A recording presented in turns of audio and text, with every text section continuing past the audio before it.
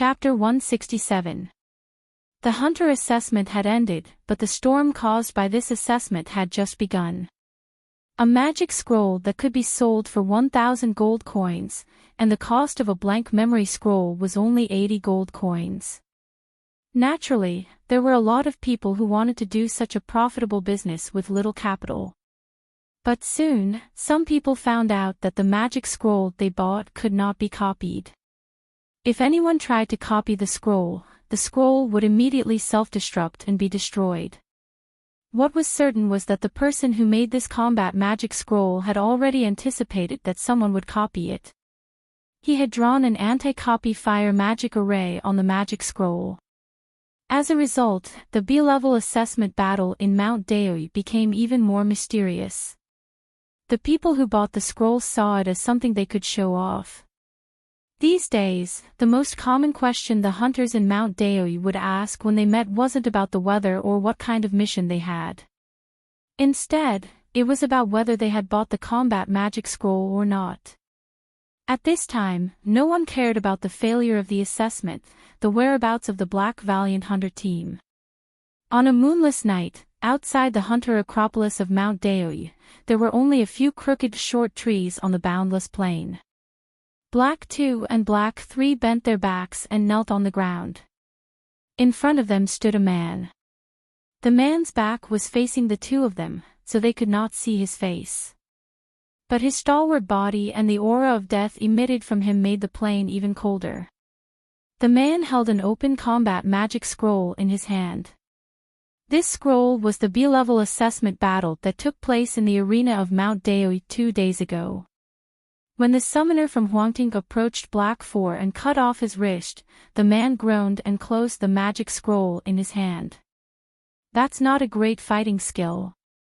It's just a medical skill. The other side used a doctor's knife technique. The man's tone was cold enough to drip water.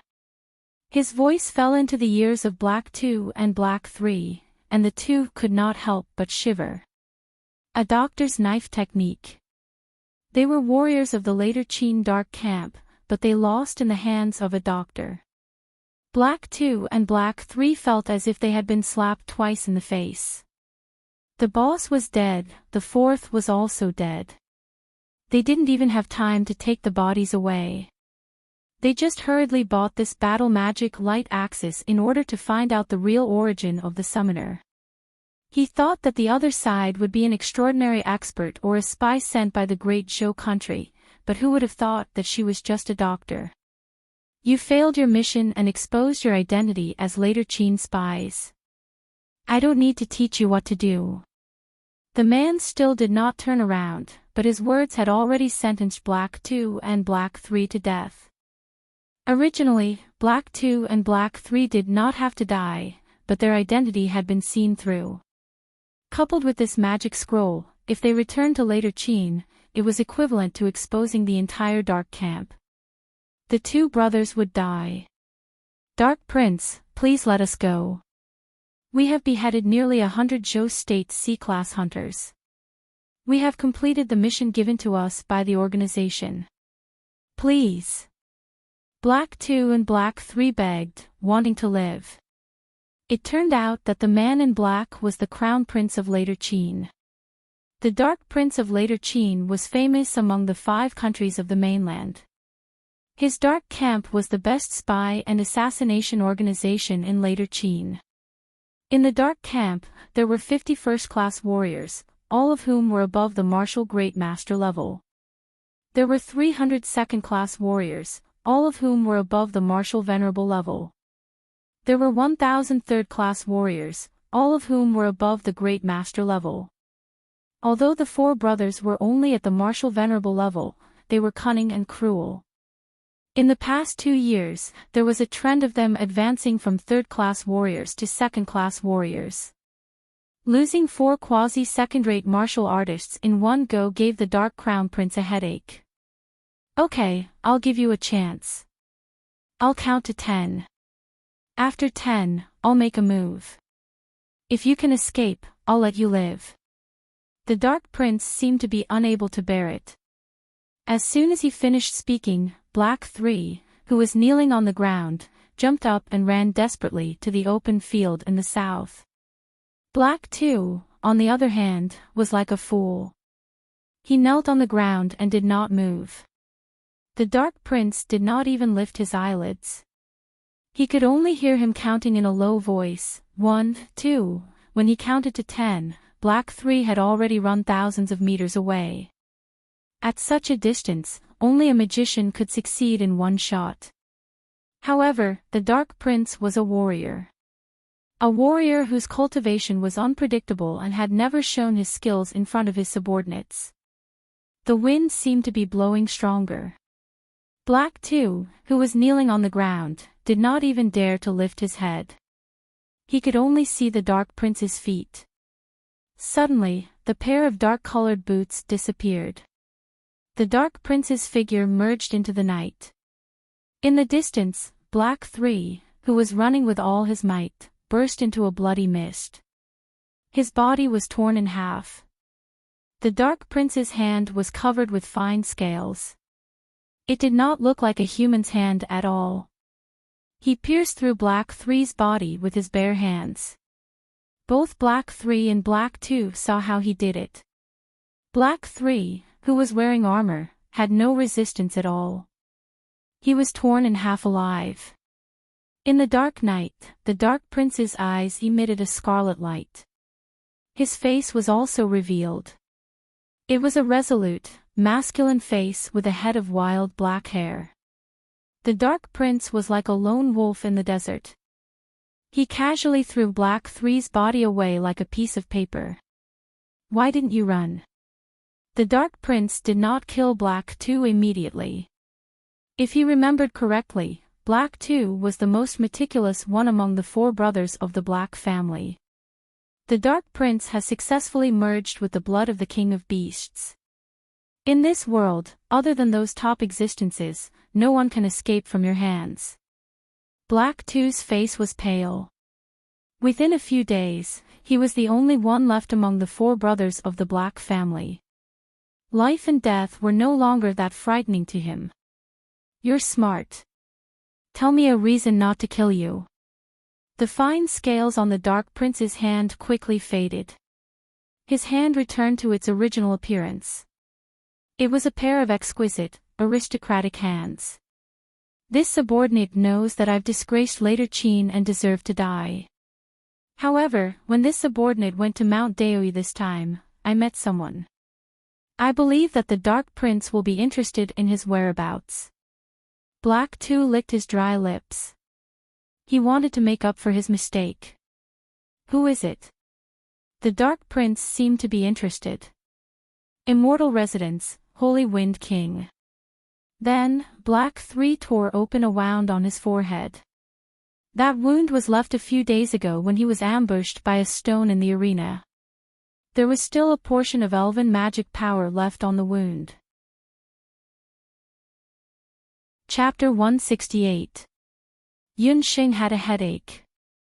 When she found out that her disguise magic was actually seen through, the joy of becoming a rich woman was immediately washed away. Soon after Yunxing walked out of the Xiantong, the divine wind from the immortal Zhu country, like a ghost, followed Yunxing. No matter how hard Yunxing tried, she couldn't get rid of him. "Who are you, and why are you following me?" Yunxing saw that she couldn't get rid of him, so she had to stop and put on the posture of a shrew. "Little lowly, don't pretend, I recognize your smell." "No, I'll call you bloody lowly. It's really not easy to catch you. Your magic is quite special, TSK, compared to the previous illusion earring, it's much more effective." Divine wind circled around Yunxing, just like a puppy. Bad, she was really seen through.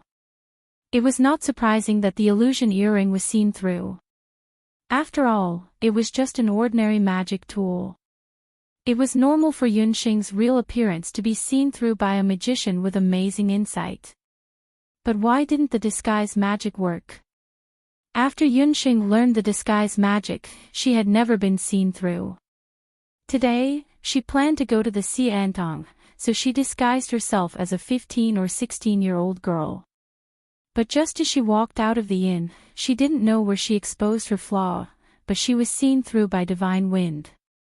My magic attribute is wind, so I'm more sensitive than anyone else. You have a very nice smell on you, like the fragrance of herbs. I noticed it from the very beginning. This is your unique smell, I definitely won't remember it wrongly. Divine Wind was still recklessly moving closer to Yunxing's neck.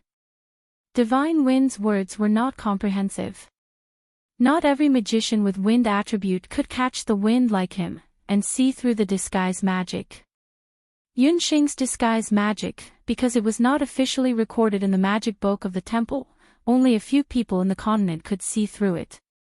However, Yunxing encountered divine wind. The fragrance on Yunxing's body was naturally because she had been in contact with various medicinal herbs all year round. In addition, she cultivated orthodox Taoist techniques, so her body naturally carried a delicate fragrance. It was this smell that exposed Yunxing's identity. Divine Wind had the inheritance of the elves. Within a radius of a few miles, every breeze and every flowing air could be turned into his tool. If Divine Wind's actions were seen by his subordinates, they would probably shout that it was improper and unbecoming of the imperial family. The descendants of elves had never liked the human race. They thought that the human race was cunning and dirty. Divine Wind was also like this in the past, but she had an inexplicable good impression of Yunxing. She even liked the aura on her body. Ever since that day when Yunxing shocked everyone in the competition and transformed into a bloody little loli, Divine Wind had been looking for all kinds of opportunities to stop Yunxing. Xiao Hei swallowing the heavens battle technique was very magical. Divine Wind planned to borrow Xiao Hei from Yunxing to study it. Borrow Xiao Hei? No. Yunxing was on guard and took a few steps back. Divine Wind had a beautiful face, which made people have a good impression of her. However, when she heard from Wenren Xiu that the elf tribe didn't discriminate between men and women before the age of 20, Yunxing became wary of Divine Wind. Physically, she was still a loli, but mentally, she was definitely a mature woman. After experiencing Lu Minglang's emotional trauma in her previous life, she had a natural resistance to men. Even if Divine Wind was now a half-male, half-female descendant of the elves, it was still not enough. Don't be so stingy. How about I give you something in exchange? I just want to borrow your summoned beast to take a look. Just for a day, just for a day. Divine Wind's face was drooling as she came closer. Looking at her shocking face up close, Yunxing's eyes were even more dazzling. Yunxing could even clearly see her almost transparent skin and thick fan-like eyelashes. Fortunately, Yunxing was calm enough and did not panic at this crucial moment. An item from the Elven Kingdom to borrow her summoned beast for a day. Yunxing's heart began to beat faster. Moreover, he only said that he wanted to borrow her summoned beast. She had seen the magic power of Divine Wind's magic that had almost destroyed the entire competition that day. The magic of the elves were all secrets. Compared to the magic of the human race, it was much more advanced. An item from the elves would definitely not be simple. You really just want to borrow my summoned beast to take a look? Yunxing cautiously took a few steps back, keeping a distance from Divine Wind. Elves will not deceive people, Divine Wind's face was full of sincerity. But at the same time, Divine Wind's face suddenly changed. He grabbed Yunxing and protected her behind him. Since when did the dignified Divine Wind King learn how to abduct innocent women? Like a black cloud pressing down on them, the Dark Prince appeared in front of them with Hei Er without any warning. Yunxing recognized Hei Er, but who was that young man who suddenly appeared? He was wearing a black and gold dragon-patterned battle robe. He had a pair of extremely captivating slender phoenix eyes and a straight nose. His figure was comparable to the 2-meter-tall Divine Wind.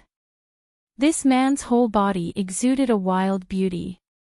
Just by looking at him, Yunxing had an instinctive sense of danger. This person gave her the feeling of a proud wolf king, who would use his big hands to tear people in half at any time. I was wondering who would be so rude to interrupt this king's conversation with someone. So it's later Qin's Dark Crown Prince. Divine Wind didn't need to turn his head to feel that the little lowly behind him was sizing up the Dark Crown Prince with an inquisitive gaze. Divine Wind's slender figure seemed weak compared to the Dark Crown Prince, which made Divine Wind very dissatisfied. I only have good intentions. I can't bear to let that girl be fooled by you. Most of the elves pay attention to honesty, but only the Wind Elves have erratic personalities and are temperamental. The Dark Crown Prince's gaze seemed to pass by Divine Wind and looked at Yunxing, who was covered by Divine Wind. Her complexion was sallow and she was very thin. She didn't have a figure nor an appearance. She looked like a very ordinary human girl. But why would the proud and reserved Divine Wind King look at her differently? The Dark Crown Prince thought to himself. Yunxing had the ability to disguise herself. Other than Divine Wind, neither Black 3 nor the Dark Crown Prince recognized that Yunxing was that bloody lowly from the ruthless Bright Black Guard hunting team in the arena earlier. Bah, how can the Dark Crown Prince, who can use a human head as a wine bottle, be so kind? Little girl, look carefully. Next time you see this person, run away immediately. He is the famous tyrant crown prince, Duguxiu. Divine Wind pointed at Duguxiu. Originally, he thought that after he said Duguxiu's name, Yunxing would definitely be frightened to the point that her face would turn pale. He would also be able to comfort the little lowly's frightened little heart. Who knew that after a while, Yunxing still had a confused expression. Have you never heard of this tyrant crown prince? Then you should have heard of the Wuji 5 Jade Annulus, right? Divine Wind made a fuss. What's the Wuji 5 Jade Annulus?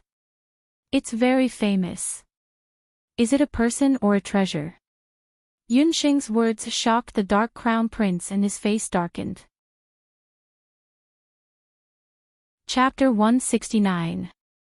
Shenfeng's mouth was wide open, revealing a mouthful of sparkling white teeth. It was as if he had seen a new continent. You actually don't know about the Wuji 5 Jade Annulus. Are you from the Wuji continent? Actually, I'm not. I'm just a passerby who was accidentally given the good person card and stayed as a permanent resident.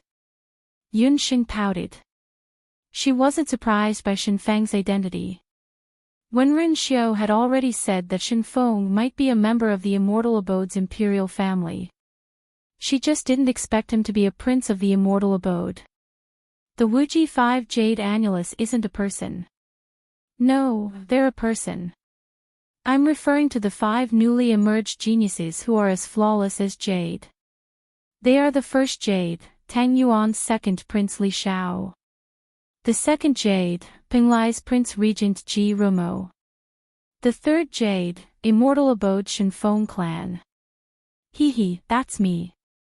The fourth Jade, later Qin's Dark Prince Duguxiu. The fifth Jade. Before Shenfeng finished speaking, he was interrupted by the Dark Prince's snort. Flawless Jade, they really are flawless. Yunxing glanced at the two of them. In terms of temperament and appearance, if the two of them were placed in the modern era, they would definitely be screen killers with both strength and idols. In addition, with their background and cultivation, they were worthy of being called the nation's Jade Annulus. You dare to be ranked in front of me and call yourself the third Jade? The Dark Prince was very dissatisfied with Shenfeng's explanation. A dense pressure was emitted from his body. It was as if the air in the surroundings was instantly sucked dry by someone. Yunxing immediately felt that it was difficult to breathe. Such a dense murderous aura. That Dark Prince must be someone who has walked through mountains of corpses and seas of blood. The battle aura he cultivates must also be of the murderous aura type. Suddenly, a light breeze blew over, blowing away the dense killing intent that was suffocating to the point of suffocation. Shen Feng's sparkling eyes carried a bit of worry as he looked at Yun Xing with concern. "Duge Xiao, that ranking is publicly acknowledged by everyone. If you have a temper, then take it out on me. Why are you venting your anger on her?" Seeing Divine Wind's expression as if someone had touched his reverse scale, the Dark Prince's eyes deepened. "Divine Wind, the others were all ranked according to the year, month, and day of birth. Only you and I were born on the same year, month, and day. Why are you ranked before me? I've said it before. Unless you and I have a real fight, don't even think about calling yourself the third wall of Wuji in front of anyone." Damn, Yun Xing finally understood. As it turned out, the reason why these two arrogant princes and the Crown Prince disliked each other was because there was a conflict over the order of the Wuji 5 Jade Annulus. The hidden Crown Prince had found someone to challenge. Who said that those who are strong should be ranked first? If you want to challenge someone so much, why don't you challenge Xiao Wenqiu? Divine Wind was also furious. He was having a good conversation with the little lowly when this eccentric fellow suddenly came out of nowhere. What a killjoy. Xiao Wenqiu is also one of the Wuji 5 Jade Annulus. Shouldn't the last person of the Wuji 5 Jade Annulus be the Crown Prince of Zhou State? Yun Xing only reacted after hearing Xiao Wenqiu's name. According to what Divine Wind said, she thought that the last person of the Wuji 5 Jade Annulus should be someone from Zhou State. The Crown Prince of Zhou State. How can that kind of idiot be ranked with us? Divine Wind's face was filled with disdain. It was no wonder that Divine Wind would have such a reaction. Thinking back to when Yun Xing was in the Imperial Magic Academy, the Crown Prince of Zhou State, Yi Balian, was the #1 person in the Imperial Magic Academy. However, he was only a great magician. Compared to Divine Wind and the Dark Crown Prince, not to mention his cultivation, just his appearance and temperament were far superior to Yi Balian's. As for Xiao Wenqiu of the Temple of Dharma, although his status wasn't as high as the other four, because of his talent in magic and the power of the Temple of Dharma, he replaced the Crown Prince of Zhou State and became the Wuji 5 Jade Annulus. The order of the 5 Jade Annulus was indeed based on the time they became famous and their age. Among them, Tang Yuan and Li Xiao were the oldest at 19 years old. Xiao Wenqiu was the youngest at 15 years old. However, when it came to Duge Xiao and Divine Wind, their ages were about the same. They were both 16 or 17 years old. For some reason, Divine Wind was ranked ahead of Duge Xiao. As for who was the strongest of the Wuji 5 Jade Annulus, there were many opinions on the continent. However, Xiao Wenqiu of the Temple of Dharma was publicly recognized as the top 3 of the Wuji 5 Jade Annulus. Divine Wind pondered for a moment and said sourly, "Little lowly, how can you only recognize Xiao Wenqiu and not me?" Divine Wind was very upset. As the Divine Wind King of the Immortal Abode, he was a proud son of the heavens and usually didn't put Xiao Wenqiu in his eyes. Divine Wind's temper was like that of a child's. He was clearly happy and angry. A moment ago, he was still laughing and joking with Yun Xing, but now, he had a sour expression. Yun Xing and Xiao Wenqiu seemed to be very familiar with each other, which made Divine Wind feel sour in his heart for some reason. Enough. Do you want to fight or not? The Dark Prince didn't have time to listen to Divine Wind's nonsense. It was because he was unconvinced by the rankings that the Dark Prince, Duge Xiao, had been chasing Divine Wind all over the continent ever since the Wuji 5 Jade Annulus title appeared 5 years ago. However, Divine Wind came and went without a trace and rarely left the immortal abode. The few times they met, Divine Wind relied on his strange wind spirit movement technique to escape from Duge Xiao. Until this time, when Black 3 was accidentally attacked by Divine Wind Stone because of the B-rank examination, there was still a portion of magic aura left on it. That was why the Dark Prince tracked him down. Fight, of course I'll fight. But before that, you have to catch up to me first. Divine Wind smiled slyly. He suddenly hugged Yunxing's slender waist and a pair of green wind wings appeared on his back. His long legs kicked off the ground and he rushed into the sky. In terms of fighting, the Divine Wind King might not be stronger than the Dark Prince. However, in terms of escaping, other than the few old existences in the few big countries, no one in the younger generation dared to claim to be the best in the world if the Divine Wind King claimed to be the second best. This was also the reason why Duge Xiu hadn't succeeded in catching up to Divine Wind for the past 5 to 6 years. However, this time, the Dark Crown Prince came prepared. This move again. Do you think that I'll let you escape again? The Dark Prince frowned. His Qilin armor made a clattering sound and he followed closely behind Divine Wind as if he was stepping on clouds. If it was just Divine Wind alone, Duge Xiu might not be able to catch up to him. But this time, Divine Wind also brought along Yunxing. His movement technique would more or less be affected. With Divine Wind in front and the Dark Prince behind, both of them were top existences among the younger generation. On the streets of Mount Daoyu, two figures quickly flashed past. Those hunters only had time to see the figures flash past. Who are they? What a fast movement technique. What answered them was only a gust of wind. Seeing that the city was noisy, Divine Wind didn't let go of Yunxing and directly ran out of the city. Chapter 170. Divine Wind carried Yunxing and passed through the city gate. It was Yunxing's first time seeing the beautiful green wings on the back of an elf descendant. Upon closer inspection, the wings weren't innate. The wings were condensed from magic elements and could freely control the speed of the surrounding wind. Flying like this made Yunxing feel as if she was riding on a glider. The journey was smooth and there weren't any bumps at all. Riding the wind, her light golden hair spread out and fluttered in the wind. Her originally exquisite facial features became even more vivid and beautiful under the sunlight. The elf race was indeed as beautiful as immortals. Little lowly, the scenery above isn't bad, right? You're the first person to enjoy such treatment. Divine Wind lowered his head dotingly. Because of their elf bloodline, many members of the immortal resident's imperial family were born with exquisite appearances. However, Divine Wind only had a special feeling for this soft little lowly in his arms. Divine Wind even had a thought. It would be great if they could continue flying like this. It wouldn't be bad to kidnap this little lowly back to the immortal residence. However, good things didn't last long. As soon as the two left the city gate, they heard the sound of crossbows piercing through the air. Chain crossbows. Those were the crossbows used by the Qin army. Dozens of black iron pellets shot towards the Divine Wind King. Divine Wind clicked his tongue and a trace of impatience appeared on his face. What a cunning Dark Crown Prince.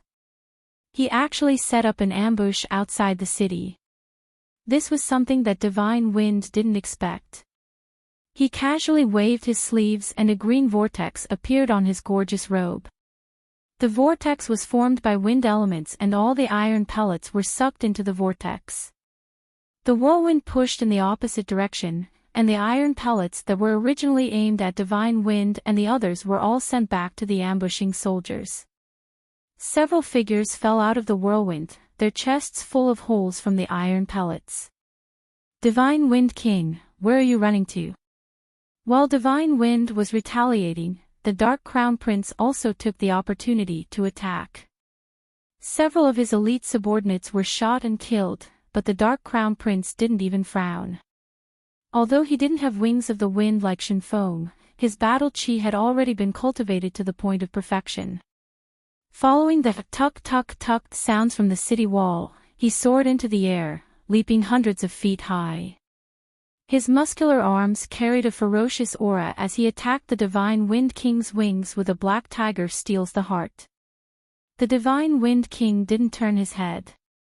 The wings on his back suddenly contracted, and Yunxing only felt that her body was falling in a straight line. It was like a racing car that suddenly came to an emergency brake. This fall just happened to avoid the Dark Crown Prince's iron fist. Halfway down, the wings of wind formed behind the Divine Wind King's back again. He looked down at Yunxing and grinned. "Little lowly, I'll bring you down now." Divine Wind was very considerate. If an ordinary person did not have the protection of a wind spirit, it would be very difficult for them to adapt to flying at high altitudes for long periods of time. Unexpectedly, Yunxing said uneasily, "Wait a minute, fly higher." "Little lowly, what's wrong? You can't bear to go down. This king's embrace isn't bad, right?" Divine Wind teased. However, he still flapped his wings of wind in a good temper, rising hundreds of feet higher. Yunxing poked her head out and bent down to look down. When she saw it, her expression changed abruptly. Shenfeng casually looked down as well. In the next moment, his smiling face froze. Outside Mount Daoi's Hunter Guard city was a verdant mountain forest. Birds chirped there, and the mountains were quiet. It was usually a beautiful scene. But today, this tranquil mountain scenery was broken. Although they were high up in the sky, a faint earthquake could be felt at this moment. As far as the eye could see, the verdant mountain ridge in the distance was rapidly peeling away at the speed of a blink of an eye. It was like low-quality paint that faded away after being washed by water. Other than the trees, the beasts in the mountains were also rioting. They were running towards Mount Daoi at a very fast speed. The Dark Crown Prince had already arrived. He followed Divine Wind's line of sight and looked over. The distance was too far. Even with Divine Wind and Dark Crown Prince's eyesight, they couldn't see what was going on in front of them. Could it be an earthquake or a landslide? Divine Wind muttered. "I'm afraid it's neither. It's a beast tide." The words of the little one in his arms were earth-shattering, frightening Divine Wind King and Dark Crown Prince. Beast tide. There was a beast tide near Mount Daoi, but there weren't any groups of magical beasts living nearby. There were only some ordinary wild beasts in the mountains. How could there be a beast tide? Perhaps it's not a very powerful magical beast. It might be very small, but because there are so many of them, it can form a beast tide that isn't small. Yunxing was a summoner. Among the three of them, her cultivation was the weakest. However, she could feel a powerful beast language wave that was constantly approaching. In the continent where magical beasts and humans coexisted, beast tides weren't rare. According to the scale of beast tides, they were divided into 100 beast tides, 1,000 beast tides, 10,000 beast tides, and the legendary beast tides of 100,000 or even a million. However, those beast tides of a larger scale all appeared before the magical beasts were expelled from the boundless continent. In the past few thousand years, the frequency of beast tides happening was already very low. However, Yunxing was sure that the beast tide that was about to affect Mount Daoi and even destroy the entire southern border of Zhou State wouldn't be small. It wasn't a very powerful magical beast, but it had the power to cause landslides and split the earth. Ridiculous, unheard of, unheard of. Divine Wind King, don't tell me you also believe her nonsense. The Dark Crown Prince's long and narrow eyes were filled with disdain. A weak girl who only knew how to hide behind Divine Wind King actually dared to talk nonsense in front of the Dark Crown Prince, who had been on the battlefield for a long time. Divine Wind smiled bitterly. I also don't want to believe it, but look ahead. It seems that little Loli is right. We're really fucking unlucky to have encountered a beast tide. A few hunters ran over as if they had gone mad. They didn't even dare to look back and used all their strength to run towards Mount Daoi Citadel. They shouted, "Beast, beast tide, beast ants, help, help." It was actually beast ants. They weren't very powerful, but their numbers were very shocking. They were like a black tide that was covered by dark clouds. They were boundless, long, and wide. They quickly moved between dozens of mountain ridges. Wherever they went, trees were uprooted and rocks were turned into powder. Although the ants were small, they couldn't withstand their numbers. A small beast ant might only be a few centimeters in size. To form such a large beast tide, it would require at least 10,000 or even 100,000 beast ants. Under the lead of the Ant King, they went crazy and devoured the mountain ridges, wild beasts, and even humans. The beast ants were undoubtedly fatal. Go! Divine Wind swept Yunxing up and quickly flew towards the sky. The Dark Crown Prince also raised his Do Chi and jumped onto the highest tree in the vicinity. Huff, huff. The few hunters who were out on a mission and unfortunately encountered the beast ant tide were about to reach Daoi Mountain City. However, the beast ants behind them, who were in a killing frenzy, kept chasing after them and were about to swallow their elbows. Hua, the last hunter, didn't escape fast enough and was swept into the beast tide. In the blink of an eye, he turned from a living person into a pile of bones. Chapter 171. Countless ant beasts crawled over the hunters' corpses. Each of them was the size of half a thumb. Their eyes emitted green light as they waved their sharp ant pincers. What was even more perverted was that a portion of the ant beasts were flying ants. They flapped their wings like grasshoppers and leaped into the trees and the sky. Even Divine Wind, who had already flown into the sky, was not spared. He had to dodge in the air. The flying ants seemed to have noticed that the scent on Divine Wind's body was very special. It was as if they had smelled honey and all of them flew over. The rest of them turned their attention and flew towards the tree where the Dark Prince was hiding. The Dark Prince's subordinates, including Black 3, were not spared. They were all swallowed by the crazy ant tide and turned into white bones. Numerous wind scythes slashed across the sky. Before the flying ants could get close, they were cut in half. However, there were too many of them. A few flying ants took advantage of the gap and stopped on Divine Wind King's wind wings. I've seen perverted beasts, but I've never seen such perverted beasts. Where did these things come from? Divine Wind screamed. The magical elements that he had condensed into wind wings were being nibbled away by these inconspicuous things. To think that he could even devour mana. How shameless! Divine Wind was twisting and turning in the air like a kite with a broken string.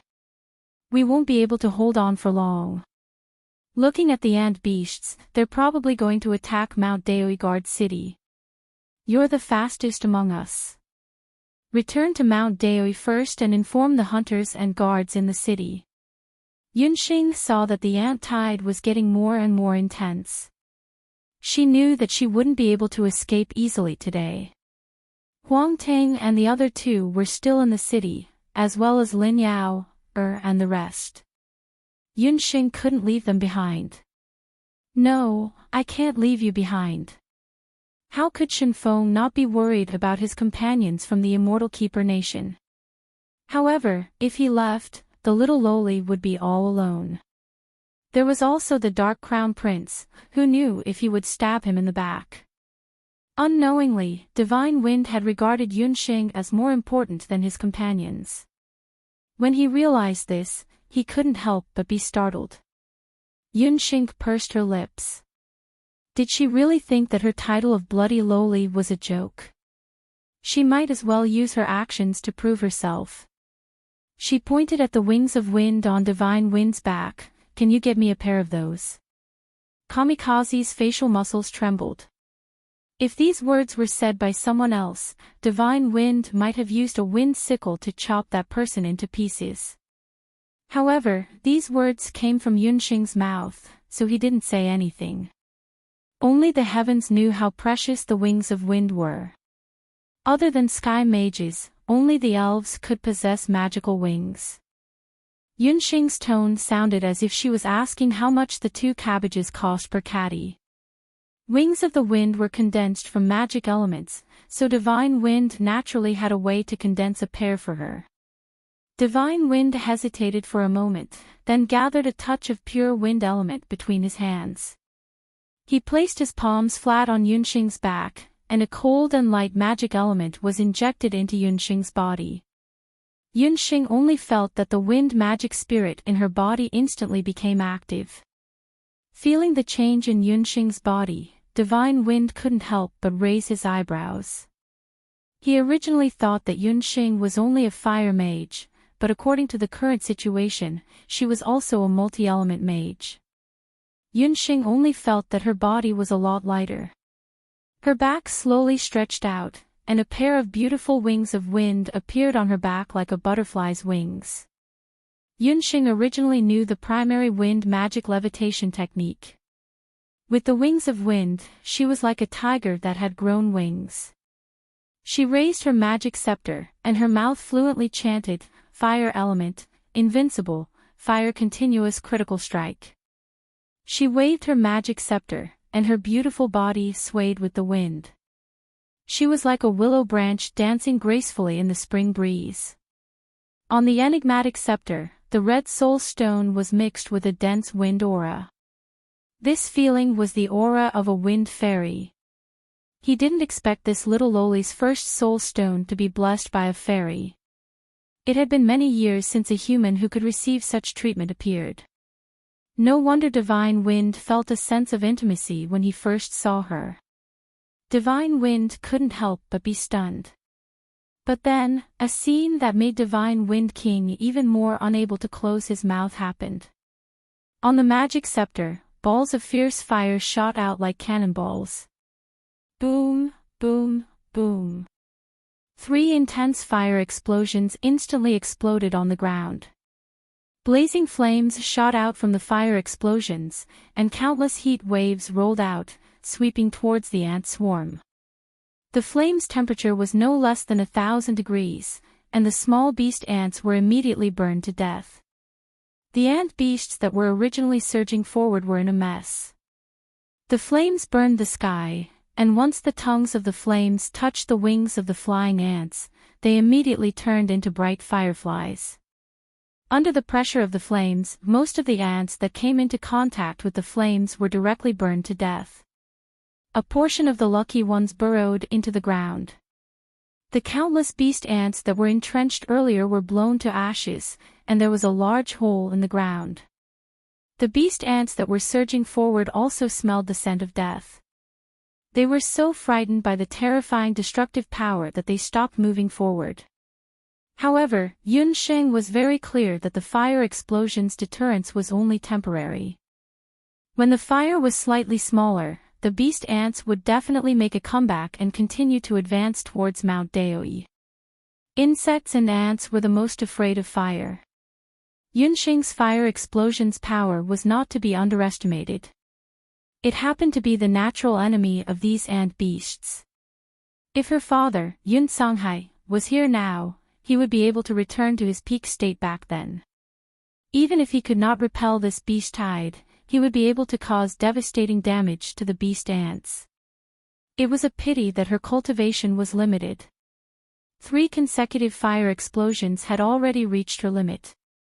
The fire magical elements in her body had already been squandered. She had no choice but to use the beast language ring's meditation water to quickly replenish it before she could launch the next round of fire explosion. Seeing the situation, Divine Wind also knew that Yunxing could temporarily suppress the situation. He kept his wind wings and landed under the tree where the Dark Prince was. Duguxiu, I will temporarily hand her over to you. If anything happens to her, I will definitely make you pay the price in blood. When he said this, Divine Wind no longer had the playful smile of the past. His dark green eyes were unprecedentedly solemn. The Dark Prince was also fearful of Yunxing's fire explosion just now. He thought to himself, so that girl's abilities are not weak. But the strange thing is that the magic scepter she used just now only has one soul stone.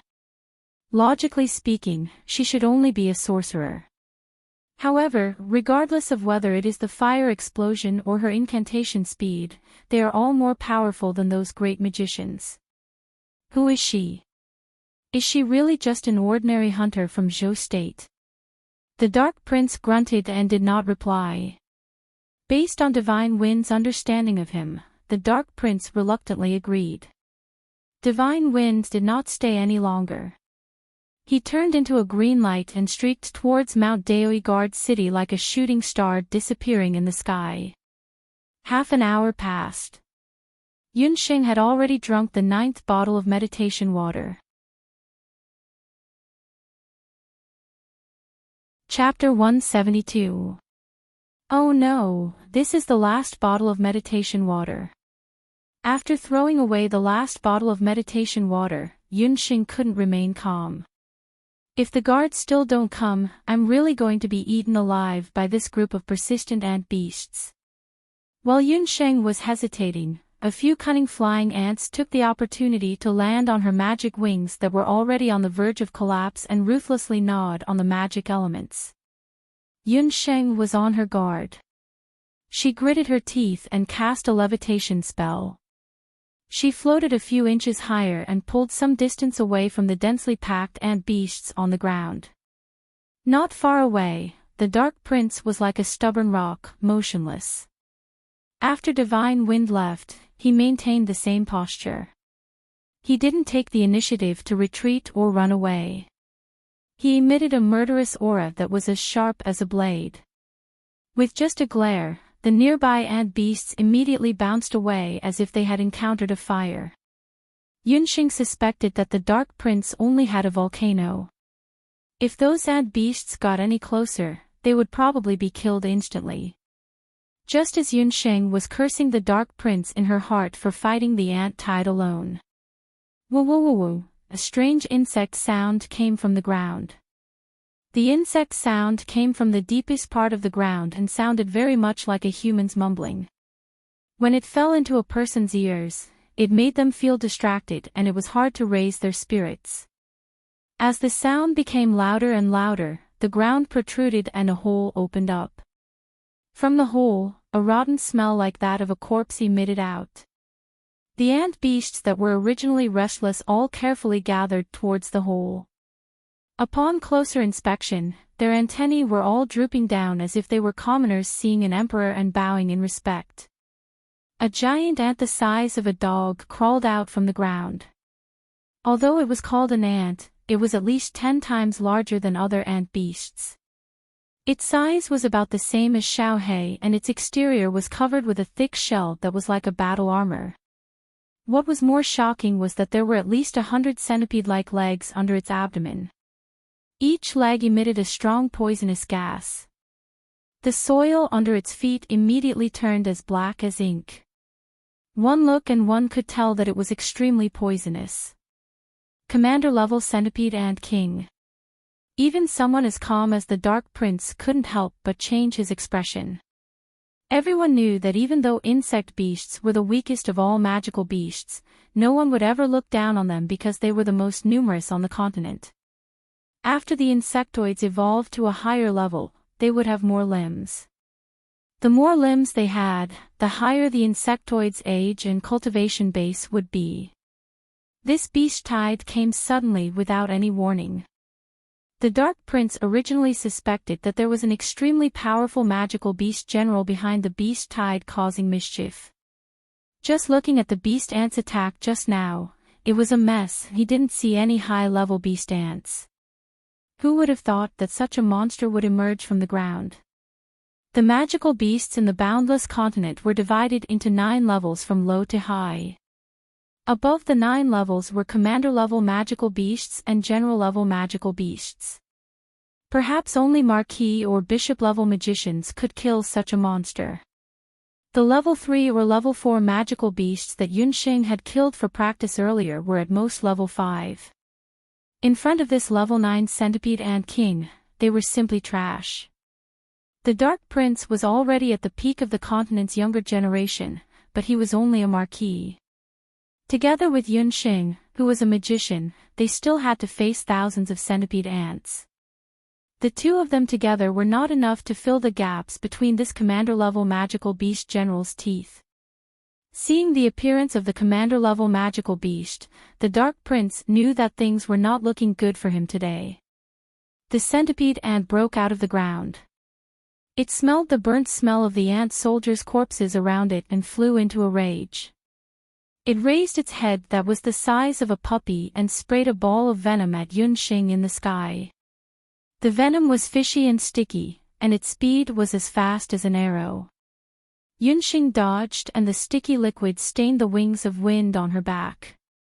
The wings of wind on Yunxing's body were already incomplete. Once the magic elements dissipated, she fell and was about to fall into the centipede ant king's mouth. Her body abruptly stopped falling and a tall figure appeared beside her. The Dark Prince furrowed his thick brows and grabbed Yunxing's collar. Yunxing and the Dark Prince communicated silently with their eyes and saw the disgust in each other's eyes. Almost at the same time, the two of them snorted and turned their heads away. Even though the Dark Prince didn't like Yunxing, he didn't shake her off because he had, silently, promised Divine Wind that he would take care of Yunxing. The centipede ant king became even more enraged when it didn't hit its target. It let out a strange cry as though it was blowing the horn of war. The ant beasts that heard the commotion instantly flared up. They launched a fierce attack at the people closest to them, Yunxing and the Dark Prince. The flying ants swarmed over like a flood. Yunxing's scalp was about to explode when he saw the beast ants rushing over.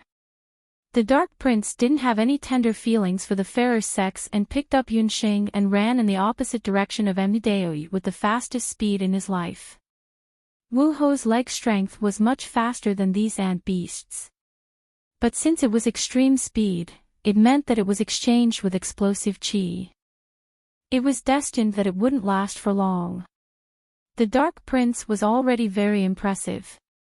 While he was carrying Yunxing, he had been running at the speed limit for nearly an hour, maintaining an astonishing running speed that modern people would not be able to comprehend.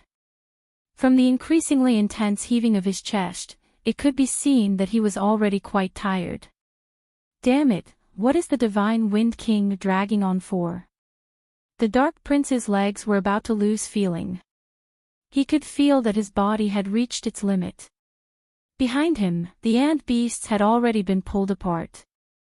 But a cloud of insects appeared in the sky. It turned out that the centipede ant king was following closely behind with a group of subordinates. Just as the Dark Prince was like an arrow at the end of its flight, he saw a deep blue lake on the mountain range not far away. Lake. The Dark Crown Prince, who was so tired that he didn't even want to take another step, lifted Yunxing in his hand and threw her into the lake without any hesitation as though she was a rock. With a splash, Yunxing sank into the water. The moment before she entered the water, she saw a ball of qi on the Dark Prince's body like a wild python coming out of its hole. Not long after the two of them fell into the water, the beast tide had already approached the lake. In front of the bottomless lake, the ant beasts didn't dare to move forward without permission. The Dark Prince stood beside the lake and the qi emitted from his body turned into a qi shield. He raised the qi shield and took a step forward, charging into the ant swarm.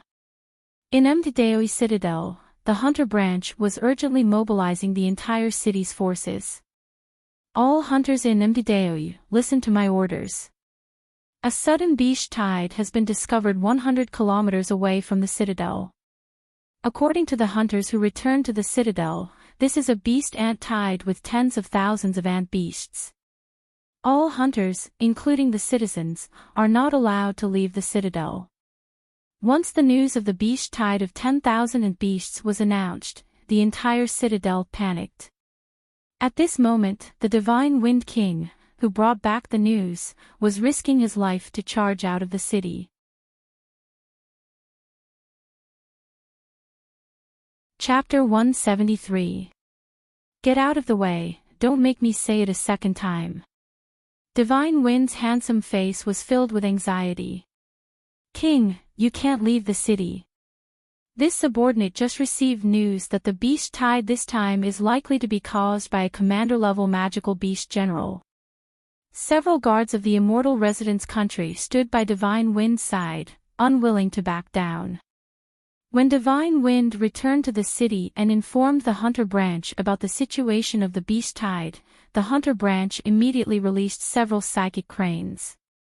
Psychic cranes were a type of paper crane that had sound transmission magic and image magic drawn on it. They could detect the situation of the enemy from afar.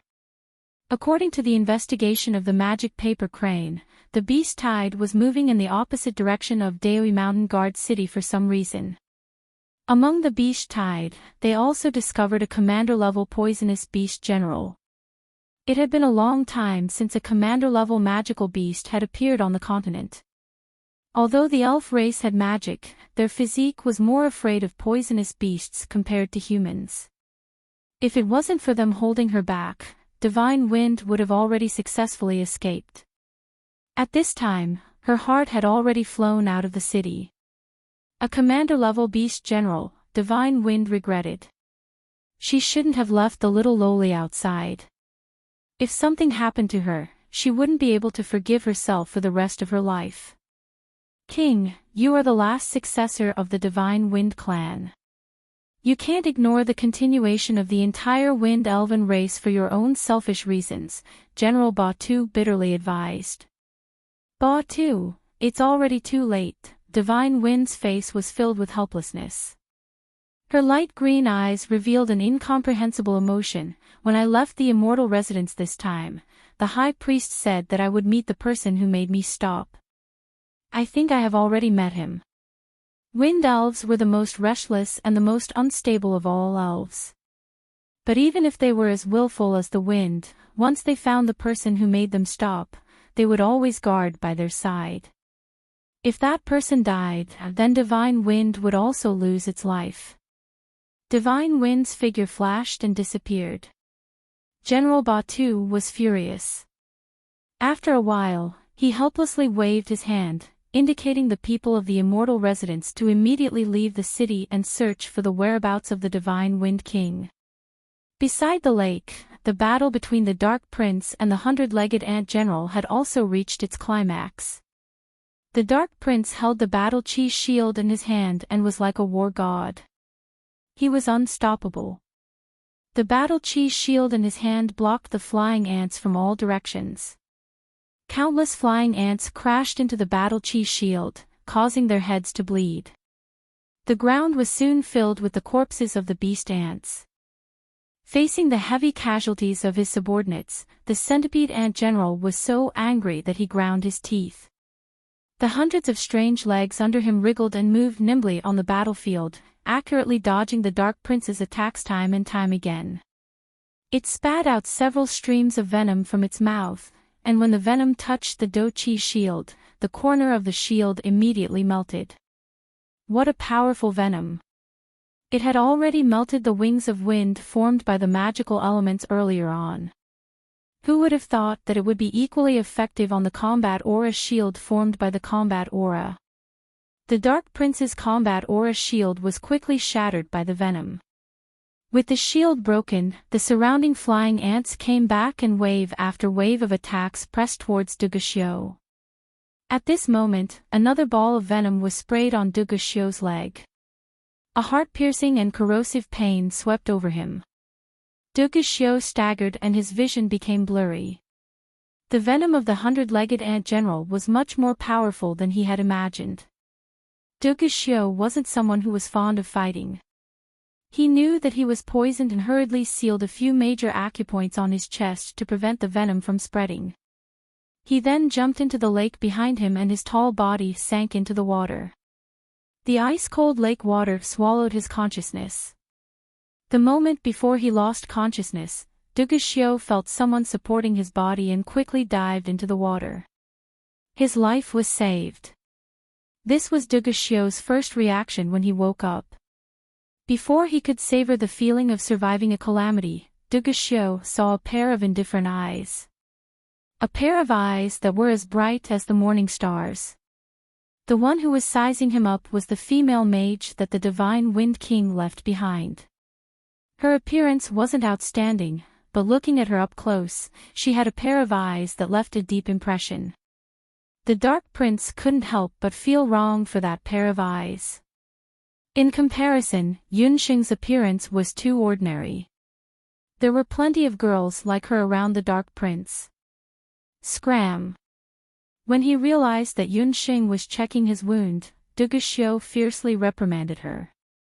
But the moment he opened his mouth, he felt a pain in his leg. When he looked at his thigh, his wound had already rotted. The venom of the 100-legged ant general was extremely poisonous. It was like concentrated sulfuric acid and corroded a large wound on Duguxiu's leg. "You're injured and need treatment." Yunxing spoke with the tone of a doctor. Her gaze warned the Dark Prince not to move. The venom of the 100-legged ant general was very special. Yunxing had checked it just now and it even carried a portion of the power of darkness. The Dark Prince was a martial artist and had a very strong physique. But after being contaminated by the dark magic element, his body couldn't recover in a short period of time. If this dragged on for a long time, his body would rot bit by bit until he died. Yunxing took out the datura juice and planned to anesthetize the Dark Prince.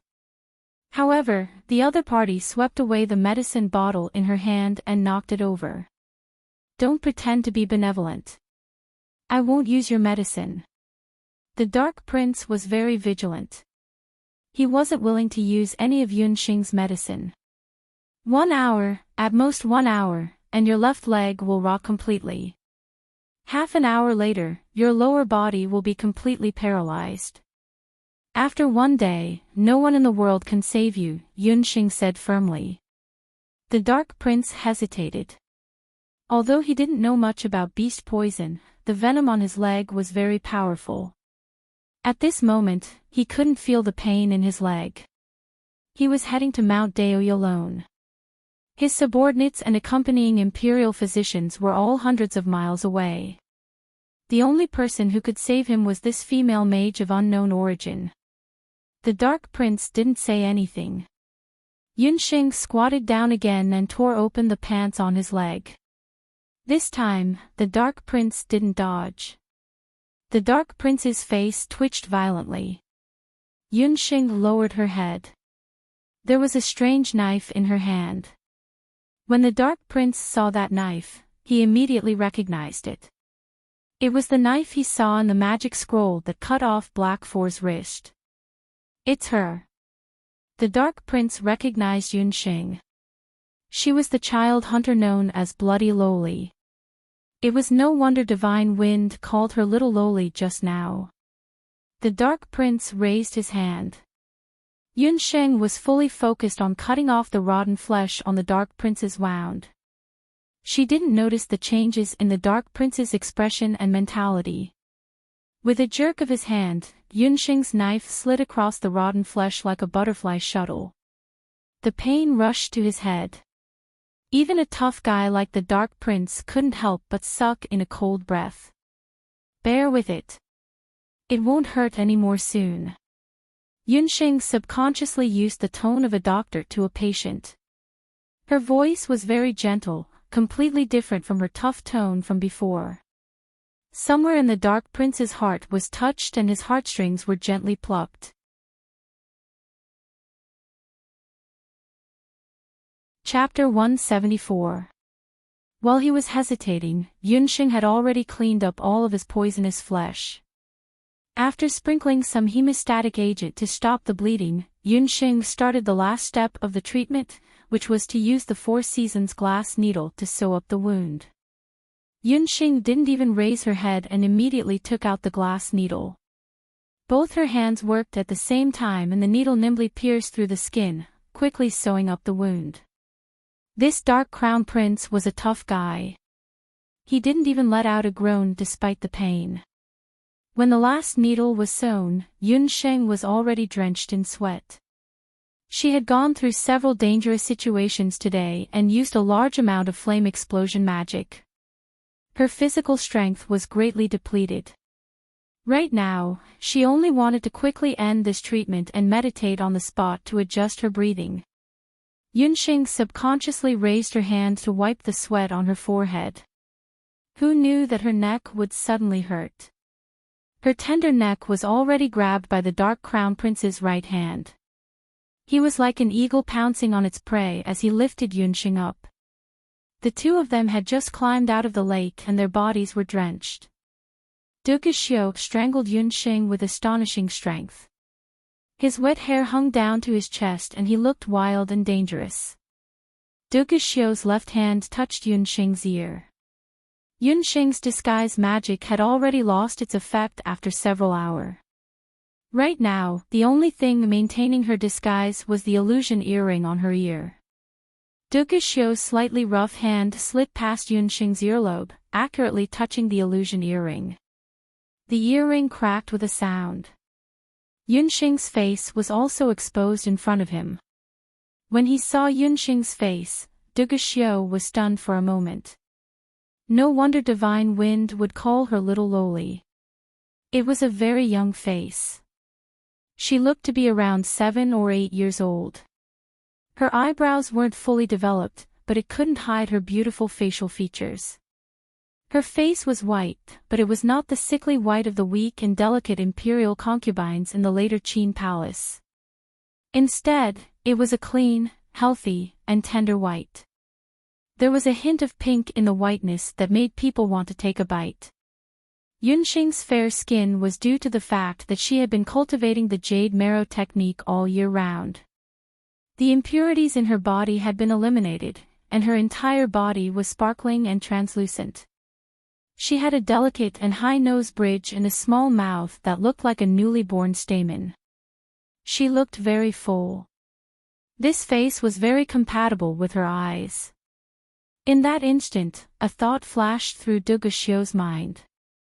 This little girl in front of him was truly worthy of the words flawless jade. She was exquisite and translucent, just like a flawless piece of white jade. It gave people the urge to hide her away. He was the Grand Crown Prince of later Qin. How could he have such filthy thoughts about a little girl who hadn't grown up yet? However, in the next moment, Duge Xiu regained his composure because he noticed the light in Yunxing's eyes. Even in such a dangerous situation, there wasn't any unnecessary fear in her eyes. Duge Xiu looked at his wound again. More than half of the poison had been removed. It had to be said that Yunxing's medical skills were very exquisite. Her stitches were complete and she wasn't inferior to the imperial physicians in the later Qin palace. Yunxing, who was being choked by the neck, didn't reveal any panic. She suddenly smiled. She held the needle and pierced it toward the Dark Crown Prince's eyes. The latter reflexively wanted to block it. However, Yunxing's elbow was like a spiritual fire. She turned and changed direction, smashing it on the Dark Crown Prince's stitched-up wound without any hesitation. The wound was quickly torn open and blood splattered out like rain. Almost at the same time, Yunxing's petite figure moved forward. It was as if she was throwing herself into the Dark Crown Prince's arms. Looking from afar, their current posture was very ambiguous. It was as if a man and a woman were hugging each other intimately. In addition, their clothes were wet. Through their clothes, they could feel the pressing heat emitted from each other's bodies. However, along with the heat came waves of murderous intent that made one tremble in fear. Yunxing's hand and needle were less than an inch away from the Dark Crown Prince's eyeballs. The Dark Crown Prince's hand was still choking Yunxing's neck. As long as Yunxing's needle was an inch closer, the Dark Crown Prince would shatter Yunxing's throat. At the same time, as long as the Dark Crown Prince's hand dared to move, Yunxing's needle would pierce his eyeballs. Her killing intent wasn't inferior to others. The Dark Crown Prince couldn't help but feel apprehensive. You've already lost. At most, I'll be blind in one eye. But you're going to lose your life. The Dark Crown Prince was indeed experienced. Blood flowed like a river under his body. Despite the danger before him, he still straightened his back with a proud expression. Unless this man was really daring, he was arrogant to the bone. Even at a time like this, he still had to put on a strong front.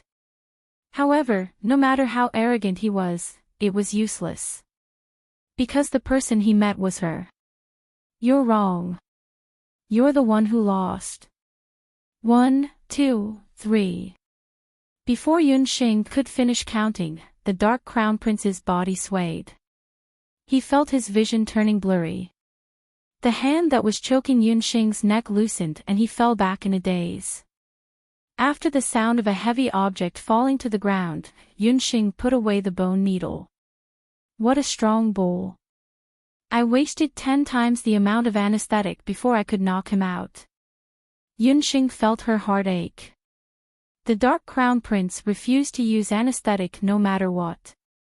However, Yunxing took the chance when he wasn't paying attention and smeared a large amount of mandala juice on the Four Seasons glazed needle used for suturing. This amount was 10 times more than the last time when she anesthetized Yi Baiming. Once the Dark Crown Prince fainted, Yunxing could do whatever she wanted to him. After a round of looting, Yunxing found an anonymous limitless red gold coin card on him. Later Qin's national power wasn't bad. As the crown prince of a country, the Dark Crown Prince naturally had a lot of money on him. He even had a storage ring on him. Since the puffed egg could break the magic barrier, she didn't hesitate to take the storage ring. After a round of looting, Yunxing rolled her eyes. She didn't have a good impression of the Dark Crown Prince. Under the Dark Crown Prince's orders, the Dark Guard hunting team killed so many hunters on Mount Daoi. She should have slit his throat. But when she thought of how he saved her from the Centipede Ant King, she couldn't help but feel guilty. The death penalty could be avoided, but it was difficult to be punished. Looking at the man's well-built body, Yunxing smiled evilly. When Duguxiu woke up, he was so angry that his nose was crooked. He realized that all his clothes had been stripped off, leaving only his underwear.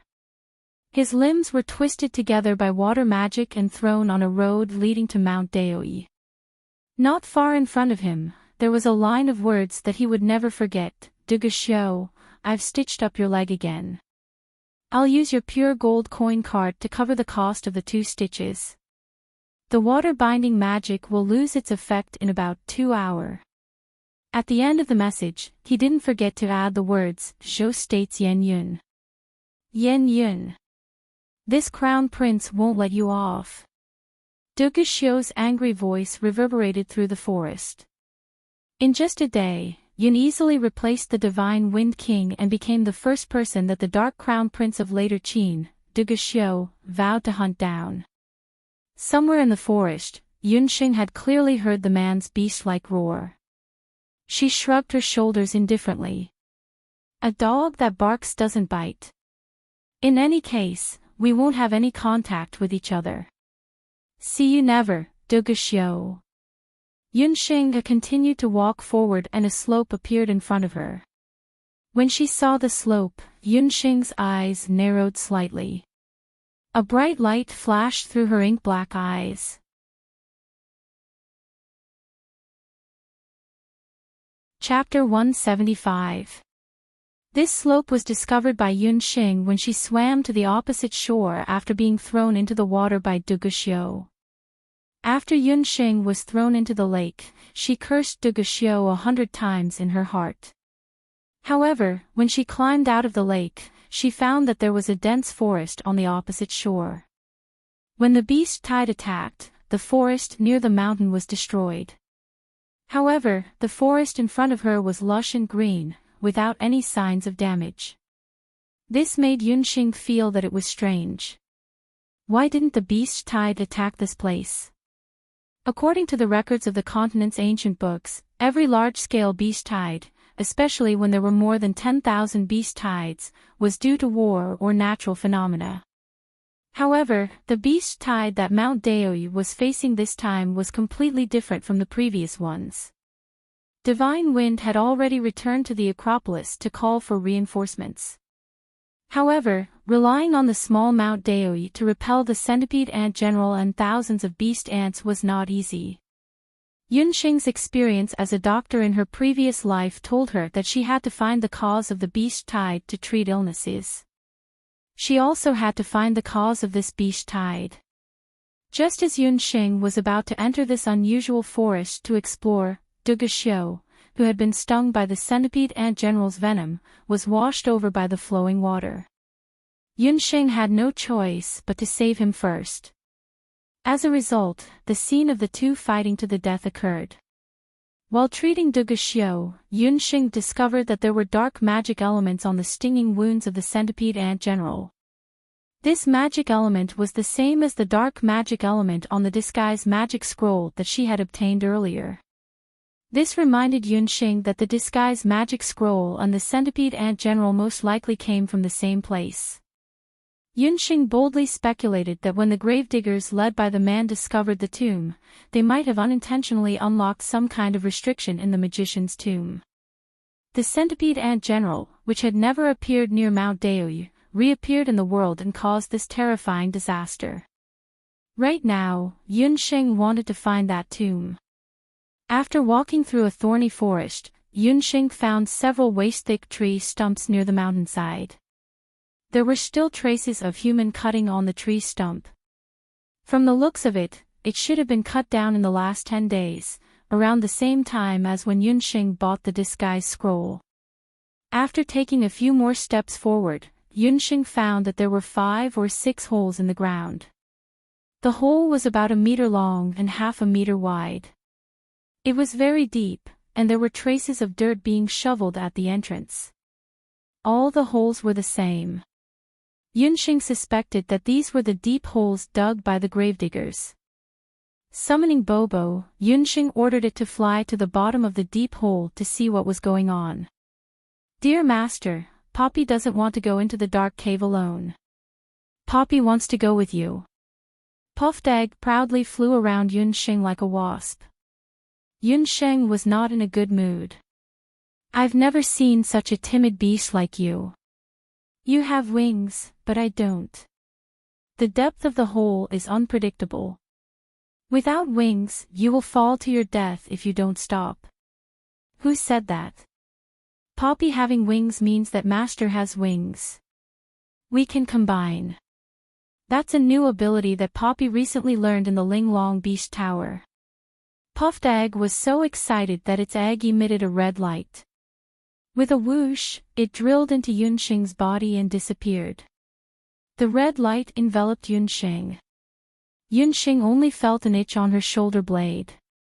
She touched it with her hand and found that there were 2 more granules on her back. The granules grew bigger and bigger, and finally a pair of wings grew out. The pair of wings were real wings. They were fluffy and white like a swan's. They were even more authentic than the pair of wings that Divine Wind had. Puffed Egg's voice echoed in her mind. "Dear Master, relax a little. Poppy will be in charge of flying. You will be in charge of checking the cave." After saying that, the wings on Yunxing's back shook. Her body fluttered like a big bird and fell into one of the deep holes. A fireball ignited in Yunxing's hand, and her body kept falling down. After falling for more than 100 meters, the darkness gradually faded. Yunxing's feet finally touched the ground. As soon as she landed, Puffed Egg automatically separated from Yunxing. Puffed Egg's first battle skill, Fusion, was officially a success. Yunxing discovered that Puffed Egg was different. It seemed that other summoners could only control beasts, but she had never heard of a beast that could directly fuse with a summoner. Puffed Egg must be a very special summoned beast. "Poppy, if I fuse with you, can I also inherit your other abilities?" Yunxing's heart moved. Since she could fly with Puffed Egg when she fused with it, did that mean that she could also use other abilities of Puffed Egg, such as monstrous strength? Puffed Egg was ignorant. It was not particularly clear. Yunxing planned to find an opportunity in the future to test it out. The fireball illuminated the surrounding environment. As Yunxing expected, these deep holes were indeed left behind by gravediggers. However, Yunxing looked around and found that this was not a tomb like she had thought. This place was more like a place where people lived in seclusion in the early years. There were pots and pans, as well as some simple tables and chairs. Unfortunately, these utensils had been weathered for a long time. Some of the more valuable things, such as the disguise magic scroll, had also been plundered by the gravediggers. Looking at the situation, there must have been a famous magician who lived in seclusion here. But for unknown reasons, the magician eventually died here. There were also footprints of a few people and obvious traces of crawling insects nearby. The tide of centipede ants had indeed crawled out from here. Yunxing followed the footprints and kept going inside. At the end of the hole, there was a skeleton sitting. The belongings and clothes on the skeleton had all been stolen by the gravediggers. There was no suspected nest of centipede ants around. This magician, is he the one who invented the disguise magic? Yunxing could not help but feel a touch of respect in her heart. He didn't know why he had died in the tomb for no reason, and it was still unknown for the time being. But since the disguise magic was also a big gift. According to the saying on the continent, the inheritor and the inventor of the unique magic were naturally master and disciple. As a junior, it was better for her to bury the remains of this nameless magician. After Yunxing kowtowed a few times to the nameless magician, she removed the dust on the skeleton and used the earth thorns to dig a hole to bury the skeleton. A few earth thorns came down, the hard soil in the hole loosened, and a big hole was quickly dug. Just as Yunxing was about to move the magician's skeleton to bury it, she found that under the skeleton, there was a sharp horn. The sharp horn was not a stone, but more like a box. Yunxing's heart moved. After placing the skeleton in the hole, she dug down along the sharp horn. The sharp horn slowly revealed its full appearance. A shabby black jade box was revealed.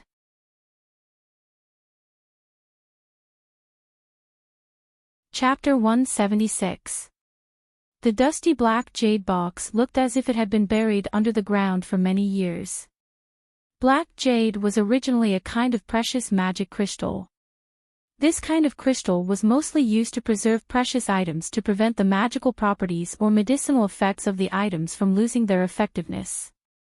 This piece of black jade was perfectly cut, and its surface was emitting a cold air. It looked very precious. As the nameless sorcerer was sitting below, on the boundless continent, desecrating a sorcerer's corpse could lead to a magic curse. This was also the reason why the group of gravediggers did not dare to move the sorcerer's corpse. If Yunxing did not have the intention to bury the nameless sorcerer, she would not have given out this box made of black jade. There were still some traces of the magic array on the black jade box, but as it had been too long, the magic array had already lost its effectiveness. Yunxing braced herself and opened the box. This is... Even if it was Yunxing, when she opened the box and saw what was inside, her hands still trembled and she almost threw the box out of her hands. But in the next moment, Yunxing's mind appeared a scene. On the boundless wasteland, a red-robed summoner raised his right hand. In an instant, the sky was filled with the roar of an angry dragon and hundreds of phoenixes. An army of countless magical beasts covered the sky and covered the earth. The roar of the magical beasts changed the color of the sky. The illusion disappeared, and Yunxing's gaze stopped on the opened box. There was actually a hand in the box. A right hand.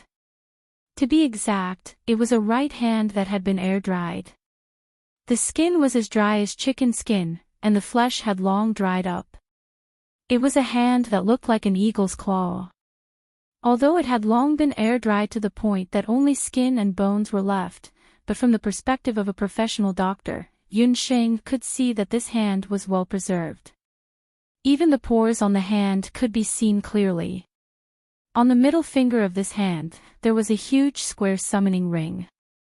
As a summoner, Yun Sheng would not have overlooked this ring. From a beast speaker to a beast summoner, all the way to the highest level of a summoner, the one and only existence in the Zhao state, the Emperor Zhao in Red's ruby imperial ring. Yun Sheng's hands started to tremble unconsciously. Her heart was beating very fast. The black jade box in her hand seemed to weigh 1,000 pounds. Teacher Mei Li's words were still ringing in his ears. 8 Barons divine artifact. Who would have thought that in this inconspicuous gravedigger's cave, there was an artifact that all the summoners in the world would go crazy for?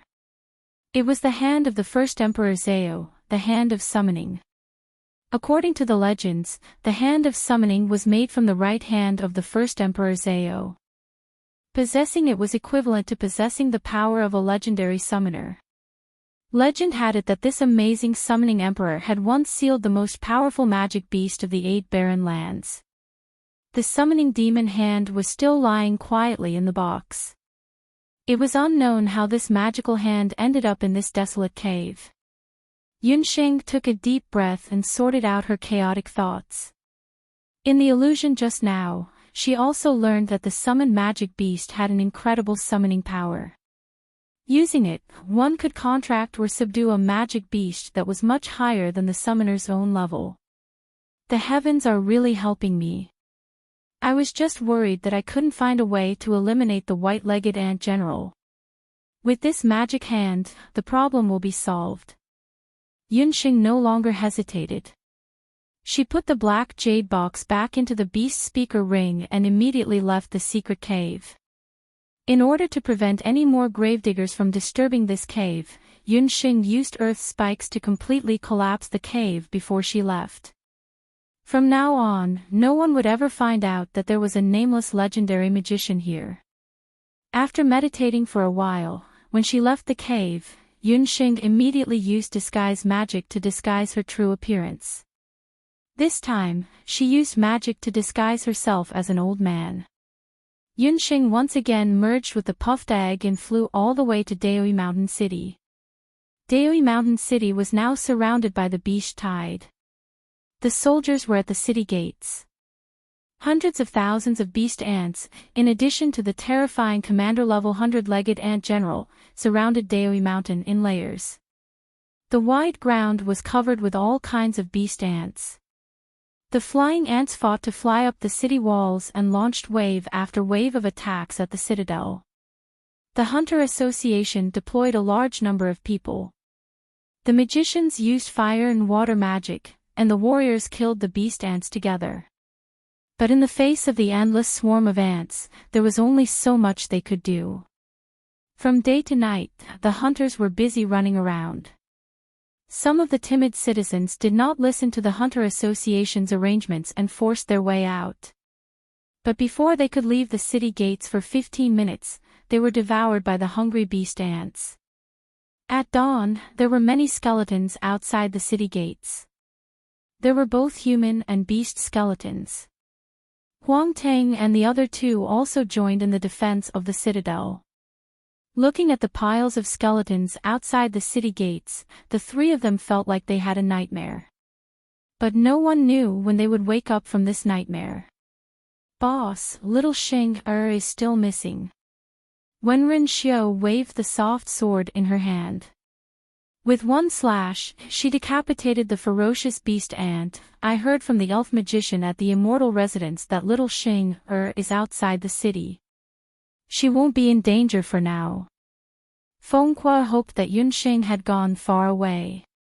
This time, even he did not know if he could leave Daoi Mountain City alive. The B-grade hunting team had not even warmed up their reputation yet, and they were about to die under the beast tide. Furthermore, they were being surrounded by a group of ants. Feng Kuo roared angrily. He swept out a few leg shadows and smashed a city stone full of beast ants into pieces. Boss, look at the city gates. What the hell is that? Wenren Xiao and Feng Kuo both looked in the direction of the city gates when they heard Mu Nanyan, who had always been bold, change her tone. When they saw it, their faces changed. The city gates of Daoi Mountain City had been closed when the beast tide was discovered. The city gates were made of thousands of pounds of molten iron and hard diamond sand. They were extremely hard and did not fear any weapons. There were also several defensive magic arrays on the city gates. It should be said that they were impregnable. But just now, there was a strange movement underground. A ferocious ant king with 100 feet broke out of the ground. It spat out venom. The venom touched the city gates and greatly weakened the magic arrays on the city gates. Once the magic arrays were weakened, the centipede ant king led a group of beast ants and flying ants to gnaw on the city gates. The sturdy city gates were gradually loosening. A hole appeared on the city gates, and the hole was getting bigger and bigger. Quick! Guard the city gates. If the beast tide enters the city, no one will be able to escape today. The elder of the hunting team commanded the hunters to guard the city gates, waiting for the final attack. The city was in chaos. The frightened merchants and people fled in all directions. The situation in the city was even more chaotic. Boom! With a loud sound, the city gates that weighed thousands of pounds finally could not withstand the continuous attacks of the beast tide. With a muffled sound, the city gates collapsed. The tide-like beast tide crazily poured into the city. Go! Capture the leader first. Kill the centipede ant general. The hunters swarmed forward. When they saw the outside of the city gates, there was no sign of the centipede ant general.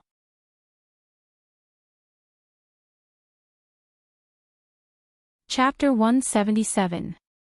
That hunting branch elder let out a blood-curdling scream. Beneath him, a large hole had appeared out of nowhere. The centipede general broke out of the ground and swallowed the hunting branch elder whole. As it swallowed him, blood flowed all over the ground. The elder of the hunter branch was a martial highness realm expert, but he had no chance against the 100-legged ant general. After the centipede general swallowed a person, its body grew an inch at a speed visible to the naked eye. It looked even more ferocious. Oh no, this demonic beast can increase its cultivation by swallowing people. Disperse immediately. With the death of the hunting branch elder, the whole city was in a state of panic. Without a leader, Fengkuo saw that no one was in charge and immediately commanded the magicians and warriors to split into two lines. The warriors below the martial master level were in one line and specialized in killing the beast ants that attacked on the ground. The magicians below the archmage level were in the other line and used magic to kill the flying ants in the sky. The remaining warriors of the martial master rank and above and magicians of the great magus rank and above quickly gathered together and formed a circular human wall, surrounding the centipede ant layer by layer. Countless magic and battle techniques attacked the centipede general like a dense rain. That centipede general seemed to have human intelligence as it cunningly hid underground. Everyone's expression became serious as they guarded every inch of the ground under their feet. No one knew which corner the centipede general would suddenly emerge from in the next second. Fengkuo's eyes widened. Suddenly, there seemed to be a gathering of strange creatures under his feet. He stabbed the magic scepter in his hand into the ground. With a burst of buzzing sounds, the ground rolled and the centipede general, whose shell was dented, roared angrily. The commander-level demonic beast general's tyrannical ant body rushed out of the ground. The 2-meter-tall Fengkuo was forcefully sent flying. Seeing that Fengkuo was sent flying, the centipede general waved its two thick whip-like antennae and swept Wenren Xiu and Mu Nanyan away.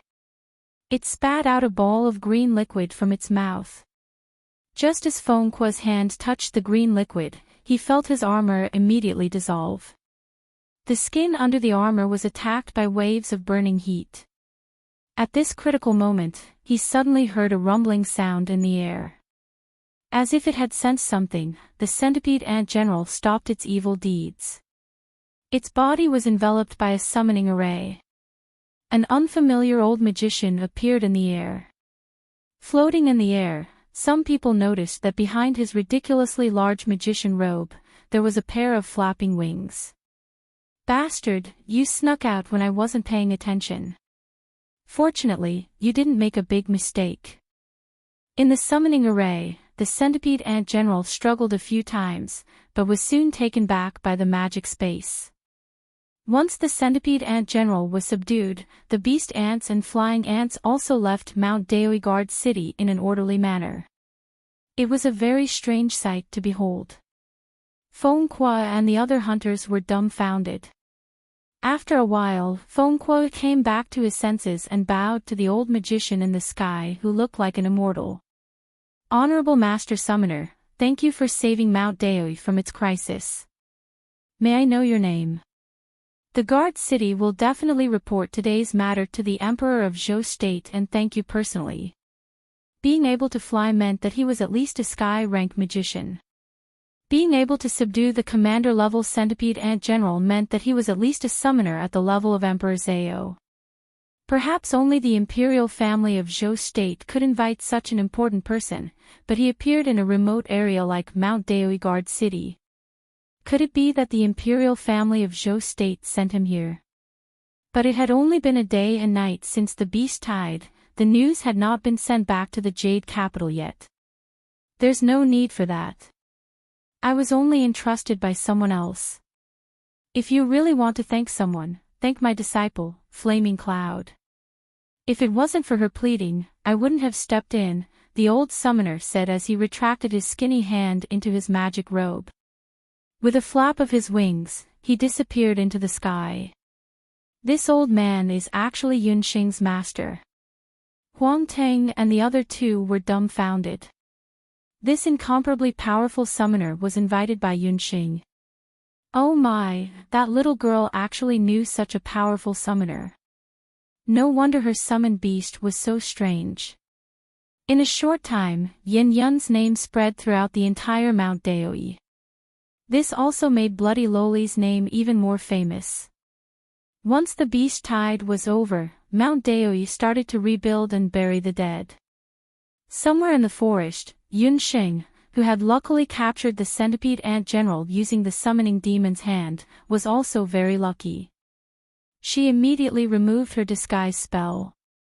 After wiping the cold sweat off her forehead, Yunxing sighed. She had planned to disguise herself as an old summoner with an unfathomable level of cultivation. She had become famous after the battle in Mount Daoi.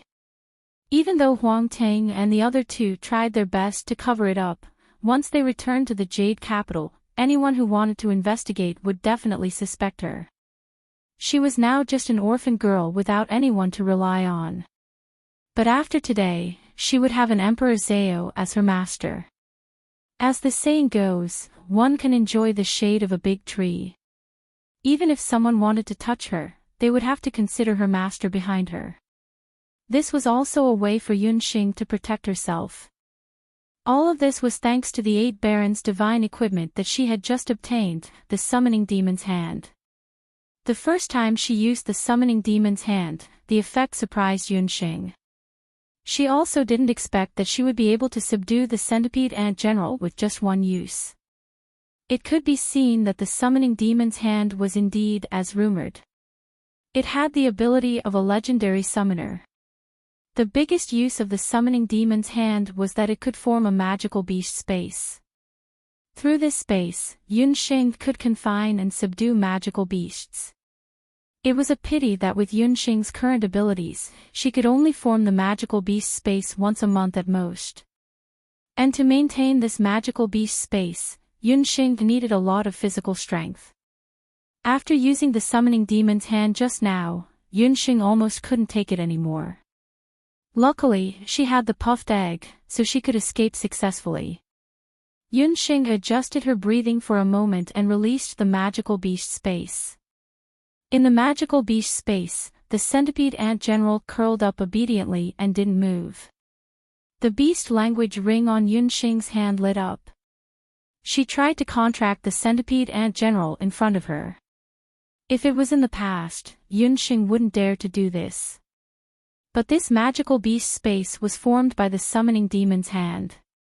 The centipede ant general had already been subdued by the Emperor Zao in Red's powerful summoning power. What Yunxing needed to do now was to tame and contract it. She pricked her finger and the dark red blood merged with the magical beast space. In just a short while, the centipede ant general was successfully contracted. Just as Yunxing was about to communicate with the centipede ant general, Yunxing felt that the five-colored soul in her body was glowing. The magical elements in her body became active. She was about to break through. Yunxing immediately sat down cross-legged and entered a state of deep meditation.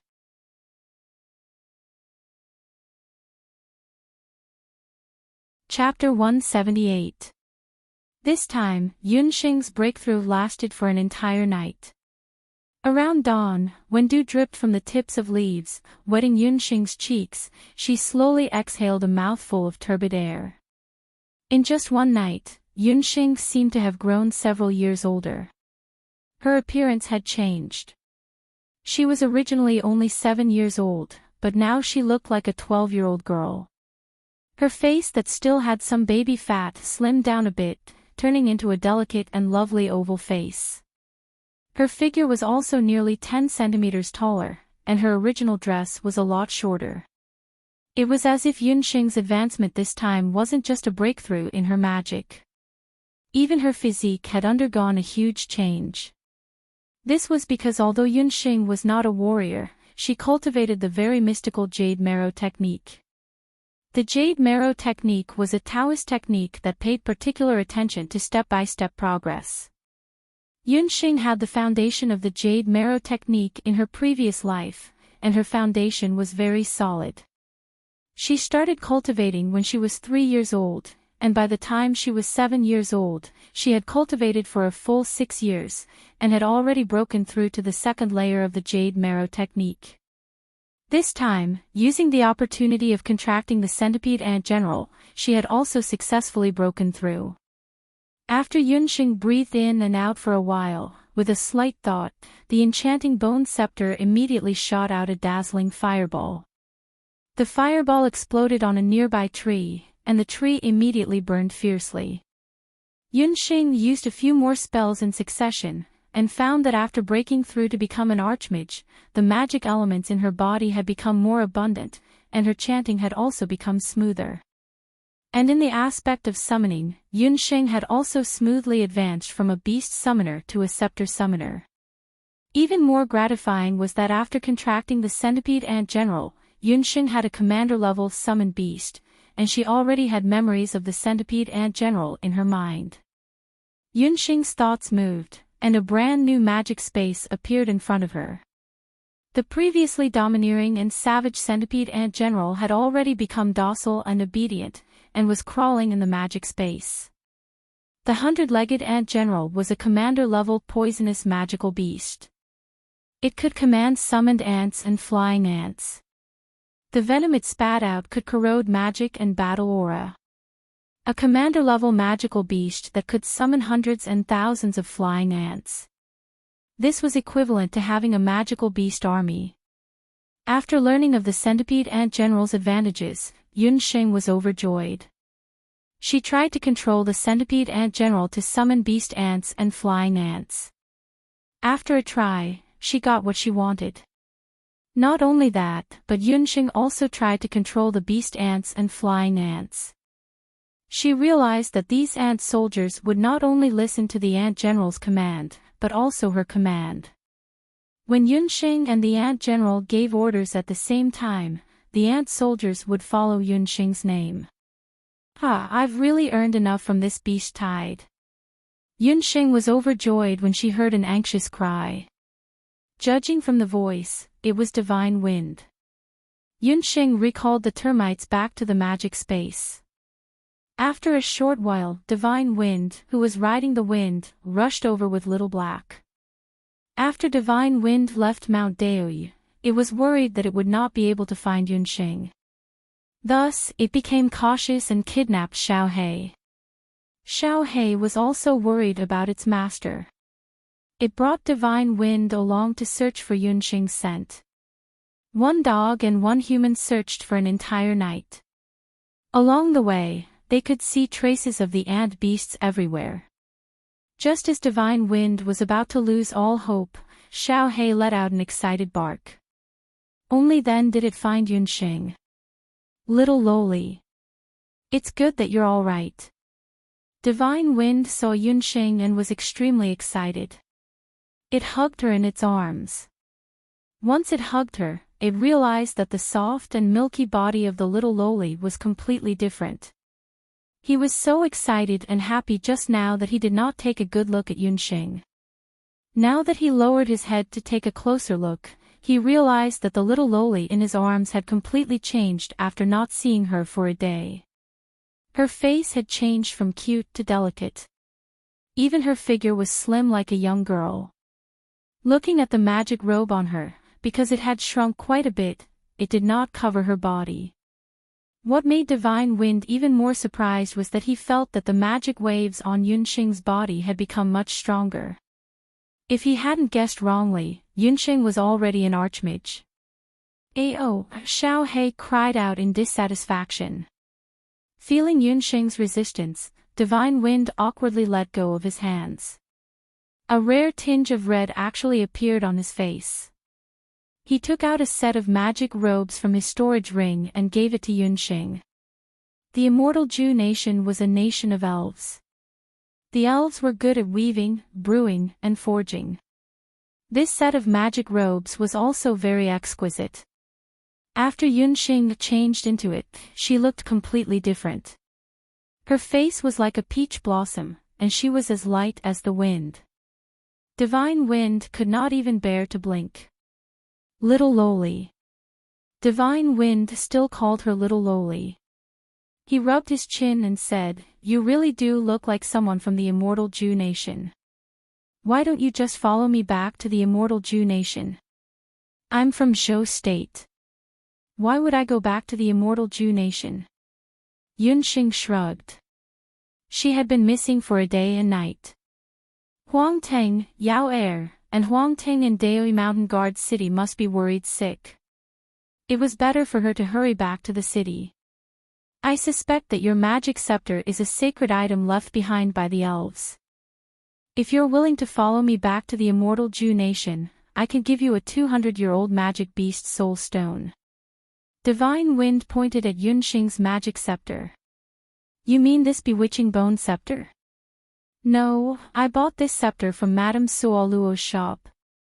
It's not a sacred item of the elves. I don't want to follow you back to the immortal Ju nation." Yunxing stuck out her tongue. She was very tempted when she heard that she could get a 200-year-old magic beast soul stone. After she became an archmagus, it was time for her to get a magic beast soul stone. Unfortunately, there was no suitable gathering place for magic beasts nearby. Seeing that Yunxing was unwilling to agree, Divine Wind couldn't help but feel sad. Bringing Yunxing back was also a kind of selfishness. The immortal Ju nation had already sent him a message asking him to hurry back to the country. He didn't want to be separated from Yunxing. "Fine. After I've investigated it thoroughly, I'll look for you again. Here's a magic beast soul stone. I'll give it to you as a gift." Divine Wind quickly put on a bright smile.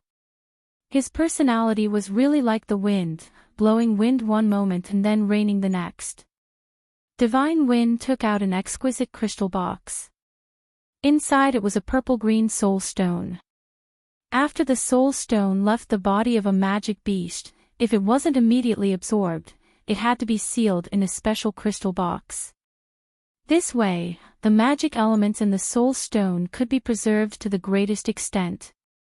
Purple and green, in the magic elements, symbolized the lightning and wind attributes. This was a 200-year-old wind and thunder bewitching soul stone. "This soul stone was a gift from my mother, but after I received the inheritance of the wind spirit, I didn't need it anymore. Your magic scepter also has the blessing of the wind spirit, so this soul stone is perfect for you. After you have it, you won't need to chant any spells in the future." You can directly cast spells. Come, I'll help you fuse it. Divine Wind had Yunxing sit down. He helped her fuse the magic soul stone.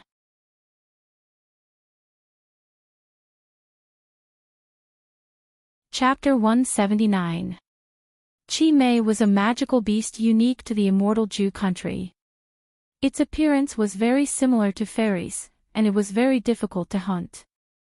Only the powerful immortal Zhu country's royal magicians had the opportunity to kill a Qi Mei and obtain a Qi Mei soul stone.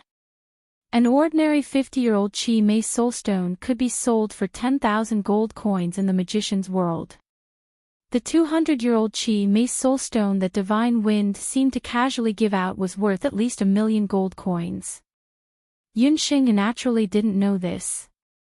With Divine Wind's help, she fused with the Qi Mei soul stone that had wind and lightning attributes. After a whole morning, Yunxing's magic scepter had an additional purple-green soul stone. Try your magic scepter. Divine Wind's handsome face had a trace of fatigue, but his eyes were full of tenderness as he looked at Yunxing. After meeting Yunxing, this temperamental Divine Wind King had become a gentle spring breeze. As soon as Yunxing thought about it, the magic scepter started to spin on its own. A few fireballs with ferocious flames immediately shot out without any difficulty. What was even more surprising was that when the fireballs shot out, there were also a few small snake-like purple lightning bolts mixed in the fireballs. Your magic talent is very good. Just now, with my help, the soulstone's magic compatibility reached 85%. Now, in your magic attacks, there is also a part of the lightning attribute's paralysis effect. When facing an enemy, this paralysis effect can last for more than a quarter of an hour. Divine Wind nodded. Yunxing was worthy of being the lucky one who received the Wind Spirit's blessing. This time, the fusion with the Demon Soul Stone was perfect. Yunxing and Divine Wind brought Xiaohei back to Daoi Mountain Guard City.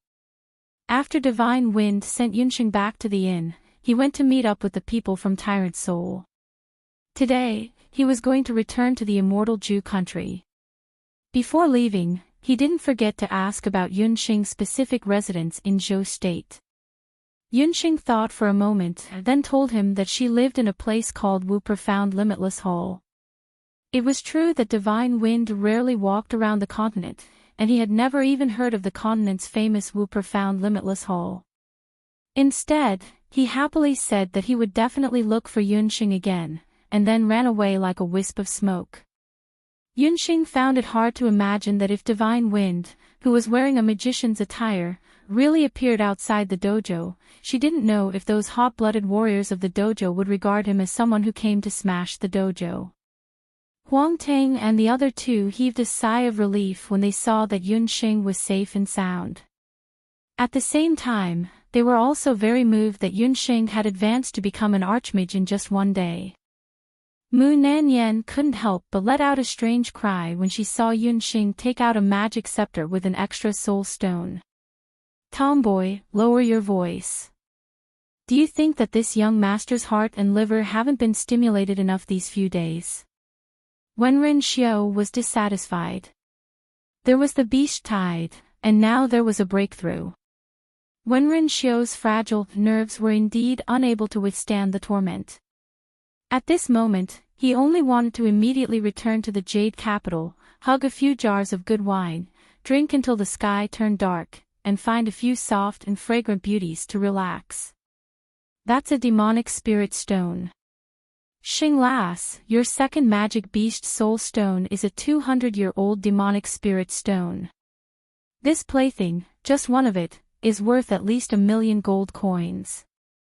The three members of Huang Ting's team all had good family backgrounds, but 1,000,000 gold coins were casually embedded on a little child's magic scepter. The effect was undoubtedly shocking. 1,000,000 gold coins. Only then did Yunxing know how precious the soul stone that Divine Wind gave her was. Yunxing also wasn't willing to take such a big benefit for no reason. She thought to herself that next time, she would just refine a few bottles of Moon God's praise for Divine Wind. Moon God's praise had a purifying effect, and to the elf race, the effect was even better. The matter of the beast tide finally came to an end. Before Yunxing left, she met up with Lin Yao, again. Father Lin's rheumatic legs had already completely recovered.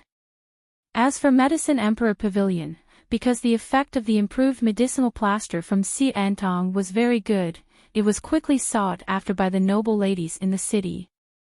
Yunxing also promised Lin Yao, that every 10 days, she would send a batch of medicine that she refined to Xiantong, and Xiantong would be responsible for selling these medicine. With the help of Yunxing, Xiantang's originally declining situation was greatly reversed. That medicine master Qi also couldn't do anything to little Xiantong. Just when Yunxing was busy with trivial matters, the curtains of the old year had unknowingly pulled open, and the new year had also arrived. In the Jade capital, which was thousands of miles away from Daoi Mountain Guard City, it was already shrouded in the New Year's atmosphere. Every household was decorated with lanterns and colored banners, and the Marshal St. General's Manor was no exception. It was only 3 days away from the new year. On this day, the sky was filled with heavy snow, and the ground was covered with a thick layer of snow. Early in the morning, the icicles that were hanging on the eaves were shaken by the galloping horses and turned into ice dregs. A soldier who was gasping for breath and had a flustered expression dismounted from his horse. He practically crawled to the front of the manor. Report. There is an urgent military situation at the southern border, quickly report to the old general. When the guards heard this, they immediately entered the manor to report to the old general. However, when they arrived at the door of the old general's room, they didn't receive a reply even after greeting him for a long time. The guards then searched the entire general's mansion and even the martial arts field. However, they still couldn't find the Marshal Saint Old General Yun Ba. When the old housekeeper, Uncle Yun, received the news, he muttered to himself for a moment before ordering someone to invite that guard into the manor. He then rushed to an inconspicuous courtyard in the manor by himself. Uncle Yun's original surname was Chen. Because he had served old General Yun all his life, he was later given the surname Yun by the old general. In the manor, even the Yun siblings respected Uncle Yun. This was because Uncle Yun was old General Yun's playmate since he was young. From being a page boy to a sparring partner, Uncle Yun understood old General Yun's nature very well. This year was the second day of the new year. Every year at this time, old General Yun would be at that place. The courtyard was bleak, and the winter trees had long been covered by a thick layer of snow. This courtyard was where the eldest son of the Yun family, Yun Songhai, had lived in his early years. 10 years ago, after old General Yun chased young Master Yun out of the manor, the courtyard had been abandoned. However, Uncle Yun had been ordering the servants to clean the courtyard all these years. He had made sure that every scene and every object in the courtyard was maintained exactly the same as it was in the past. After entering the courtyard, Uncle Yun indeed saw Marshal St. General Yun Ba, who was close to 70 years old. He stood in the courtyard like a statue. His white hair and beard had already been covered by a thin layer of snow, making him look like a vast expanse of white. Below his ankles, there was also a layer of snow. It was unknown how long he had been standing there. Uncle Yun sighed silently in his heart. Young Master Yun had been gone for 12 years, and old General Yun had come to the courtyard 10 times. Every time, he would stand there for half a day. Only an old servant like him could understand the bitterness of this. There had been no news of young Master Yun all these years.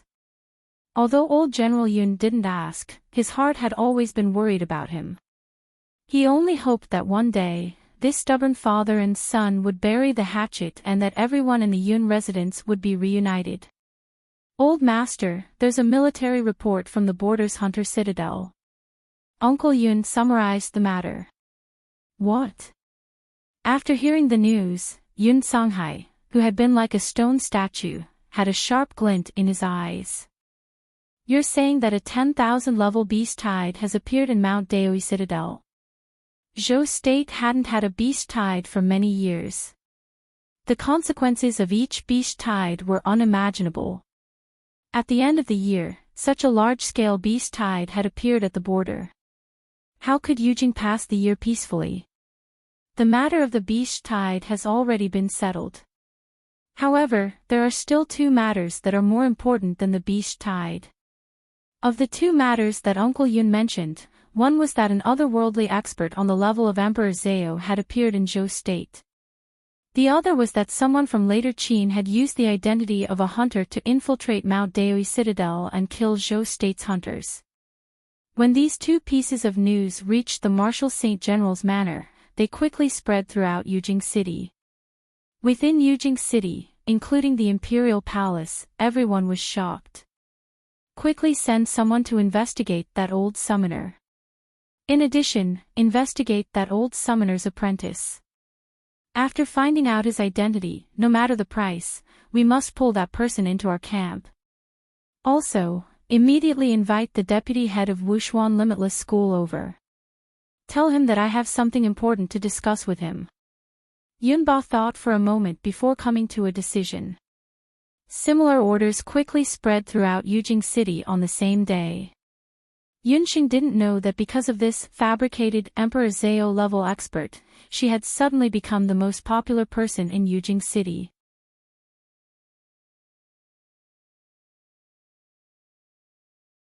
Chapter 180. After the beast tide subsided, Team Huangting reorganized themselves in Mount Daoi Citadel. Before leaving Mount Daoi, the hunter branch asked Feng Kuo to invite Yunxing over. Master Yan Yun, the senior that day, was really your master. Is he an expert on the level of Emperor Zhao? As the saying goes, when a man achieves the Tao, even his chickens and dogs ascend to the heavens. Ever since Yunxing had a yellow-level master, the hunting branch was very respectful to her. Even the way they addressed her changed. Yunxing had expected to be questioned, so she had already prepared her answer. It's my master.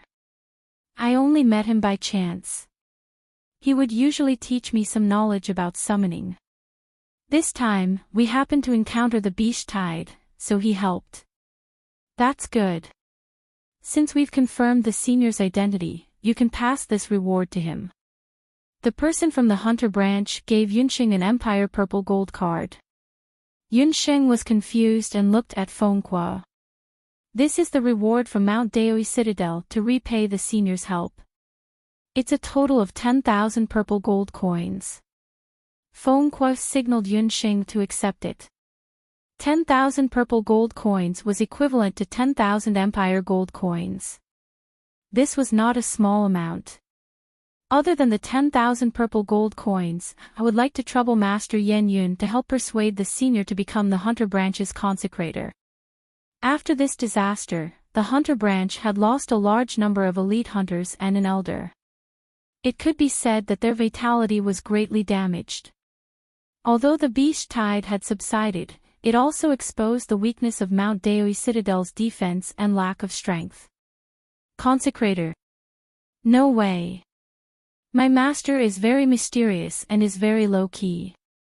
He's not used to staying in one place for a long time. Yunxing quickly retreated. What a joke. She was about to return to Jade Capital.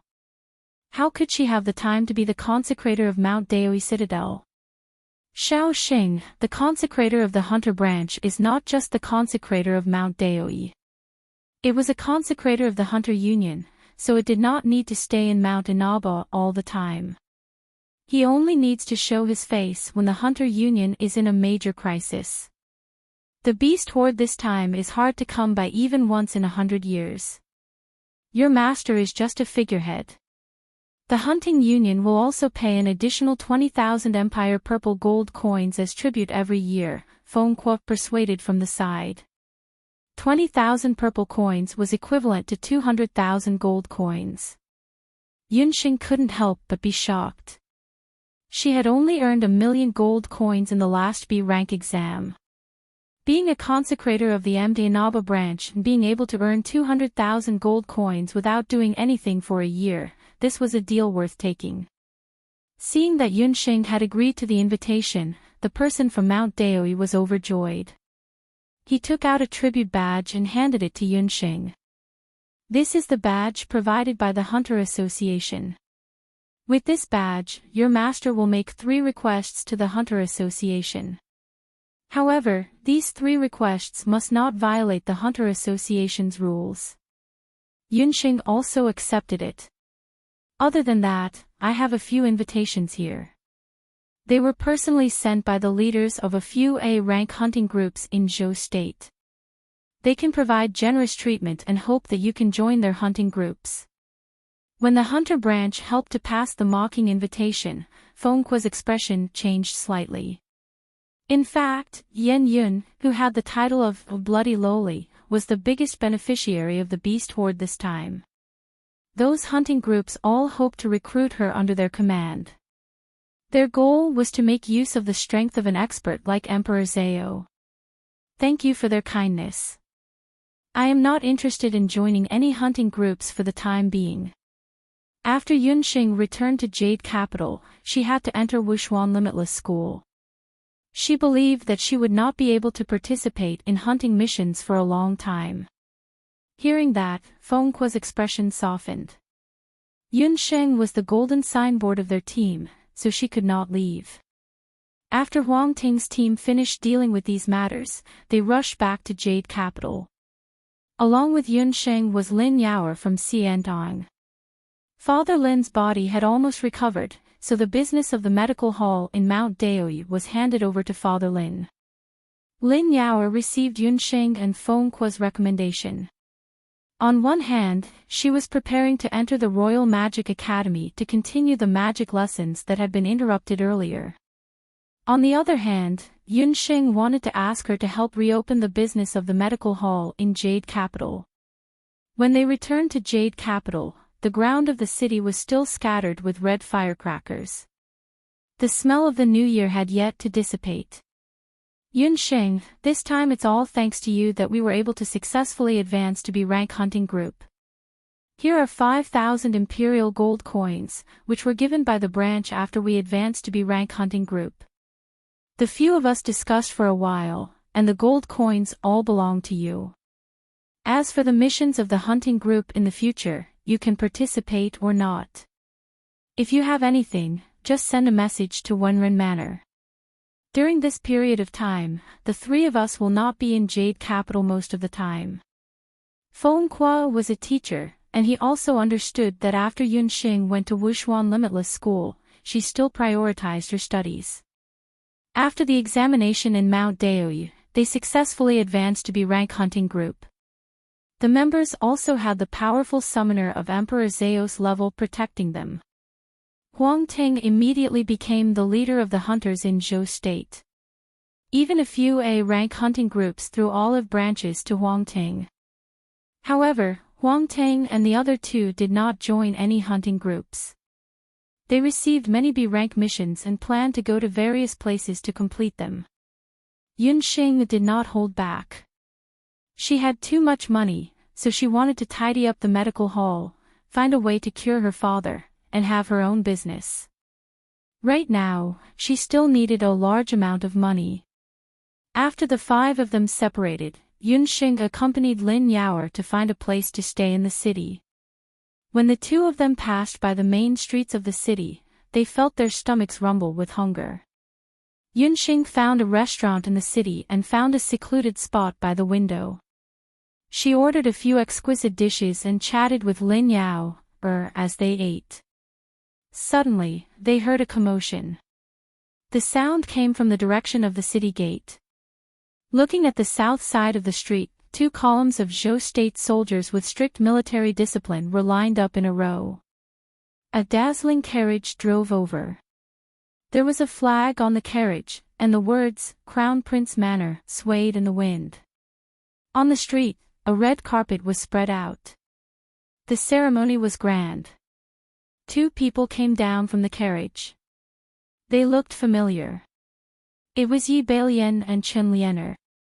Yi Balian's complexion was not good. Chen Lianer's beautiful face, which had obviously been disguised, was still a little uncomfortable. The two of them stood at the end of the street, as if waiting for someone. Waiter, who is so grand that the Crown Prince of Zhou State has to personally welcome them. Yunsheng was not in Yujing for a while, so she did not know what had happened in the capital. Miss, are you from other places? How can you not know such a big thing? The Crown Prince is welcoming the Baiming Prince of Zhou State, Yi Baiming. In the restaurant, the customers had already gathered at the window. When Yunxing heard the words, Yi Baiming, she could not help but be stunned.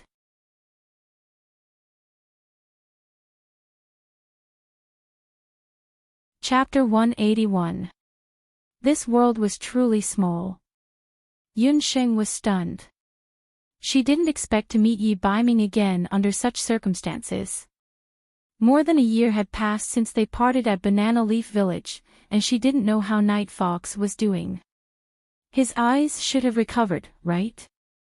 Zhou State's Crown Prince, Yi Balian, was still waiting on the long street below the restaurant. This long street led straight to Zhou State's Imperial Palace, and it was the only way to get there. Yunxing's feelings toward Yi Baiming were complicated. After she obtained half of his magic soul, she ran away without a trace. Logically speaking, after the cornea surgery, she still needed to observe Yi Baiming's condition for a while, but the situation back then was urgent, and Yunxing couldn't stay in Banana Leaf Village to wait for him to wake up. Yunxing still remembered Yi Baiming's words before he fainted.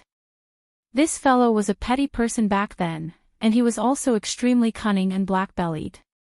If he knew that she was also in Jade Capital, who knew how he would take revenge on her? Seeing that Yunxing's expression was a little off, Lin Yao waved her hand in front of Yunxing's face. What are you thinking about? Yunxing smiled embarrassedly and gave the waiter a silver coin. She asked with a gossipy expression, "Little brother, we are indeed outsiders, and it's so lively down there. Who is North Underworld King?" 1 silver coin was equivalent to half a month's income for the waiter. After receiving the silver coin, the waiter immediately spilled the beans. He was just short of rummaging through the 18 generations of North Underworld King's ancestors.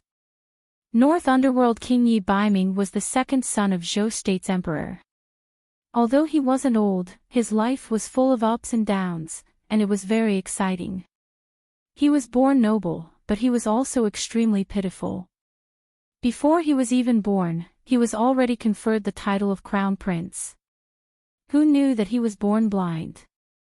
When he was young, his birth mother was involved in a palace coup.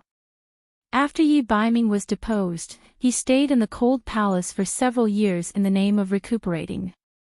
It was only a year ago that he left the cold palace. When the waiter reached an exciting part, he paused for a moment. Lin Yao, who was listening excitedly, urged him to continue. She even poured a cup of tea for him to soothe his throat. The cold palace. What kind of place is that? It's a place that eats people whole without spitting out their bones. Think about it. He was blind, and his Empress mother was dead. There was no one else in the court to protect him. Everyone thought that Dark North Prince was dead for sure. The waiter was so excited that he looked like a storyteller. But Dark North Prince survived. A year ago, he miraculously regained his sight. He appeared in the court and asked for permission to hunt down the Blood Cloud beasts. Everyone in the country knew about the Blood Cloud beasts. In recent years, the Blood Cloud beasts frequently appeared in various places. The Dharma Temple, the Hunters' Union, and the armies of various countries all sent people to hunt them down. But only those who had experienced the Blood Cloud beasts knew how powerful they were. Yunxing knew that Yi Baiming was strong, but she didn't expect Yi Baiming to be strong enough to hunt down the Blood Cloud beasts alone.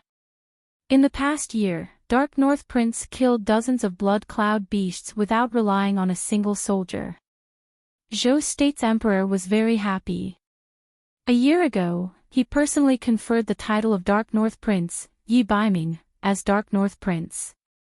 A year ago, a blood cloud beast was discovered in the east of Zhou State. The Night Prince brought 2 of his friends and successfully defeated the evil blood cloud beast. Today, he returned with the blood cloud beast. His Highness the Crown Prince was ordered to come and welcome him. The waiter glanced at the street. In that case, the Crown Prince should come and welcome him. But what's up with the person beside him? Lin Yao, also noticed Chen Lian, standing beside the Crown Prince. It was Lin Yao's first time in Yujing, so she didn't know who Chen Lian was. But looking at her clothes, she didn't look like an ordinary concubine. She was well dressed and had a noble aura. She must be a woman of status. That's the Zhou State's Crown Prince consort. I heard that she and Dark North Prince were childhood sweethearts. After Dark North Prince was deposed, she became the Crown Prince's Crown Prince consort, the waiter whispered. Lin Yao looked at her with disdain. This kind of woman was fickle. Even if she had good looks, she couldn't hide her snobbishness. As they spoke, half an hour passed. Although the new year was over, the weather was still cold. Chen Lian wore thin clothes to look good. She was also a sorcerer, so her body was average. After standing on the street for a while, her face turned pale from the cold. When Yunxing saw this, she suddenly had a mischievous thought in her heart. She held her magic scepter in her sleeve and instantly cast a wind element spell. On the street, a gust of cold wind blew. Hiss, so cold. Chen Lian complained. If she had known she would have to wait so long, she wouldn't have come. A few days ago, when she heard that Yi Baiming had successfully killed the blood cloud beast in the east, she couldn't help but want to see Yi Baiming. Thinking back to her childhood and the handsome boy who listened to her every word, Chen Lian couldn't help but straighten her chest. The Crown Prince's expression didn't look good either.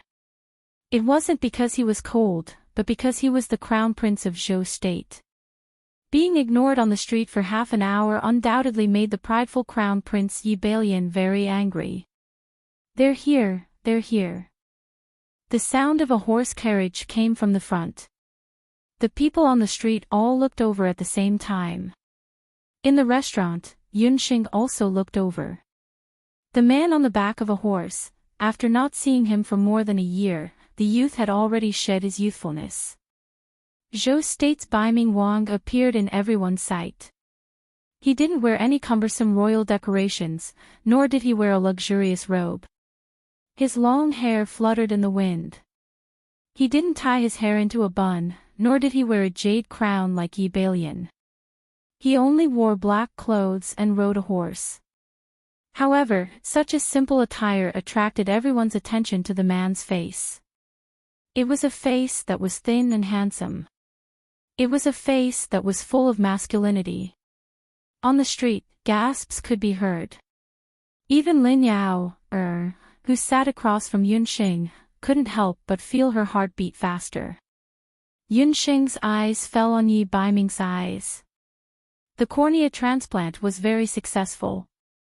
Even though his entire body could be said to be perfect, Yi Baiming's eyes were, without a doubt, the most outstanding.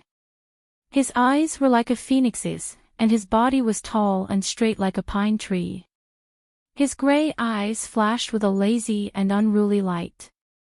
Yi Baiming rode over. Although he was dressed in black, he was like a ball of intense flame. In an instant, he lit up the eyes of everyone on the streets of Yujing. It wasn't just the people on both sides of the street who were dumbfounded. Chen Lian, who stood beside the Crown Prince, was even more dumbfounded. She didn't expect that after not seeing him for so many years, Yi Baiming not only regained his sight, but also grew into such an imposing man. Compared to him, Crown Prince Yi Baiming, other than his status, couldn't be compared to Yi Baiming at all. The people on the side were also discussing animatedly. The former Crown Prince and the current Crown Prince meeting. This was a rare sight. No one knew what would happen next. The Crown Prince also noticed the discussion between Chen Lian and the people. He snorted and glanced at the head eunuch beside him. He would never allow Yi Baiming to be more in the limelight than him. After the eunuch got the hint, he immediately understood. He swung his horsetail whisk and shouted in a sharp voice, "His Highness the Crown Prince has been waiting here for a long time. Baiming Wang, kneel down and greet him."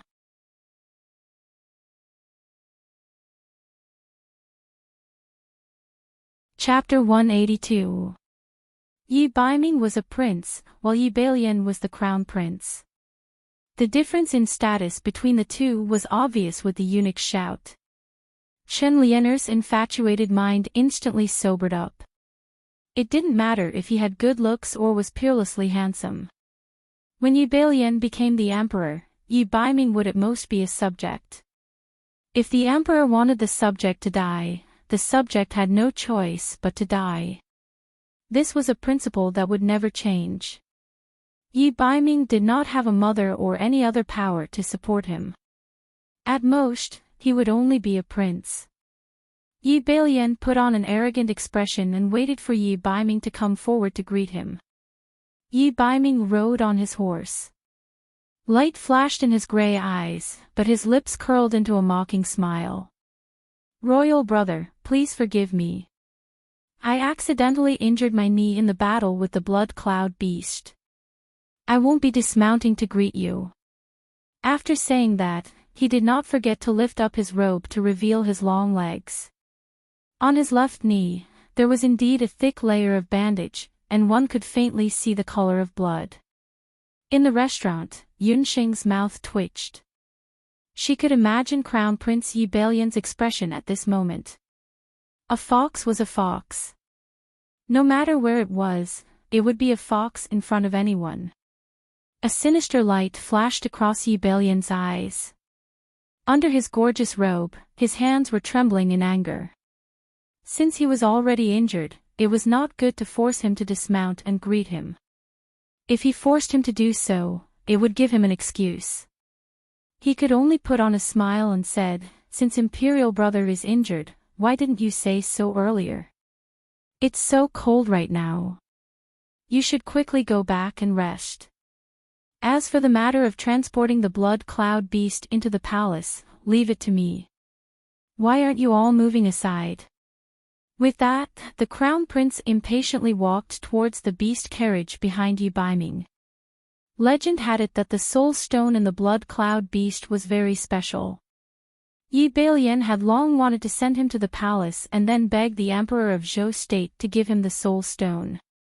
Seeing how shameless Yi Bailian was, Cheng Bai and Bu Jiuxiao, who were accompanying the beast carriage, looked at each other and retreated to the side. The carriage was covered with a thick layer of waterproof tarpaulin. When Crown Prince Yi Bailian saw this, he walked forward impatiently and lifted the cloth. However, just as he lifted the tarpaulin, the beast carriage shook violently. Roar! A loud roar came from the beast carriage. A violent earth bear's paw slapped towards Crown Prince Yi Bailian's face. Yi Bailian didn't expect the blood cloud beast to still be alive. Caught off guard, he took a few steps back in fright. He lost his balance and sat on the ground. Although the crown prince dodged, his face was still hit by the wind from the bear's paw, leaving him with 5 claw marks. "You! Yi Baiming, what are you trying to do?" Yi Bailian had never come into contact with a magical beast at such a close distance. He was scared out of his wits. He looked at Chen Liener and saw that her face had changed slightly. The onlookers were also discussing animatedly. He felt that he had lost all face. "Ha, Your Highness, you're in the wrong." In the letter, Lord Baiming had already stated that he was going to escort the blood cloud beast back to the capital, but he didn't say that the blood cloud beast was dead. This time, Lord Baiming, and the other 2 captured a blood cloud beast alive under the order of the martial arts club's master. "We used it to strengthen the martial arts students' bodies. Crown Prince, you were the one who wanted to escort the blood cloud beast back to the palace. You were so anxious that you lifted the tarpaulin yourself. Now you're blaming us. What a joke. Qingbai didn't hold back and scolded the Crown Prince indirectly. He mocked the Crown Prince as if he was worthless. Sigh, some people have good lives. Unlike us, we're still running around outside during the new year. We're so busy, yet we're still blamed. Crown Prince. Chen Lianer looked at Yi Baiming with a complicated expression. She comforted the Crown Prince softly. You. Don't use the martial arts hall's name to pressure this Crown Prince. This Crown Prince wants this blood cloud beast's soul stone. Yi Baiming's face was red as he angrily pulled Chen Lianer onto the carriage. When Chen Lianer got onto the carriage, she looked at Yi Baiming with resentment. Unexpectedly, the latter didn't even look at her. Instead, he suddenly raised his head and looked at the restaurant to the side. From the beginning, Yi Baiming felt a very special gaze falling on him from above. He couldn't help but raise his head. Through the crowded windows of the restaurant, only unfamiliar faces could be seen. Suddenly, Yi Baiming's gaze changed slightly. He saw two young girls sitting by the window. From his angle, he could only see the side of the girls' faces. He could only vaguely see that they were pretty girls. As if noticing his gaze, the girls also turned their faces. Their eyes were as bright as the stars. They had a very outstanding pair of eyes. Their appearance was refined and exquisite, but it was a completely unfamiliar face. Their gazes silently met. Almost at the same time, the two of them looked away. This is too satisfying. Baiming, you really are a god. The Crown Prince's actions are exactly as you predicted. Qingbai watched as the Crown Prince's group left. He stepped forward and patted Yi Baiming's horse. The three of them rode forward. The beast carriage also followed in the direction of the Wushuan Limitless Martial Arts Hall.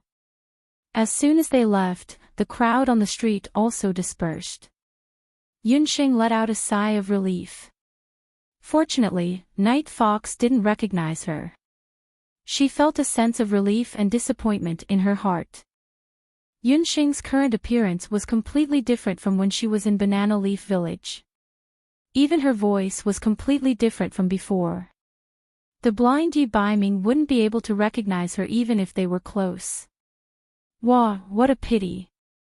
If only we could get some blood from the blood cloud beast. Lin Yao also stared blankly at the departing crowd. However, her gaze was more focused on the beast carriage. Blood cloud beast's blood. Yao, shouldn't you be like those girls on the street, looking at the princes and the Crown Prince?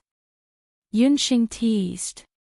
Just now, Yi Baiming's appearance had caused the hearts of the girls on the street to fill their eyes. It had to be said that Yi Baiming had the ability to do so. I don't have that kind of thought. What kind of family do I belong to? How can I be related to the royal family? On the other hand, Yunxing, didn't you say earlier that you were going to report to the Wushuan Limitless Martial Arts Hall at the beginning of spring? If you have the chance, get some blood from the blood cloud beast. I heard that the doctors on the continent can use the blood of the blood cloud beast to refine pills that can strengthen a person's body. It's very popular among the martial warriors. Lin Yao's old habit resurfaced. Whenever she saw something related to pills, she couldn't help but become excited. The speaker didn't mean it, but Yunxing listened attentively. She also remembered that the two people who were with Yi Baiming just now were originally two martial warriors from the Wushuan Limitless Martial Arts Hall. She had seen Yi Baiming's skills before. If that was the case, then his dual cultivation of magic and martial arts was obviously from the Wushuan Limitless Martial Arts Hall. It's over, enemies are bound to meet on a narrow road. Didn't this mean that she would bump into that fox sooner or later? The new year had just passed, and Yunsheng was already starting to worry about her future days in the Wuxuan Limitless Martial Arts Hall.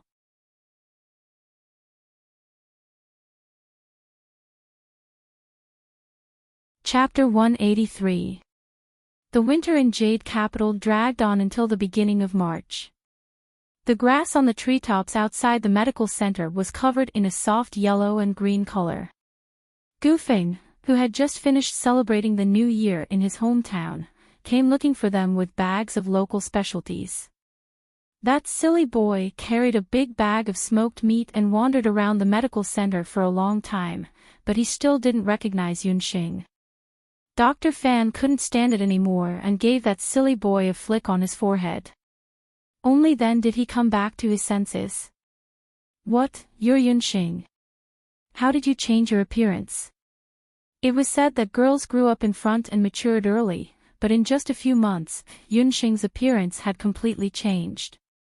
Previously, Yunsheng still had some baby fat and looked like a pink loli. But last time, after obtaining the summoning demon hand and absorbing a portion of the magic power inside, Yunsheng had undergone a huge change in both her appearance and magic power. The Yunsheng in front of him didn't look like a 7-year-old girl at all, but more like a 12-year-old girl. She was originally about the same height as Gufeng, but now, she was half a head taller than Gufeng. The baby fat had also completely disappeared. She was originally delicate and pretty, and now that she had transformed, her features were romantic and her skin was as white as jade, making people reluctant to look away. Hearing that Yunsheng's transformation was due to her advancement, Gufeng was even more envious. He stared at Yunsheng's magic scepter and muttered, "How did you guys break through in just 2 to 3 months? Abandoned has also become an archmagus, and you're also an archmagus. You've even embedded your soul stone." Gufeng's young self-esteem was severely damaged. In the 13 magic medicine group, Gufeng was at the bottom again. Hearing him say that, Yunsheng then knew that Abandoned had also broken through. Before Gufeng came to find Yunsheng, he even brought some local specialties for Qi. He and Qi agreed that in the afternoon, the three of them would report to Wu Profound Limitless Hall. Yunsheng had a 5 elemental magic spirit, so it was normal for her cultivation speed to be fast. However, Abandoned's cultivation speed was very strange. When he was in the Royal Magic Academy, Abandoned didn't go to the magic tower, nor did he cultivate diligently. However, his strength had been steadily increasing. Although Yunsheng and Gufeng were curious, they didn't ask much. After all, how to cultivate was everyone's own secret. Around noon, Lin Yao came looking for him. She had already gone to the Royal Magic Academy to register as a student. With Yunsheng's recommendation, she had also studied under mentor Mei Li. Yunsheng also discussed the matter of opening a medical center with Dr. Fan. Dr. Fan thought about it and proposed that Yunsheng combine the small Huichun Medical Hall and Xiantong for a while. Anyway, both were medical centers. Yunsheng thought about it and felt that it was feasible, so she handed the matter over to Dr. Fan. In the afternoon, Yunsheng packed up her luggage, put some medicine in the beast language ring, and rushed to Wanlong Gambling House to meet up with Qi. Qi was still the same as before. After seeing the change in Yunsheng, he was only slightly surprised, and then followed the two of them to Wu Profound Limitless Hall. Wu Profound Limitless Hall is in the north of the city. I heard that its area is even larger than the Royal Magic Academy. According to the warrior's level, all the schools are divided into 2 types, the inner and outer halls. The inner and outer halls are taught separately. When new students enter the school, they have to study in the outer hall for a while. Gufeng, as the investigator of the Magic Medicine Group 13, had carefully done his homework before reporting to Wu Profound Limitless Hall. As the best martial arts center in Zhou State, Wu Profound Limitless Hall had a long history and a strict internal hierarchy. Even the information that could be found was pitifully little. It was the first day that the three of them reported, so they didn't know what kind of test they would face. When Yunxing heard this, she heaved a sigh of relief. Yi Baiming and the other two were obviously high-level martial artists from the inner dojo.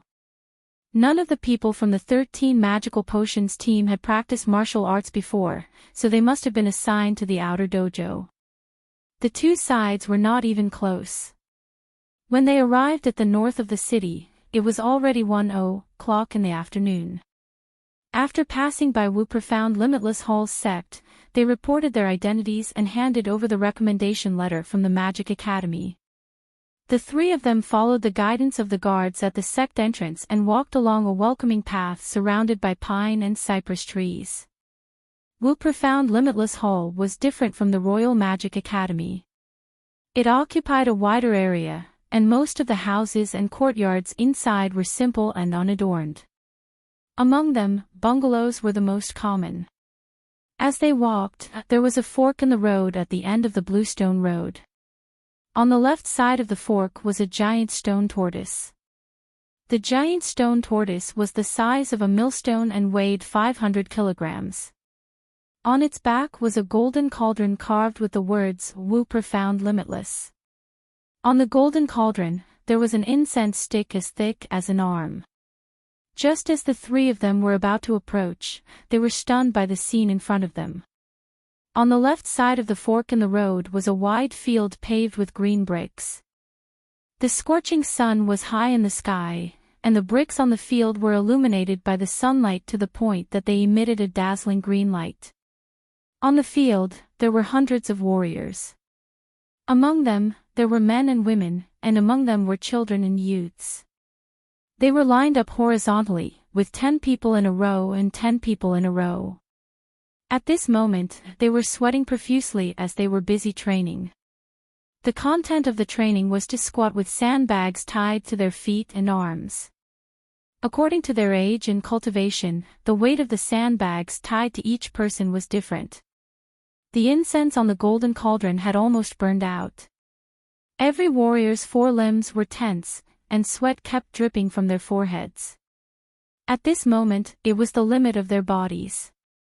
Some of the younger children's legs had already begun to tremble. However, no one made the slightest sound, and no one raised their eyes to look at Yunxing and the other two. It was as if these 3 people who had appeared out of nowhere did not exist. What a disciplined Wu Profound Limitless Hall. Someone once said that magicians relied on talent to make a living, while warriors relied on hard work. Wu Profound Limitless Hall was the largest martial arts hall in Zhou State. For thousands of years, countless strong warriors had emerged. Other than its foundation, the main reason was that it was strict in its studies. Wu Profound Limitless Hall arranged corresponding martial arts classes according to the strength of the students. According to the different levels of the academy, they would also be given various suitable battle skills. However, before breaking through to revered martial artist, the martial arts hall students had to participate in the martial arts hall's 3 practices. The so-called 3 practices were 3 practices in the morning, afternoon, and evening. They were the morning breathing exercises, the afternoon weight-bearing horse stance, and the evening martial arts training. The morning breathing exercises were to absorb the spiritual qi of heaven and earth and convert it into do qi in the body, helping to gather qi and concentrate. The afternoon weight-bearing horse stance was to train the strength of the legs, and also to train do qi. The evening martial arts training was for actual combat and to fight against enemies. This hour was just in time for the warriors' afternoon training, which was the weight-bearing horse stance. Everyone could only rest when the incense on the golden cauldron had burned out. If anyone withdrew midway, they would have to face the punishment of double the amount of practice. Yunxing and the others had just arrived, so they had never seen such a situation. The 3 of them were dumbstruck when they suddenly heard a gust of wind in their ears. An arrogant young warrior wearing a pure gold hall uniform appeared. He was about 15 or 16 years old. Yunxing secretly sized him up and found that the do qi on the young man's body was not ordinary. Compared to Qingbai and Bu Jiuxiao, who she had met earlier, although he was still lacking, he was at least much stronger than the warriors of the same age that Yunsheng had met before. The young man did not participate in the practice. He sized up the three of them, and when he noticed the magic scepters at their waists, a mocking look appeared in his eyes.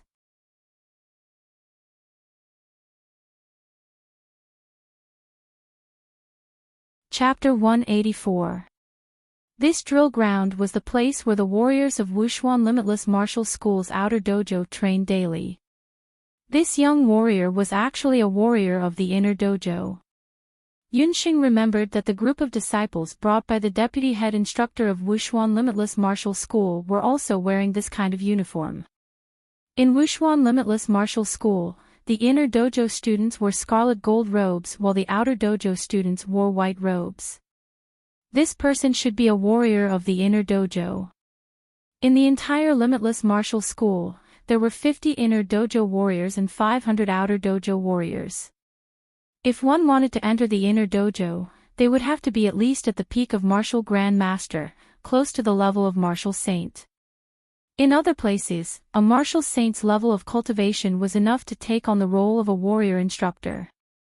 Therefore, Wushuan Limitless Martial School had a tradition that the inner dojos ranked 21st to 50th would take turns to supervise the daily training of the outer dojo's warriors. During the period of supervision, the inner dojo students enjoyed the same authority as the dojo's instructor. If it was light, they would be beaten and scolded. If it was heavy, they would be punished physically. Therefore, the outer dojo students were very respectful to the inner dojo's supervising senior brothers and sisters.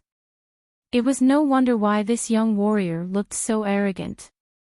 When he looked at people, his nose was up in the air, as if he did not treat people as humans. Senior brother, we are the exchange students from the Royal Magic Academy. May I ask where we should go to complete the procedures to enter the dojo? Gufeng was shocked by Wushuan Limitless Martial School's training methods. Naturally, he was very respectful to this inner dojo senior brother. He walked forward and respectfully asked the young warrior in front of him. The young warrior that Yunsheng and the others met was Zhang Zipo, who was ranked 34th in the inner dojo of Wushuan Limitless Martial School. His talent was not bad in Wushuan Limitless Martial School and he had recently broken through to Martial Saint. Zhang Zipo's martial arts were not bad, but his character was not good. Not to mention that he was aggressive and unreasonable, he would always make a move on some of the outer dojo female students. What he hated the most were those magicians who did not learn anything and used all kinds of fancy magic. The news of 3 exchange students from the Royal Magic Academy had already spread to the inner dojo at the end of last year. According to the Deputy Hall Master's arrangement, the 3 exchange students were supposed to enter the inner hall to cultivate. However, due to the internal affairs of the Wushuan Limitless Hall, especially the martial artists of the inner hall, they rejected the addition of 3 magicians who had weak physiques and did not even know basic martial skills. Everyone objected, and in the end, the Deputy Hall Master had no choice but to arrange for the 3 exchange students to receive basic physical training in the outer hall. They could only join the inner hall after passing the test. Gufeng and the other 2, who had returned home for the new year, did not know about this. Who is your senior brother? Get lost. Zhang Zipo didn't even lift his eyelids. He glared at Gufeng and walked straight to the warriors who were training, leaving the back of his head to Gufeng. This made Gufeng feel very awkward. Yunsheng and Qi couldn't help but frown. This person was so arrogant. My lower plate is unstable. I haven't eaten breakfast yet.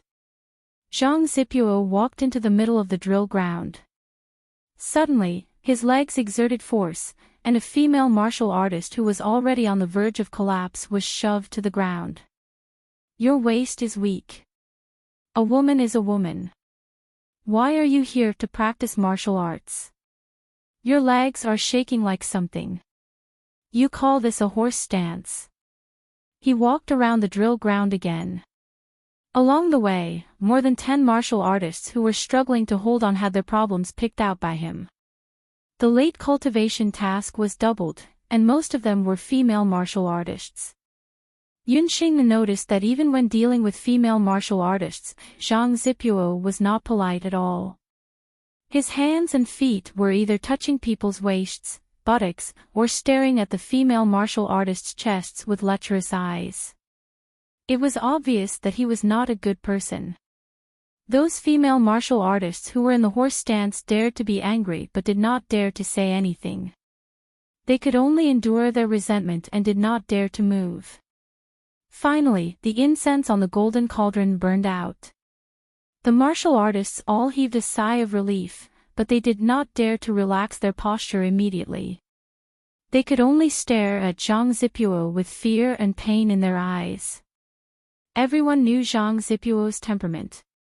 After he became the instructor of the outer court, everyone suffered a lot.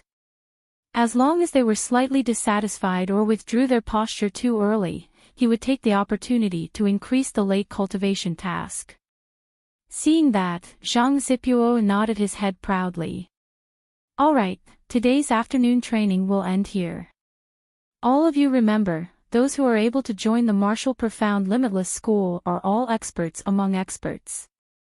The Martial Profound Limitless School is not a place where those lowly mages and dogs can come and go as they please. Zhang Zipuo was full of energy. As he spoke, he glanced at Gufeng and the other two who were awkwardly waiting at the side. You! How can this person speak like that? Even the good-tempered Gufeng could not hold it in anymore. His face turned red as he angrily clenched the magic scepter in his hand. What is it? Are you not satisfied? The trash exchange student from the Imperial Magic Academy still wants to go through the procedures to enter the school. After Zhang Zipuo finished speaking, he burst out laughing. Those martial art practitioners from the outer martial arts hall also echoed and roared with laughter. Hundreds of people laughed loudly, causing Gufeng's mind to buzz. He shyly turned around and was about to leave. Heh heh, a burst of crisp laughter, which was strangely clear amidst the mocking laughter. Gufeng, this is your fault. I told you to find someone to ask for directions, but you found a mad dog. You must know how a dog's mouth can spit out human words. Why are you so serious with a mad dog? Zhang Zipuo's smile froze on his face. The one who spoke was the only female mage among the three mages. He flew into a rage out of humiliation and rushed to the front of Yunxing. When he saw Yunxing's appearance clearly, Zhang Zipuo's eyes couldn't help but stagnate as they fixed on Yunxing's face. In the Martial Profound Limitless School, there were more men than women. Even if there were a few women, they would all have thick waists and short legs because of their martial arts training. The young female mage in front of him had a slender figure, a face like the silver moon, and a pair of vivid black eyes. Although she wasn't very old right now, after this year, she would definitely be a stunning beauty capable of causing the downfall of a city. Zhang Zipuo's perverted heart immediately rose, and his original angry expression was replaced by a salivating smile. TSK, everyone says that the Imperial Magic Academy has a lot of beautiful women. It really lives up to its reputation. Little beauty, what's your name? If you want to go through the procedures to enter the school, Senior Song can accompany you. While speaking, Zhang Zipuo suddenly attacked, and a perverted pig hand made a gesture of wiping Yunxing's tender face. His skills weren't bad, and he was sure that the other party was only a mage, so she definitely wouldn't be able to dodge his perverted pig hand. Thinking of being able to touch that smooth little face, Zhang Zipuo fiercely drooled. A ruthless light flashed through Yunxing's eyes. This person was truly shameless. Before she could even move, Abandon, who was beside her, had already waved the magic scepter in his hand like a ghost. Under the magic robe, a dense green fog pounced towards Zhang Zipuo. Zhang Zipuo was a revered martial artist after all. Just by looking at the color of the green fog, he knew that it was a magic poison fog. He hurriedly withdrew his hand, and his hand turned into a palm. With a sweep, the wind from his palm brought about a wave of do chi, and dispersed the green fog. However, he was also forced to take a few steps back by the green fog, looking very miserable. The green fog was blown away by the do chi, and landed to the side. Wherever the fog went, the vegetation immediately withered. What a powerful poison magic! Zhang Zipuo was also shocked when he saw it. Men! Zhang Zipuo waved his hand, and dozens of warriors from the outer school immediately rushed out. He pointed at Abandon, "Capture this brat." Just now, he actually used a magic of unknown origin to plot against me. The moment they entered the school, they broke the rules of the Wushuan Limitless School. Magic is not allowed in the Wushuan Limitless School. Several martial artists from the outer hall rushed out and surrounded Abandon.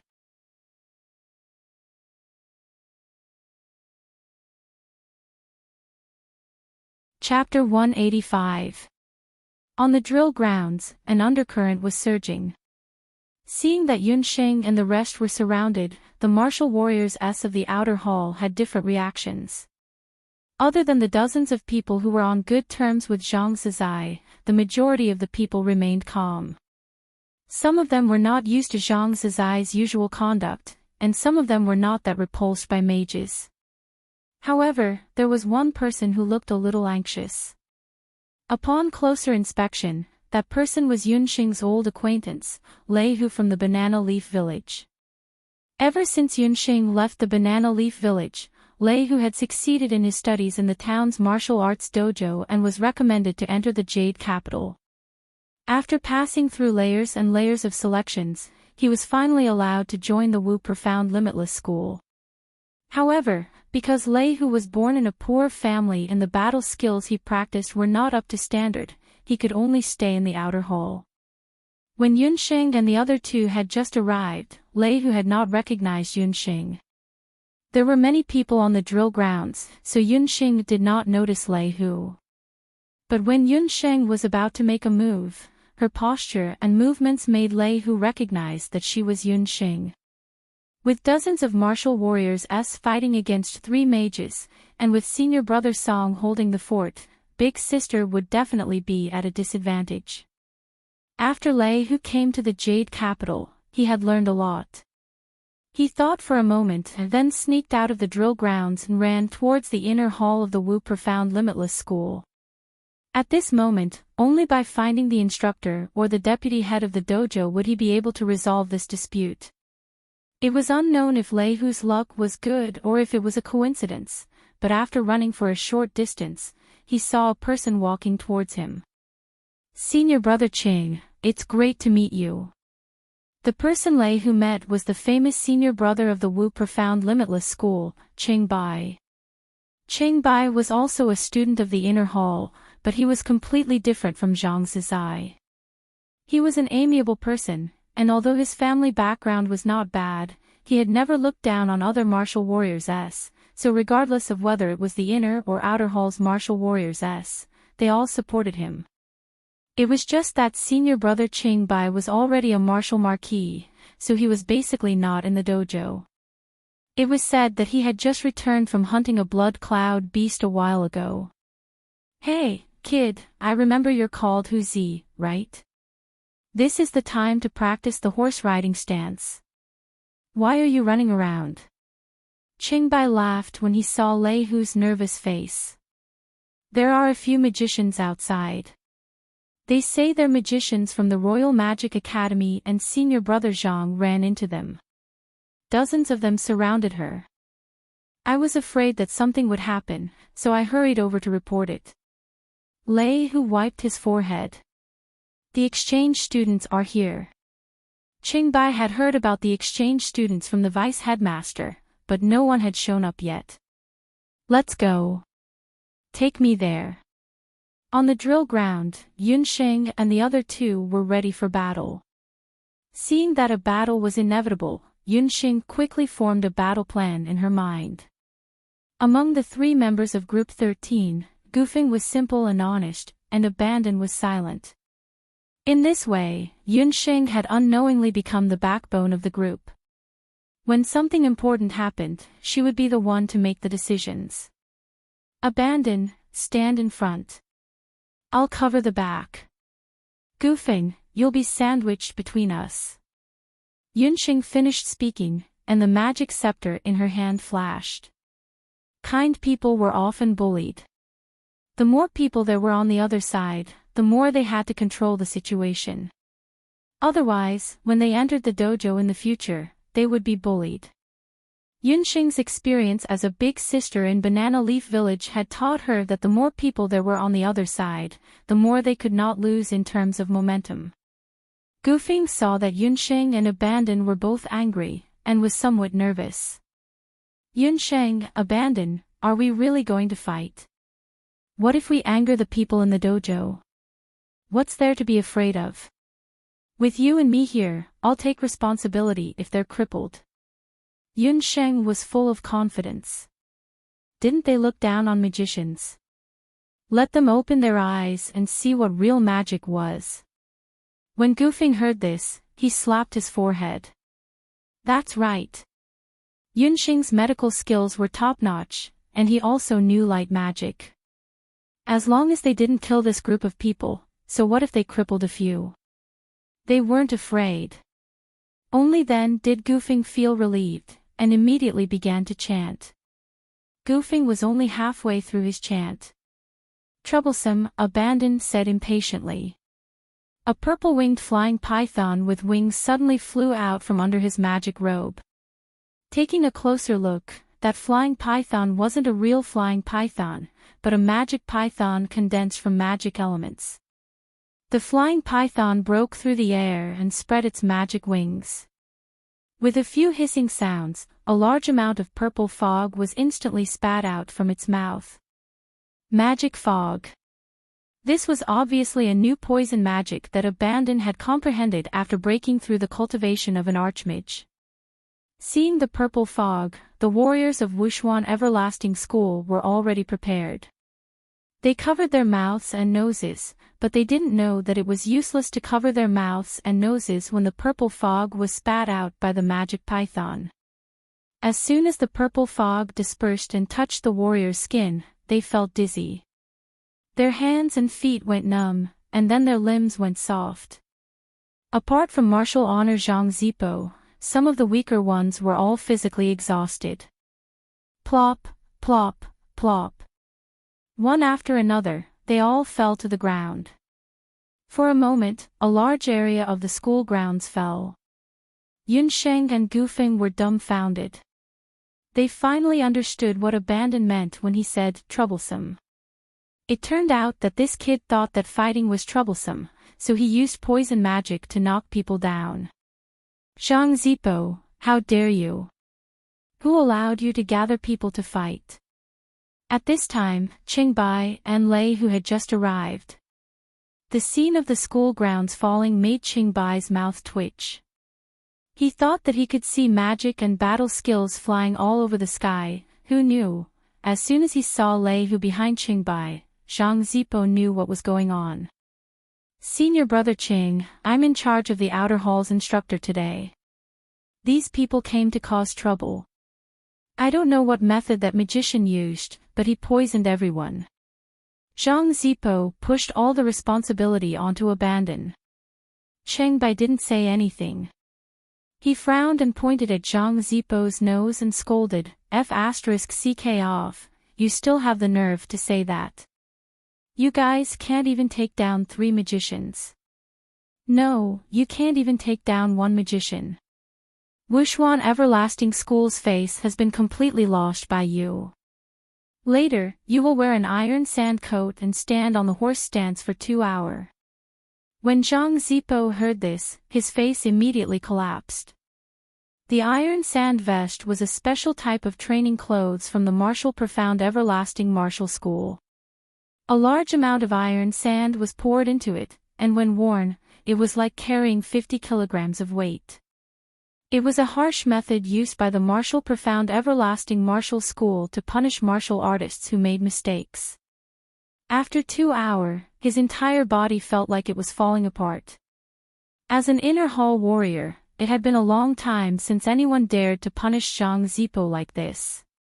However, the one who spoke was Qing Bai. In terms of strength, Qing Bai was a Wuzong while Zhang Zipo was only a Wuzun. He didn't dare to retort in front of Qing Bai. Understood. Zhang Zipo's face was gloomy. He glared fiercely at Abandon and retreated to the side.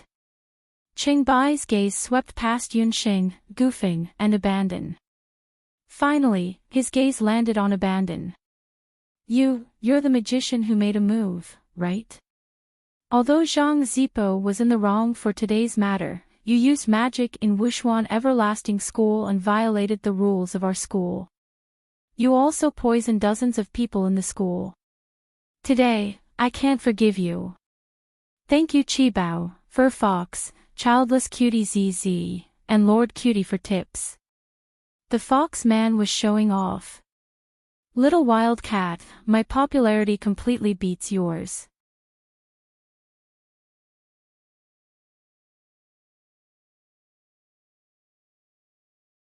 Chapter 186. As soon as Qing Bai finished speaking, Yunxing and the other two's expressions changed slightly. Qing Bai's words clearly meant that he wanted to settle the score. The warriors who were unconscious on the ground were all temporarily unconscious. They could wake up with a splash of cold water. How could Qing Bai not be aware of this? However, the people of Wushuan Limitless School were actually bullied by an exchange student. In other words, Wushuan Limitless School was inferior to the Imperial Magic Academy. This was what Qing Bai wanted to pursue. Senior brother, we have no intention of harming people, nor did we know that magic could not be used in the martial arts hall. We are here to report that it was your martial arts hall that attacked first. Yunxing recognized Qing Bai. The last time Wushuan Limitless School brought people to the Imperial Magic Academy to observe, Qing Bai was in the queue.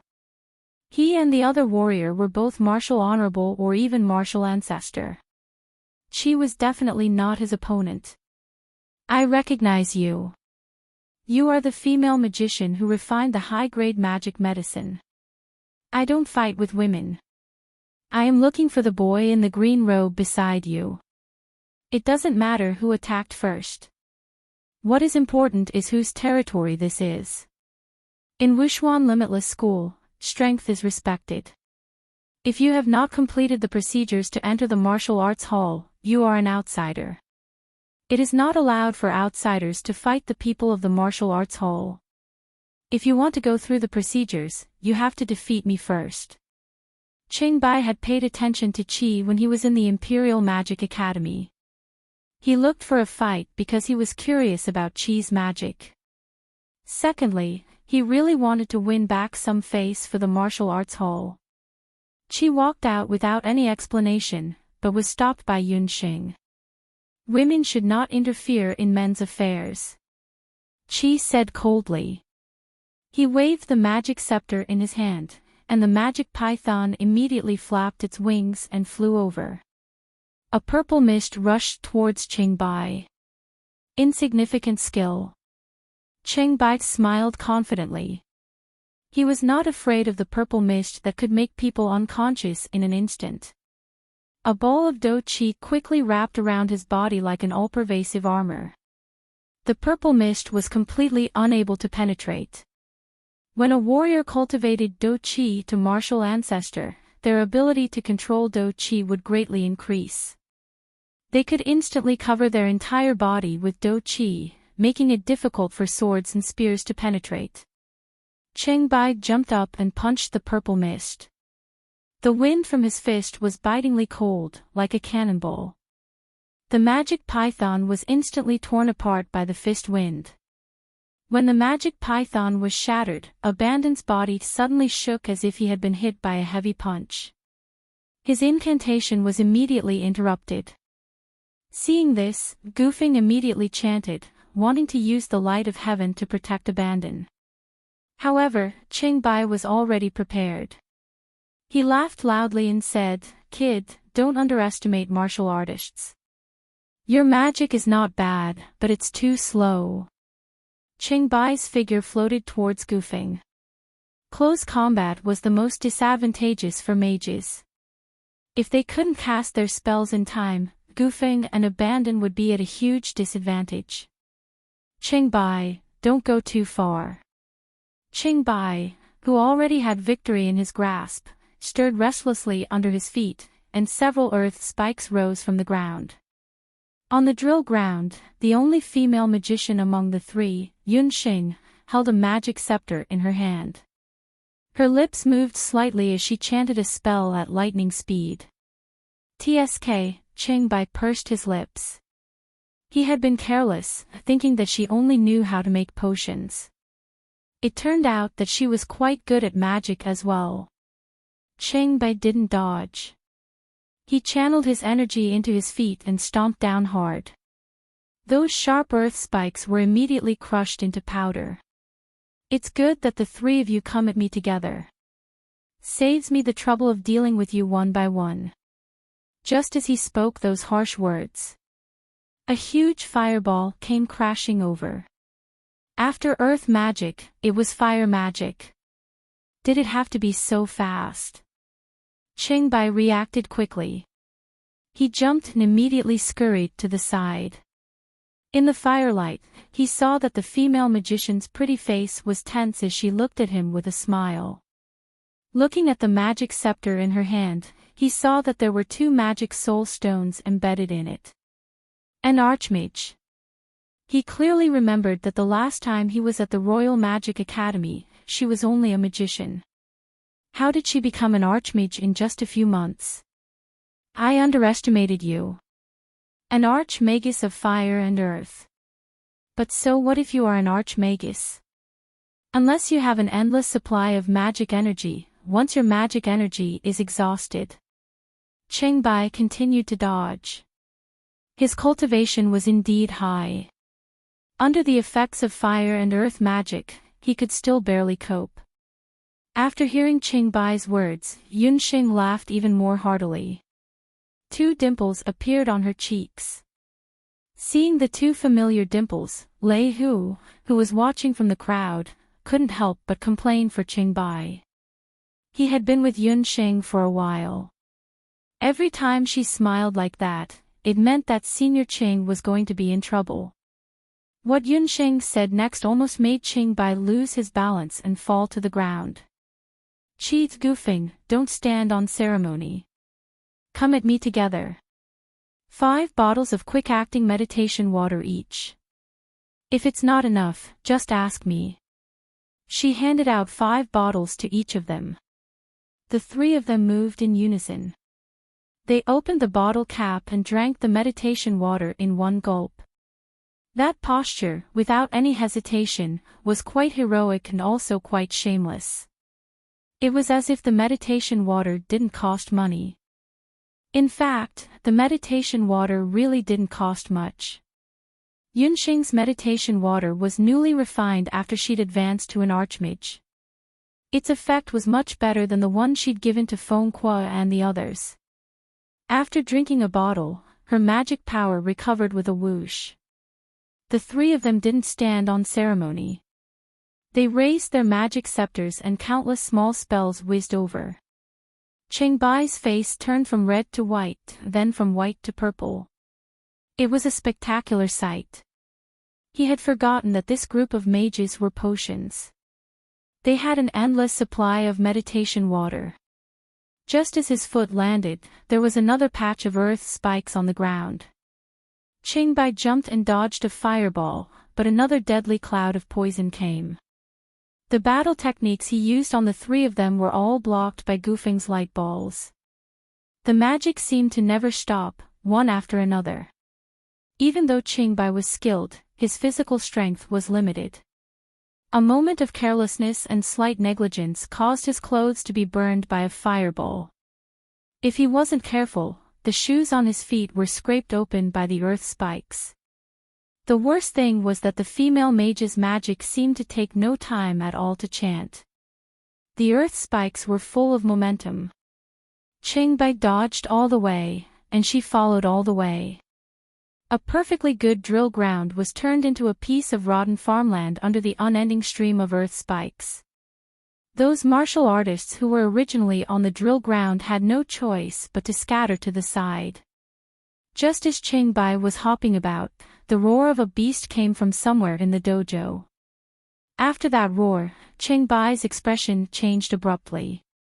Enough, stop, this young master isn't fighting anymore. Qingbai shouted to stop, almost in a sorry state. The martial artists from the other dojo were all dumbfounded. Senior brother Qingbai actually had such a day. Normally, when he competed with others, he would fight seriously.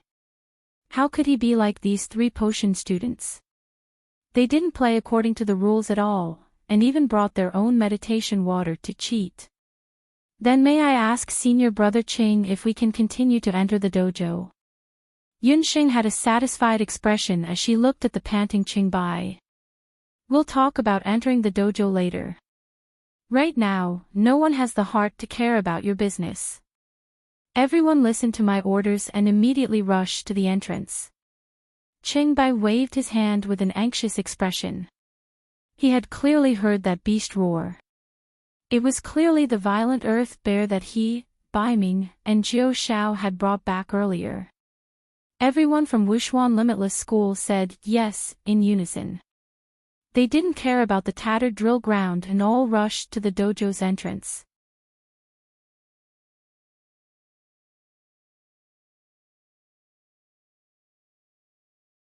Chapter 187. In just a few breaths of time, the originally lively drill ground was empty, leaving only Lei Hu behind.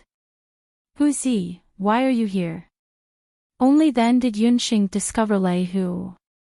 Big sis, I'll tell you about this later. I'm also a member of Wushuan Limitless School.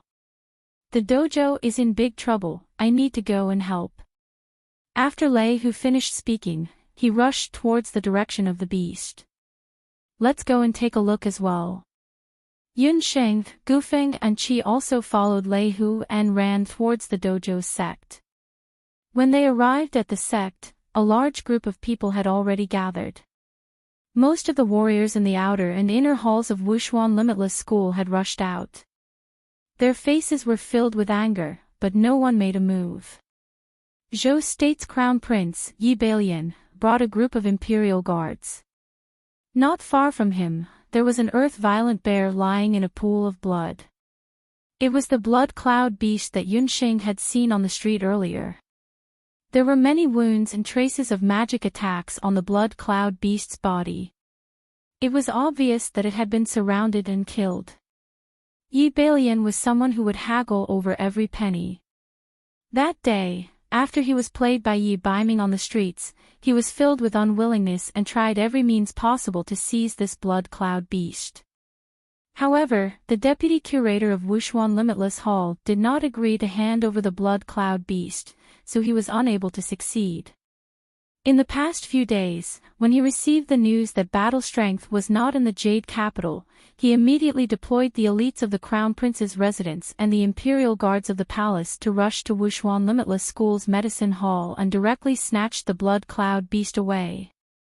The people of Wushuan Limitless School were naturally unwilling. When the two sides fought, the blood cloud beast was killed by the Crown Prince. Qingbai, you actually dare to bring people to surround and attack this Crown Prince. Are you trying to rebel? Yi Bailian had brought enough men with him today. Among the Imperial Guards, there were 3 experts at the peak of the martial saint realm. He had long inquired about it, and when battle strength went out, Jiu Xiao also accompanied him. Currently, only Qingbai and Yi Baiming were left in Wushuan Limitless School.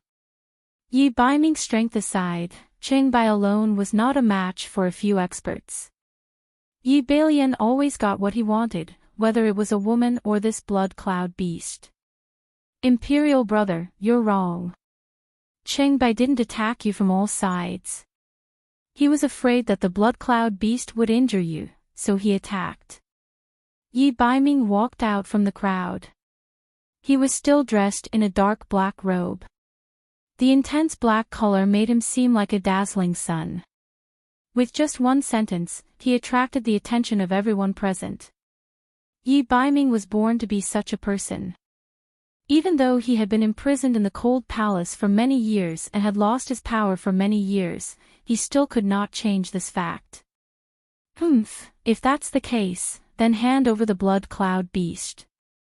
The crown prince, Yi Baiming, saw that Yi Baiming had become the center of attention the moment he appeared, and his heart was filled with jealousy. In the past year, Yi Baiming had killed many blood cloud beasts for the Zhou state.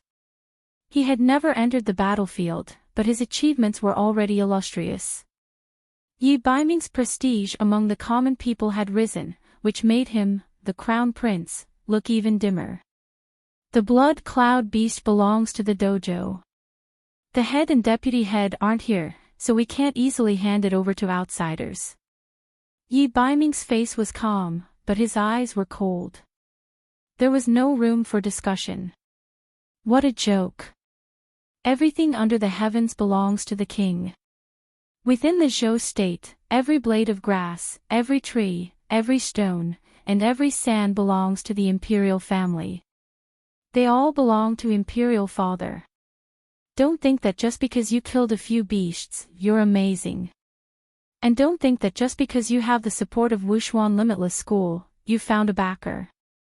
This crown prince has already said that this blood cloud beast is mine, and no one can take it away. If you dare to disobey this crown prince will separate your head from your body. Yi Baiming sneered. He waved his hand, and the imperial guards behind him all took a step forward. They faced each other on the battlefield and faced Yi Baiming. When Yunxing arrived, she saw the stalemate between the brothers. Inside and outside the sept, everyone was so nervous that they didn't dare to make a sound. This was the imperial power. There was no familial love in the imperial family. This is too much.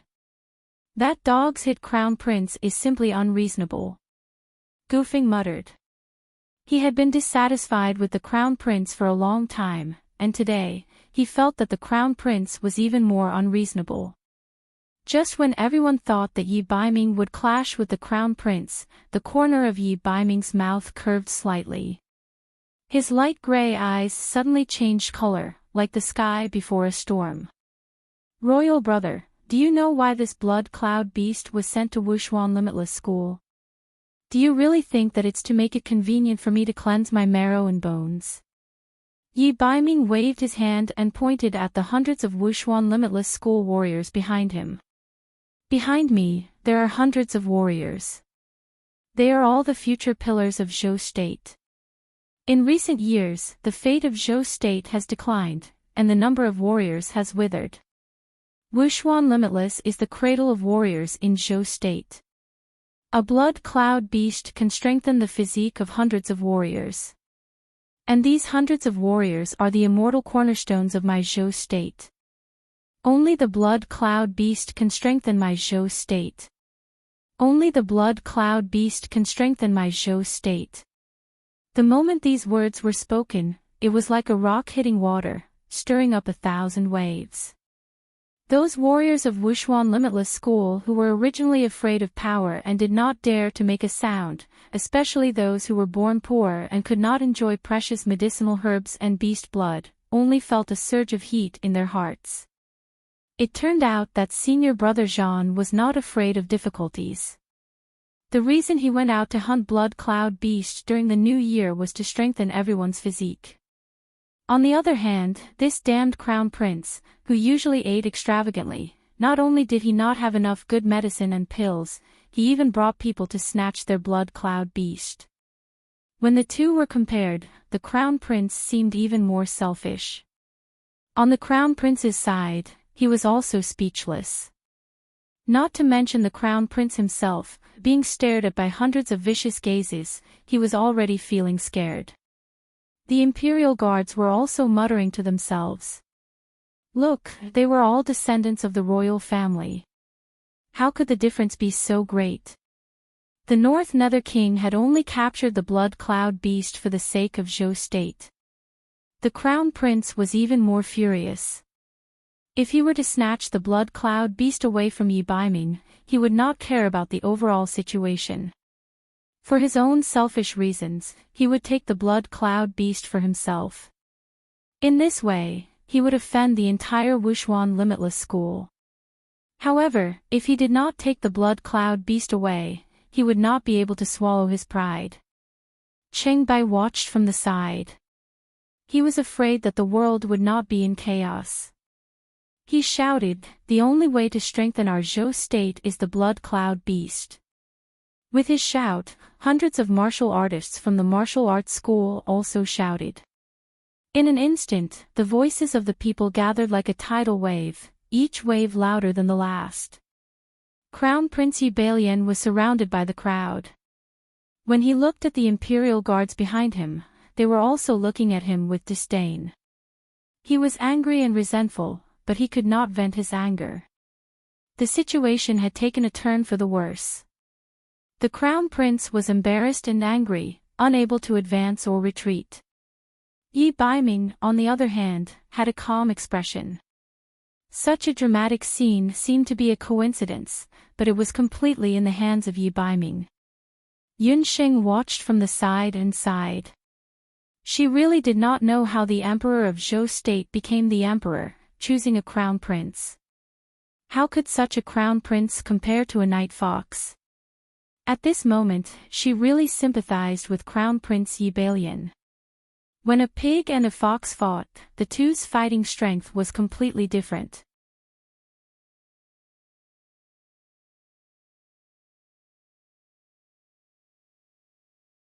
Chapter 188. Zhou State's emperor had chosen a good crown prince. He didn't care about the hundreds of people in the Wuxuan Everlasting School and snatched the Blood Cloud Beast for his own selfish reasons. Hundreds of eyes were like countless knives, glaring at Yi Bailian, making him feel as if there was a sharp edge on his back. Even the imperial guards were dissatisfied with him. Zhou State's fate was waning, and the warrior's bloodline was weak. As a magician, the crown prince naturally didn't care about the warrior's situation. At this moment, Crown Prince Yi Bailian was in a dilemma, and the one who caused this situation was that damned Baiming king. However, Yi Baiming was calm. He could clearly see the crown prince's predicament. Forget it. I don't think the crown prince is such a narrow-minded and selfish person. Yi Baiming finally spoke. His words seemed to be speaking for the crown prince, but those with a discerning eye would think that the crown prince was such a person. The crown prince's face turned red and white. Yunsheng was secretly amused. As expected of a night fox, killing without spilling blood and cursing without using vulgarities.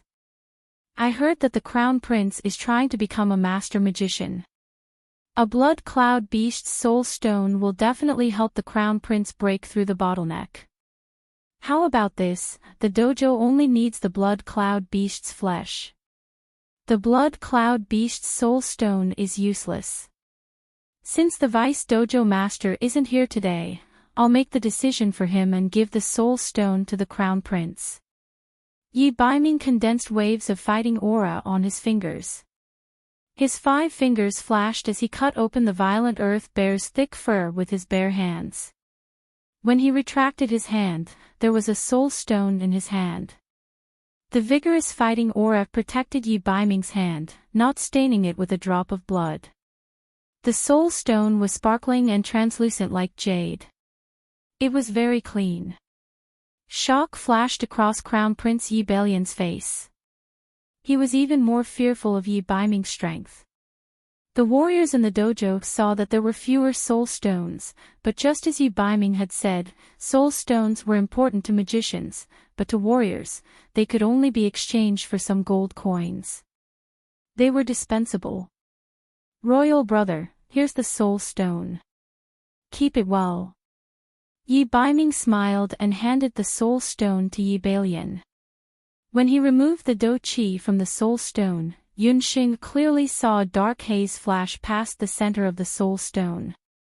After the Crown Prince received the Soul Stone, he gave up and left with his men. After the Crown Prince left, Yi Baiming and Qing Bai also left. Before leaving, Qing Bai called out to several martial artists, "Take this violent earth bear to the medicine hall and hand it over to Elder Zhang." The violent earth bear that had its soul stone dug out was quickly carried away. Not long after Yi Baiming and Qing Bai left, Yun Xing walked out of the crowd and asked, "Tiger, what did you mean by using beast blood to strengthen the body?" Yi Baiming did not recognize her, and Yun Sheng was indescribably happy. "Yes, using beast blood to make a special potion for fusion can strengthen the body." Lei Hu nodded in agreement. Yun Sheng also remembered that Lin Yao had said something similar. Yes, beast blood is also divided into 3, 6, and 9 grades. I used to fuse beast blood in the town's dojo, but the effect was very ordinary. Wushuan Everlasting Hall's beast blood is different, but it's a pity that the blood cloud beast is too precious. I'm afraid that the beast blood refined this time can only be provided to the inner hall's senior brothers and sisters. As long as I can get some demon beast meat, it'll be good enough. Lei Hu was envious. In my opinion, it might be better if you don't fuse with any blood cloud beast blood, Yunxing said in a low voice. If she didn't see wrongly, the soul stone that Yi Baiming dug out from the blood cloud beast's body contained a very strong dark magic element. Under the effect of that magic element, the meat and blood of the violent earth bear were not simple. I'll take you guys to report. It's almost dark. Lei Hu also came back to his senses. After arriving at the inner hall, Yunxing saw Elder Lu. Elder Lu was a middle-aged woman. Looking at her age and appearance, she seemed to be in menopause. She was also very angry. Just like the rumors said, she hated mages. Her face was ugly and hard. Exchange students and mages. I really don't understand what the deputy curator is thinking. The 3 of you, each of you has a magic lock. During school, whether it's class or other times, you must wear it. Before leaving school, you can go to the Internal Affairs Hall to unlock it. Elder Lu finished speaking and was about to take action. Only then did Yunxing know that the magic lock was not a real handcuff, but a special kind of acupoint sealing battle technique. Its effect was similar to the modern acupoint sealing technique, cutting off the connection between the mage and the magic soul.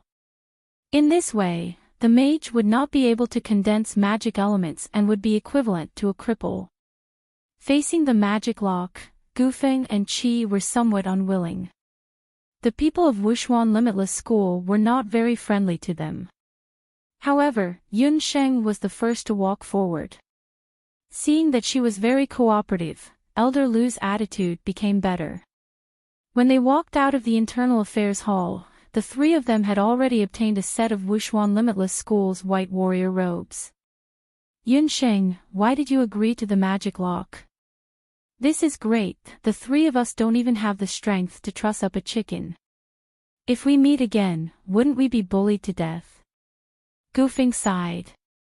Ever since he had the ball of light, his confidence had increased a lot. However, after putting on the magic lock, he felt that there was not a trace of magic in his body. This feeling was as if he was running naked on the street, and would be pulled over and beaten up at any time. When in Rome, do as the Romans do.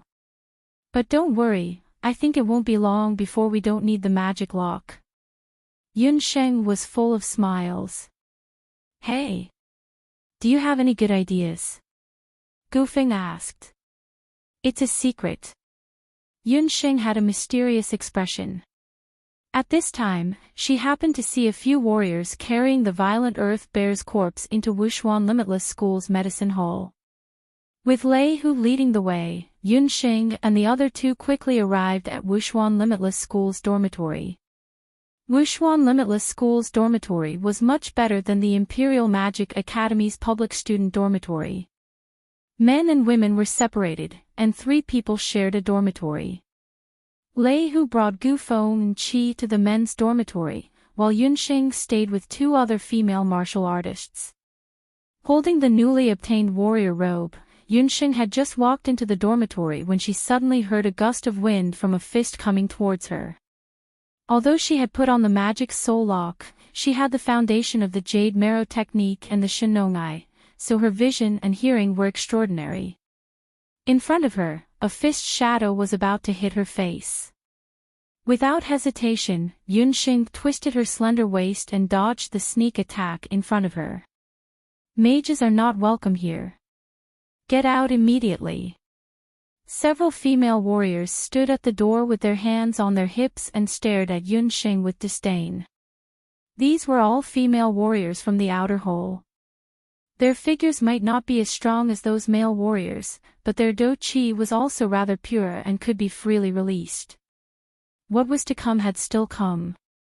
Yunxing sneered in her heart. She knew that these arrogant warriors would ostracize her. Whether it was in the modern world or in the boundless world, bullying was always endless. Earlier in the Magic Academy, Gufeng was a good example. Unfortunately, these female cultivators were going to kick an iron plate today. Who asked them to not know what was good for them and provoke her? Yunxing.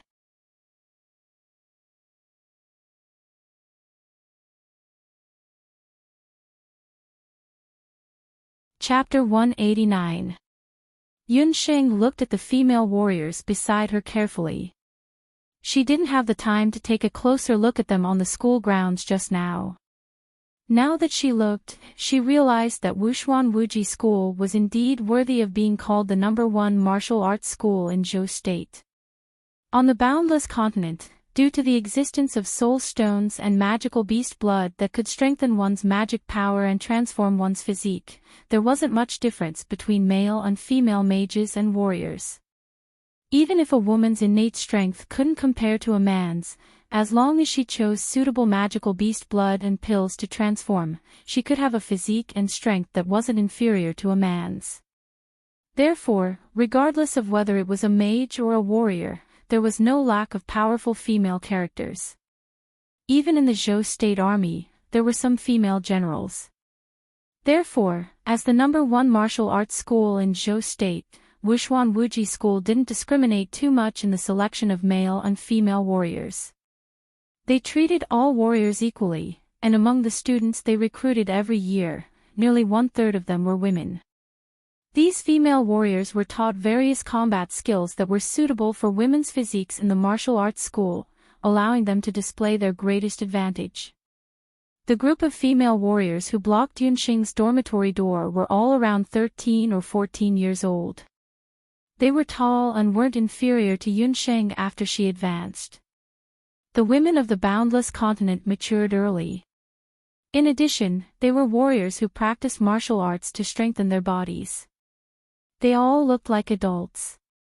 More than 10 people stood together, forming a human wall. Their aura was enough to scare an ordinary mage half to death. It was a pity that Yunxing was no ordinary sorcerer. Yunxing was pushed aside by the female volleyball team partly because of her identity as a mage, and partly because of Qingbai. Senior brother Qingbai of the inner school was modest and handsome.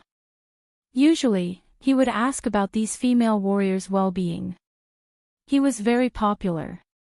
However, this cunning female magician in front of them had used despicable magic and potions to force senior brother Qingbai into an extremely sorry state, and had even almost injured him. This undoubtedly angered the majority of Qingbai's female fans. Sorcerers were known to be physically weak on the continent. In addition, everyone knew that Yunxing and the others had been locked up by Elder Lu in the Internal Affairs Hall.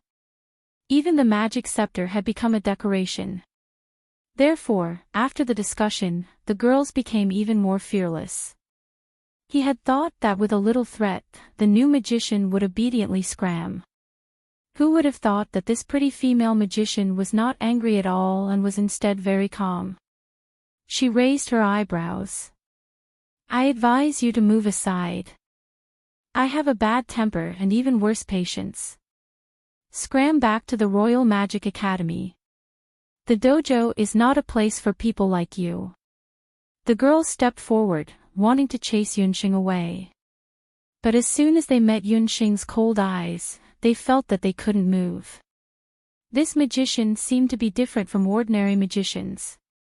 She looked a little scary. One of the female warriors seemed to be the leader of the group. She glanced at Yunxing. You can stay if you want, but you have to pass the dojo's assessment. You have to know that all of us went through untold hardships to get in. Can you do the horse riding stance with weights for an hour? Or can you lift a stone lion that weighs a few hundred kilograms? Or can you kill a 3rd or 4th level magical beast with your bare hands? The female warriors at the side also chimed in. These were all tests that each of them had to face when they first passed the assessment. No matter which one of them, it was very difficult to complete. Zhou State had tens of thousands of martial arts students. Those who could successfully pass these tests were no more than 2 out of 100 people. Although they were women, they were not inferior to men in terms of heroism and courage. They would never let these useless magicians enter the incomparably sacred dojo in their eyes. A stone lion that weighs a few hundred kilograms, right? Fine, I'll compete with you to lift the stone lion. If I lose, I'll leave the dojo. If I win, this dormitory will belong to me alone. Yunxing was not scared and issued a challenge. The dojo dormitory had 3 people in a room. She had no interest in sharing a room with these immature female warriors. Compete with me, little guy. Why did you choose me? I advise you to choose another one. Do you know who I am? I'm Luo Qing, ranked 21st in the outer dojo. The female warrior laughed out loud as if she had heard the funniest joke in the world.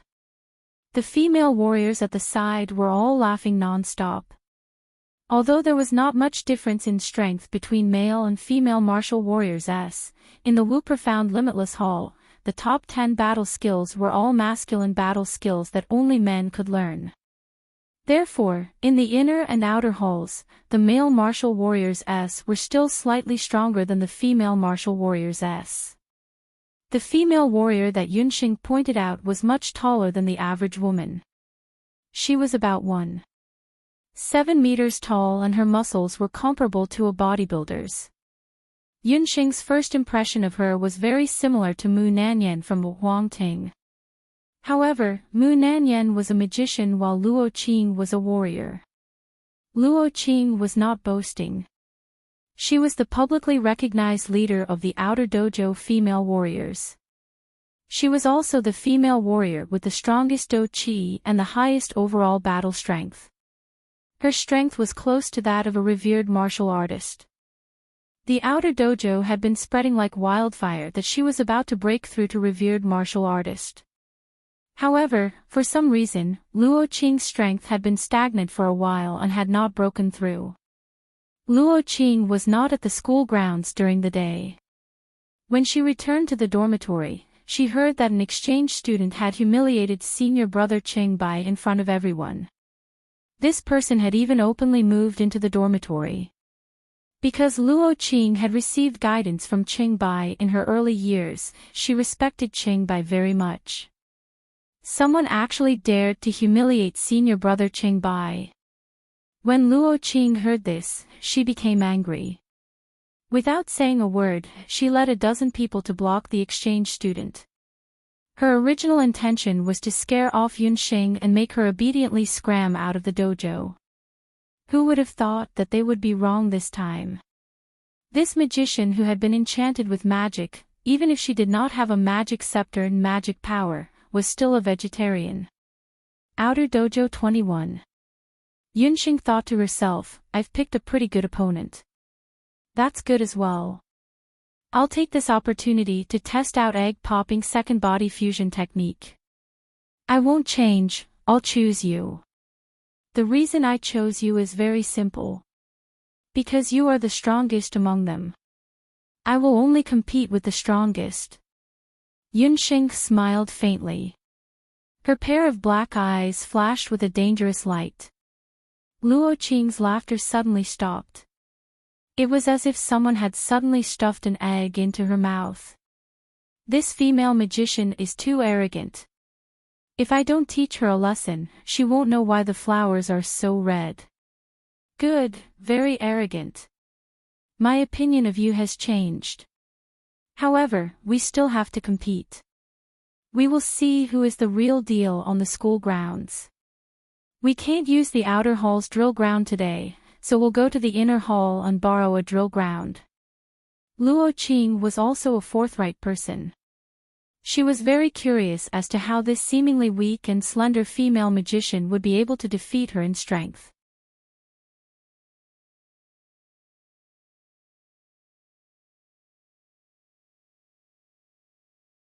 Chapter 190.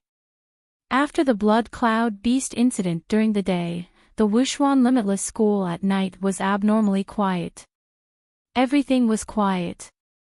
Unlike the 500 martial artists in the outer hall who lived in a 3-person dormitory, the 50 martial artists in the inner hall each had their own room. The top 5 martial artists in the inner hall could even have their own individual courtyard. This hour, the evening training was about to begin. As a martial artist in the inner hall, the evening training was the most important. When the inner hall martial artists arrived at the inner hall's drill ground in 2s and 3s, they discovered that the usually quiet drill ground was filled with people. These people were all female martial artists from the outer hall. What's going on? What are the martial artists from the outer hall doing in the inner hall? During the day, Senior Brother Qing and a few exchange students fought and destroyed the outer hall's drill ground. They didn't have time to repair it, so I'm afraid that the people from the outer hall came to borrow the drill ground.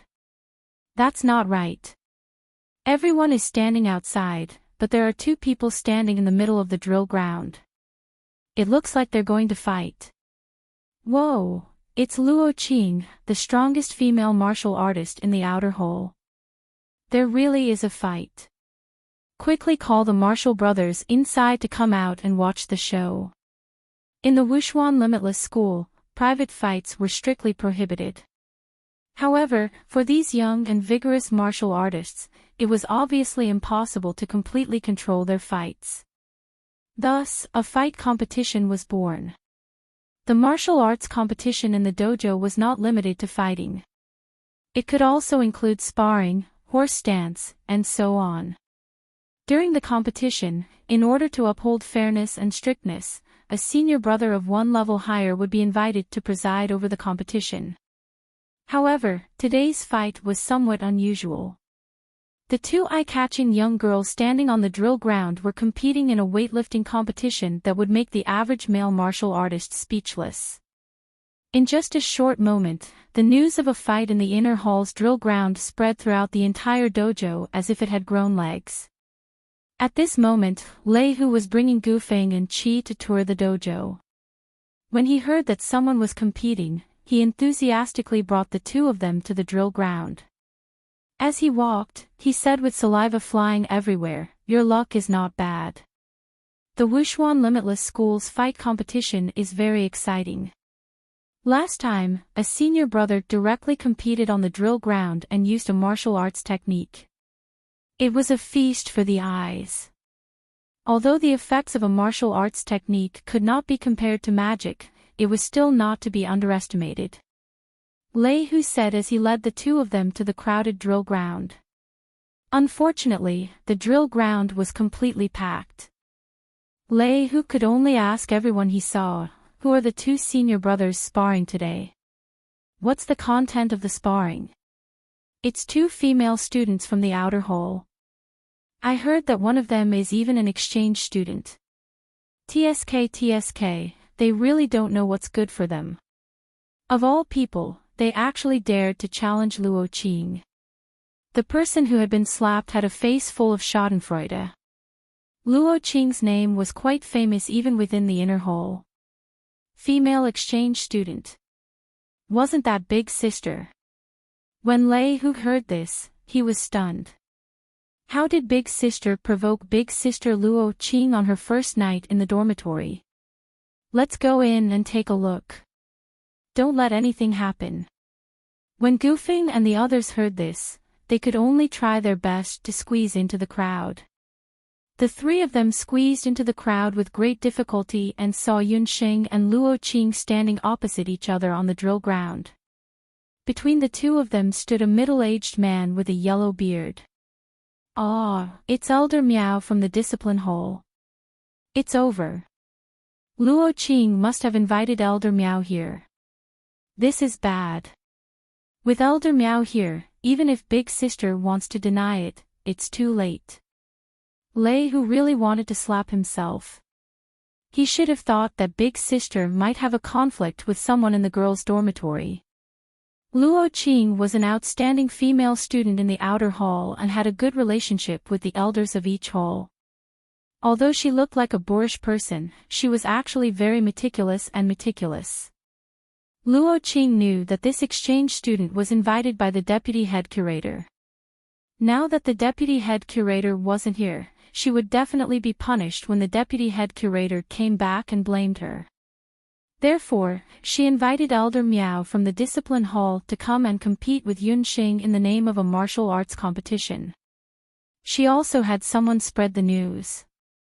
As she expected, the news of her competition with the exchange students spread throughout the martial arts hall in a short time. Those who should come came, and those who shouldn't have come also came. As long as Yunxing lost in front of everyone, she would have to obediently get out of the martial arts hall. At that time, the exchange students who came with Yunxing would also lose face and automatically leave the martial arts hall. In addition, with the fair and strict Elder Miao as the referee, Yunxing wouldn't dare to deny it. Elder Miao had a square face and looked quite fair. Seeing that more and more people were gathering around, he coughed a few times and signaled for everyone to be quiet. Silence. Tonight, student Luo Qing invited me to come and officiate the competition between her and the new student Yunxing. The content of the competition is the stone beast. No matter who wins or loses, both sides have to admit that they lost. Otherwise, the discipline hall will not let them off easily. Elder Miao originally didn't want to participate in this kind of competition between students, but he was also very curious about how the female mage from the Imperial Magic Academy would compete with the most outstanding female warrior of the outer hall. As soon as Elder Miao announced this, the crowd became even more excited. Stone Beast. Luo Qing, who was known to have the strength of 1,000 pounds, was actually being challenged by a mage. It was said that the female mage had cast a magic lock on her. Heavens, what was wrong with this world? A female mage was actually challenging a warrior in terms of strength. Waves of laughter and cheers, one after another, mercilessly rushed towards Yunxing. Without exception, everyone was supporting Luo Qing. The sound waves quickly spread outside the school grounds. Lei Hu and the others were also very anxious, but when they saw that Yunxing and Luo Qing had already walked towards the stone beasts used by the Ping warriors, they couldn't do anything about it. In the northernmost part of the inner hall, in a secluded small courtyard, it was pitch black all around. Two handsome men were sitting opposite each other, playing chess in the dark. Did you hear anything? Qingbai paused while holding a white chess piece. His ears twitched slightly, as if he heard the competition that was about to start on the inner hall's drill ground. Qingbai, you're a good person, but your heart is not calm. A sickle-like Do Qi flashed in the dark. Yi Baiming was holding a black chess piece. With a flash of his fingers, the chess piece carried Do Qi and attacked the white chess piece in Qingbai's hand. Qingbai's expression turned cold. Do Qi, like a firefly, immediately appeared on the white chess piece. He shook his wrist. The two chess pieces collided in the dark. Qingbai's chess piece immediately broke into two halves, turning into a chess corpse. The two seemed to be playing chess, but in fact, they were playing a battle chess game. Every chess piece represented a battle skill. This was also the best way for Yi Baiming, Qingbai, and Bufang to practice their battle skills in private. Back and forth, the chessboard was surrounded by danger, and a new round of fighting began. On the inner hall's drill ground, Yunsheng and Luo Qing's competition had just begun.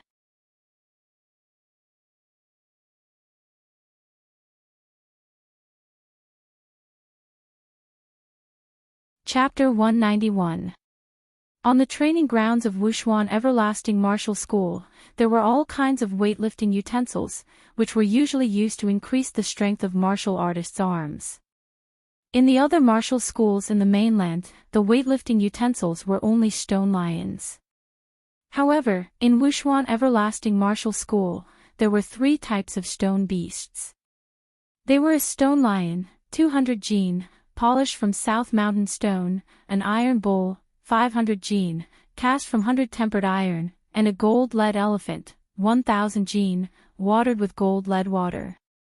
In the Great Zhou dynasty, ordinary citizens and healthy men could also lift 50 kilograms of stone tools, but in order to enter the Wu Profound Limitless Hall, regardless of gender, they had to be able to lift at least 100 kilograms of stone beasts.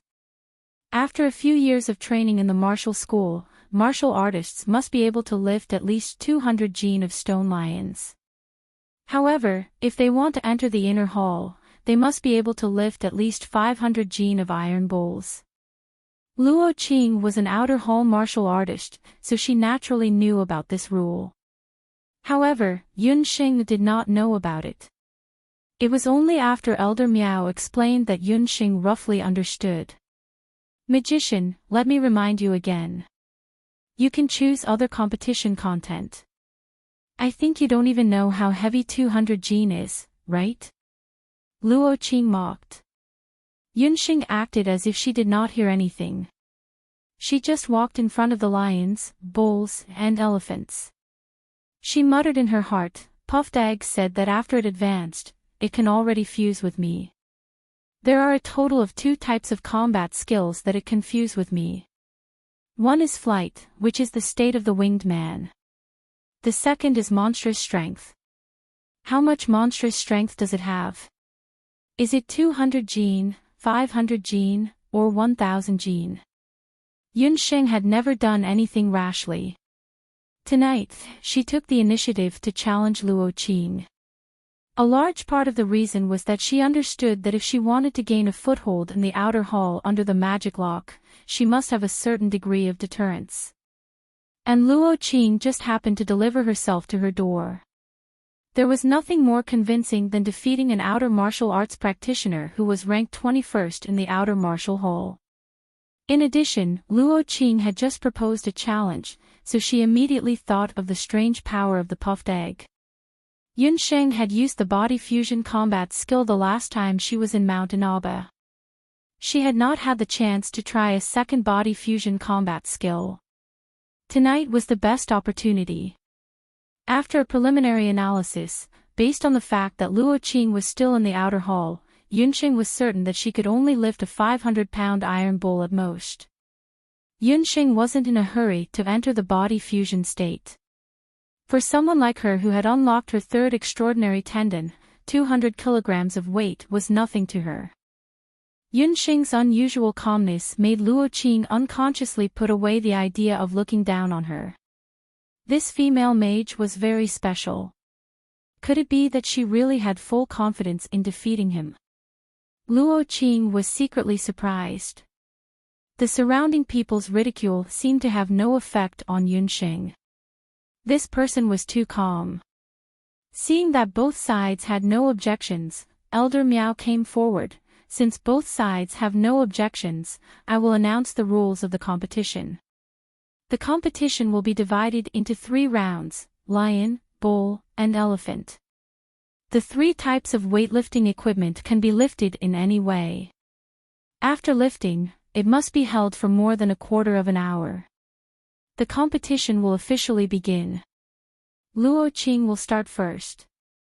Even the impartial Elder Miao couldn't help but be partial to the students of the martial arts school at this time. If Luo Qing succeeded, it would create a lot of psychological pressure on Yunxing. It would make Yunxing lose her momentum. Then let me try first. Luo Qing made the first move. She walked provocatively in front of the waist-high stone lion that was half the height of a human. She didn't use her hands. Instead, she lifted her foot. Like a dragonfly skimming the water, the tip of her foot lightly kicked the stone lion's abdomen. Her breathing was not chaotic. The stone lion was suddenly kicked up by her foot. It spun in the air like a ball. When the stone lion fell, Luo Qing stretched out her left hand and firmly caught the stone lion. She held the stone lion for about a quarter of an hour before she put it down. The whole process was easy and natural. It was as if the 200-pound stone lion was nothing more than a light rubber ball in Luo Qing's eyes. The crowd cheered. Lifting a 200-pound stone lion was nothing, but using the strength of one's feet to lift it for a quarter of an hour with one's left hand wasn't something that everyone could do. Luo Qing's first round was a resounding victory. As a result, an invisible pressure pressed down on Yunxing. Yunxing smiled slightly and walked in front of the stone lion unhurriedly. Yunxing walked in front of the stone lion and made a standard lifting action. Several of the strange tendons in her body were activated. A surge of strength rushed into Yunxing's hands. The 200-pound stone lion was lifted high above Yunxing's head. Everyone was stunned. It stopped above Yunxing's head for a quarter of an hour before it was put down. She did it. Wow, she really is a magician. Her strength isn't small. Waves of discussion were incessant. Even some of the warriors who were booing couldn't help but be curious. After all, in their eyes, magicians were synonymous with sick men. They didn't expect that the female magician in front of them was also a freak of strength. Luo Qing's face was still calm, as if it didn't matter if Yunxing lifted it or not. The second round, the 500-pound iron bowl. Student Yunxing will lift it first. Elder Miao was surprised, but he still announced that the competition would continue. He was also very puzzled. Could it be that the Imperial Magic Academy had changed its nature and let the magicians strengthen their bodies?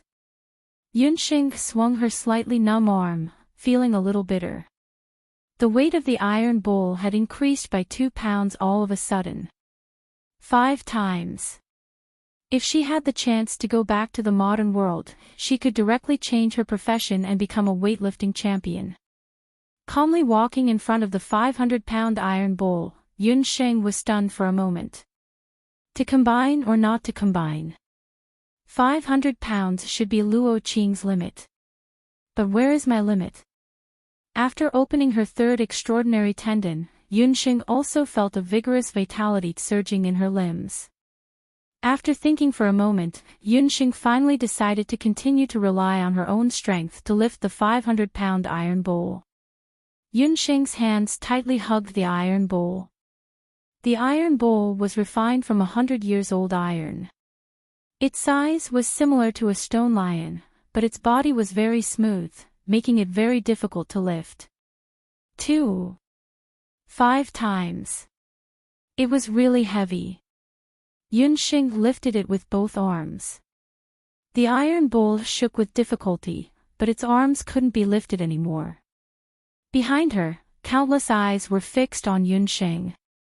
If this female magician was able to lift it again, it would really be against the heavens. Yunxing took a deep breath. The Shin Nong jade bracelet in her hand flashed with a sparkling light. Almost at the same time, the 3 extraordinary tendons in her body exerted force together, and the jade marrow technique in her body was frantically operating. Up! Following a delicate shout, Yunxing steadily raised the 500-kilogram iron bowl above her head amidst a series of gasps.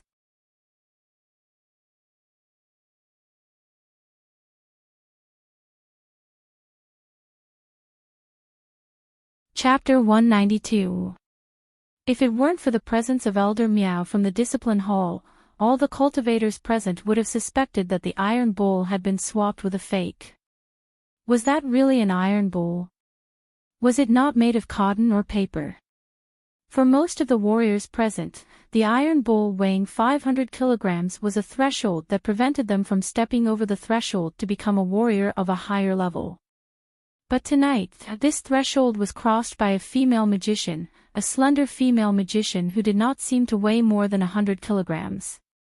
Sensing the astonishment of the surrounding students, Elder Miao, who was the referee, coughed awkwardly. Luo Qing, student Yunxing has successfully lifted the iron bowl weighing 500 kilograms.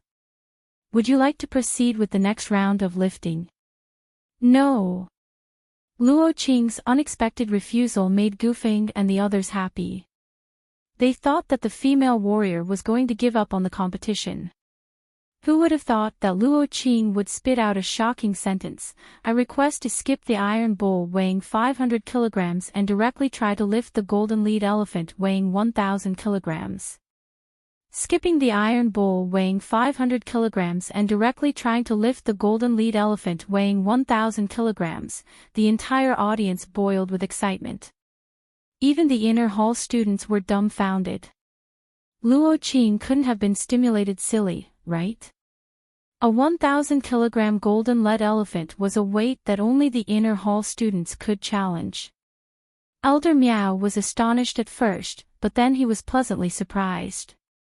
He ignored the boiling students and asked, "Luo Qing, are you speaking the truth? Could it be that you've broken through to martial honor?" Only a martial honor could lift 1,000 kilograms golden lead elephant. For the Wushuan Everlasting School, the significance of having another young martial honor was great. Yunxing's expression also became serious. 1,000 kilograms. It seemed that she had underestimated Luo Qing's strength. She originally thought that 500 kilograms was Luo Qing's bottom line. Who would have thought that she had also hidden her hand and had actually reached the level of martial honor? However, what Yunxing didn't understand was that she had carefully observed Luo Qing with her Shenong pupil and found that her strength hadn't broken through to revered martial artist yet. So, how was she able to lift this 1,000-kilogram golden lead elephant?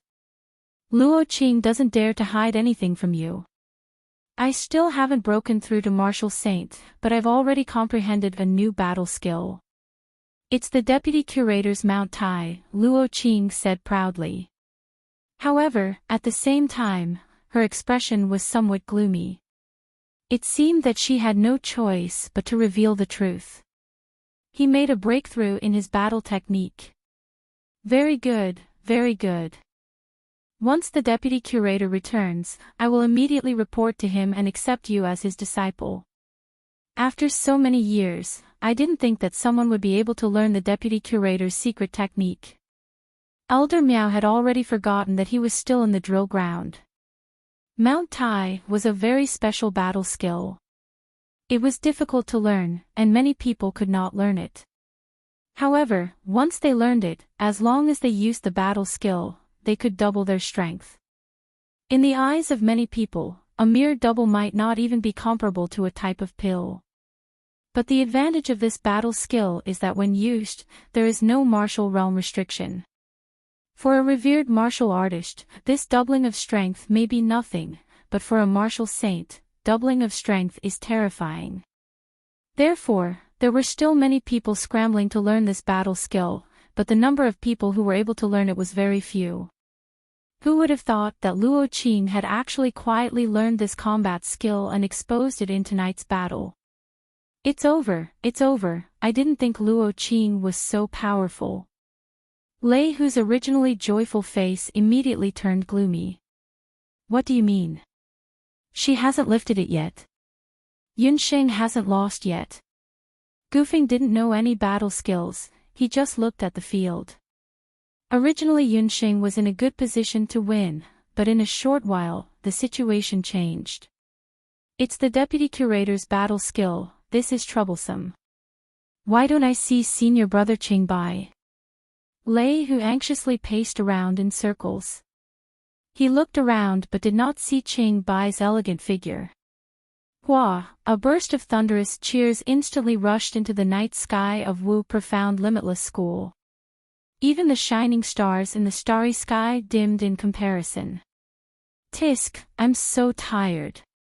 Baiming, why don't we take a break? I'm not like you, I have endless battle chi. In the northern courtyard, Qingbai laid down on the ground, looking pitifully at Yi Baiming. The chessboard of the two people had long been covered with white pieces. Qingbai was completely oppressed, and at this moment his heart was itching to hear the cheers coming from the field. He was not in the mood to accept the challenge. Yi Baiming did not say much, throwing a bottle of qi-gathering powder over. Qingbai saw the bottle of qi-gathering powder and almost burst into tears. Medicine again, these days, using medicine to smash people was really satisfying. Today, this day, was really too torturous. The battle of qi on the chessboard of the northern courtyard was still ongoing. On the field, there was an uproar of voices. Using her combat skill, Luo Qing steadily lifted the 1,000-kilogram golden lead bowl, causing the surrounding cultivators to applaud and cheer. Yunxing stood to one side, her expression unclear. Taking advantage of the fact that everyone's attention was attracted by Luo Qing, she said, "Bo Bo, immediately combine with me and enter the second combination state." 1,000-pound golden lead elephant, is there a problem? My dear master, are you talking about the little elephant? No problem, Bo Bo, I can lift it up with one toe. Yunxing and Puffed Egg had a tacit understanding. The second combination was completed without anyone noticing. After a quarter of an hour, Luo Qing was in high spirits, looking provocatively at Yunxing. Magician, you're stronger than I expected. How about this, as long as you apologize to Senior Qingbai, I can take back my bet of expelling you from the martial arts school. Pfft, so you're seeking justice for that senior brother Xiao Bai. What a pity, you're the one who's apologizing, not me. Yunxing brushed her hair aside as her black eyes flickered with a resplendent light like gems. Luo Qing's face darkened. The Yunxing in front of her didn't look any different from before, but if one looked carefully, one would find that on Yunxing's cheeks, there was a pink color like a puffed egg's eggshell, which made her look more delicate and beautiful. If others looked at her, they would think that she was blushing because of stage fright. It's just 1,000-pound golden lead bowl. Yunxing jumped up like an arrow, like a swimming dragon, and slid to Luo Qing's side. She clenched her 5 fingers and grabbed one of the elephant's legs. She took a deep breath. Her face and ears were not red. That golden lead elephant seemed to be weightless. Yunxing lifted it up with one hand like a goose feather. The whole drill ground was in an uproar a moment ago, but the next moment, it became silent. Time seemed to have stopped. Everyone stared at the graceful figure in the drill ground, and they even forgot to breathe. Even those who had previously laughed at Yunxing forgot to laugh at her. In the night wind, Yunxing's hair fluttered in the wind, revealing an exceptionally beautiful side profile. Her eyes were even brighter than the brightest star in the sky. The moment Yunxing raised the golden lead elephant above her head, her mouth blossomed into a beautiful smile that was as beautiful as a rose. At that moment, she was like a peerless expert standing at the peak of the world, and all the people around her could only crawl on the ground and watch her magnificent feat. Luo Qing was stunned, as if she had been hit head-on.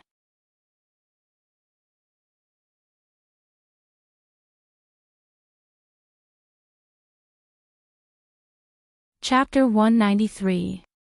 There wasn't the expected clamor, nor was there any commotion. The surroundings were so quiet that even the sound of a pin dropping could be heard clearly. It was so quiet that even Elder Miao couldn't react in time.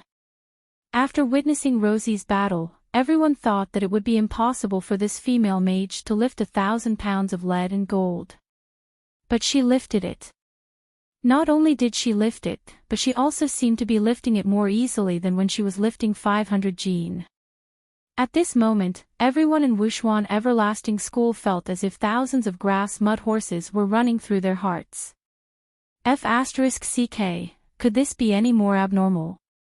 Gufeng and Qi were also petrified. Gufeng thought to himself, so it turns out that Yunqing's most abnormal strength isn't her alchemy, but her strength. In the future, I definitely can't be close to her. Once her 1000 gene claw strength comes down, I'll immediately turn into dust. Qi's expression under the green robe was unclear. He was secretly sizing up Yunqing, inside and out, from top to bottom, but he couldn't see anything. In the inner hall, the calmest person was none other than Yunqing. This was also her first time trying out the puffed egg's second battle skill.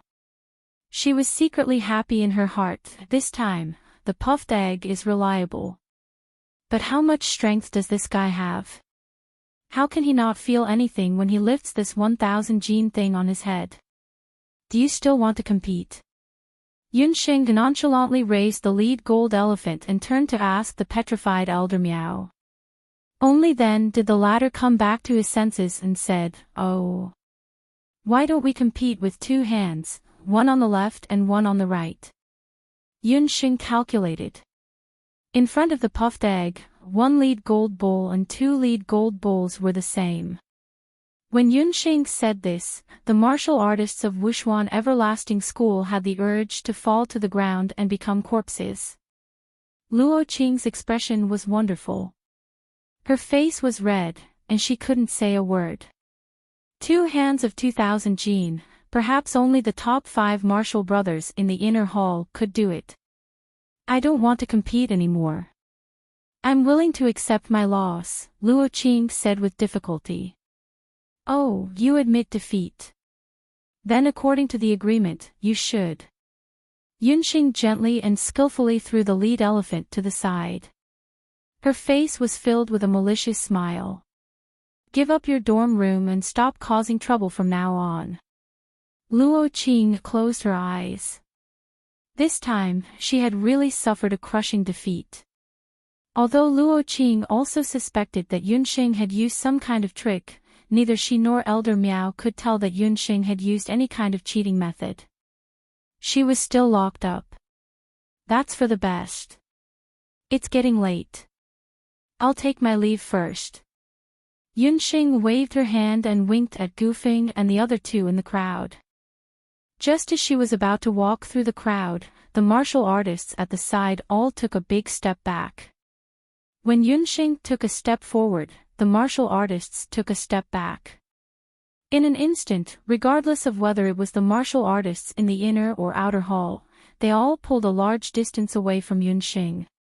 If there were people who had bad intentions towards the 3 mage students from the Imperial Magic Academy before, after this competition, no one dared to stir up trouble.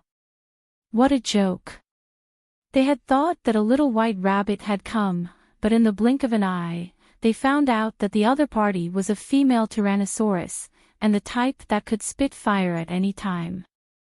The difference between before and after would take a long time to recover. After Yunqing and the others left, the crowd gradually dispersed. Luo Qing stood alone on the drill ground with her head lowered. The hazy night made it impossible for people to see what she was thinking. Luo Qing, don't blame yourself. That female student is outstanding. She was invited by the vice head to help the martial arts hall. You losing to her is not considered a disgrace. Although you lost tonight, it's still honorable. Tomorrow, you will be transferred to the inner hall. Elder Miao had cleaned up the scene. Seeing that Luo Qing still hadn't left, he went forward to comfort her. Those who were able to enter the Wushuan Everlasting Martial Arts Hall were undoubtedly all martial artists within the Zhou state. Although Luo Qing was an outer hall martial artist, at this time, she had displayed an astonishing talent. She had profited from this disaster and became a disciple of the inner hall. When she heard that she was going to join the inner hall, Luo Qing, who should have been happy, didn't reveal any joy. On the contrary, there was an additional trace of worry in her eyes. She opened her mouth, wanting to say something, but Elder Miao didn't give her any room to speak. When Yunqing returned to the dormitory, she found that there was no one in sight. The female martial artists who originally lived here had already consciously cleaned up the dormitory. Yunxing's new dormitory had a serene and elegant environment. There was ample space and all kinds of furnishings. The conditions were much better than when she was in the Magic Academy. Yunxing placed the puffed egg back into the Linglong Beast Pagoda. Inside the Linglong Beast Pagoda, Xiaohei and the newly summoned Ant King were quietly cultivating. With this treasure, Yunxing no longer had to worry about the cultivation of her magical beasts. Just as Yunxing was about to start meditating, a knocking sound came from outside the door. When she opened the door, she saw that it was Luo Qing. "Don't tell me you're not willing to admit defeat and want to challenge me again." Yunxing looked at Luo Qing with displeasure. "Tomorrow, I will enter the inner hall to study. I was too reckless this time. I shouldn't have competed with you." Luo Qing's domineering attitude from before had completely disappeared. She had only come to look for Yunxing after careful consideration. "Hearing you say that, it seems like you don't want to join the inner hall. That's strange. I heard Lei Hu say that the inner hall is much better than the outer hall in terms of facilities, conditions, and environment, including the combat skills you can learn. Moreover, once you join the inner hall, you can choose to directly join the Zhou State Army in the future and directly obtain the title of a military officer above the 7th rank." Yunxing saw that Luo Qing was not here to cause trouble, so she dodged and let her in. Yunxing also discovered that Luo Qing's true strength was not only ranked 21st in the outer hall, but she chose to stay in the outer hall. There must be some difficulties. If I stay in the outer hall, I can take care of the sisters here. If I leave, they... Luo Qing hesitated. The Wushuan Everlasting Hall was not as simple as it seemed to be in the eyes of outsiders. Before Yunxing came, Luo Qing had always been the big sister of the female martial artists. Usually, when the female martial artists of the outer hall encountered any problems, Luo Qing would be the one to step in. But now that Luo Qing had entered the inner hall, the female martial artists of the outer hall were in trouble. Yunxing was intelligent. When she thought of Zhang Zipo's careless actions towards the female martial artists on the drill ground today, she understood the general idea. You are worried that after you leave, Zhang Zipo will be even more unbridled and fearless towards the female martial artists. Such a villain, why don't you directly report to the dojo? Zhang Zipo's actions were not a secret in the dojo. Do you think that the Wushuan Everlasting Hall is as simple as you think? I have a good sister called Lianxiang. She and I joined the Wushuan Everlasting Hall together 5 years ago. The two of us have a very deep relationship. We live in the same dormitory and cultivate combat skills together. Luo Qing sank into her memories, tears faintly flashing in her eyes. Luo Qing did not know why she would say this in front of Yunxing for no reason. She only knew that she had kept this secret in her heart for a long time. You're tuning into the LoveLore Library YouTube channel. We're so grateful for your support, and don't forget to subscribe to join us on this incredible journey through captivating stories. Your generosity through donations truly makes a world of difference, as it's the primary source of revenue that allows me to expand and enhance this channel for you. Thank you from the bottom of my heart for being a part of this adventure.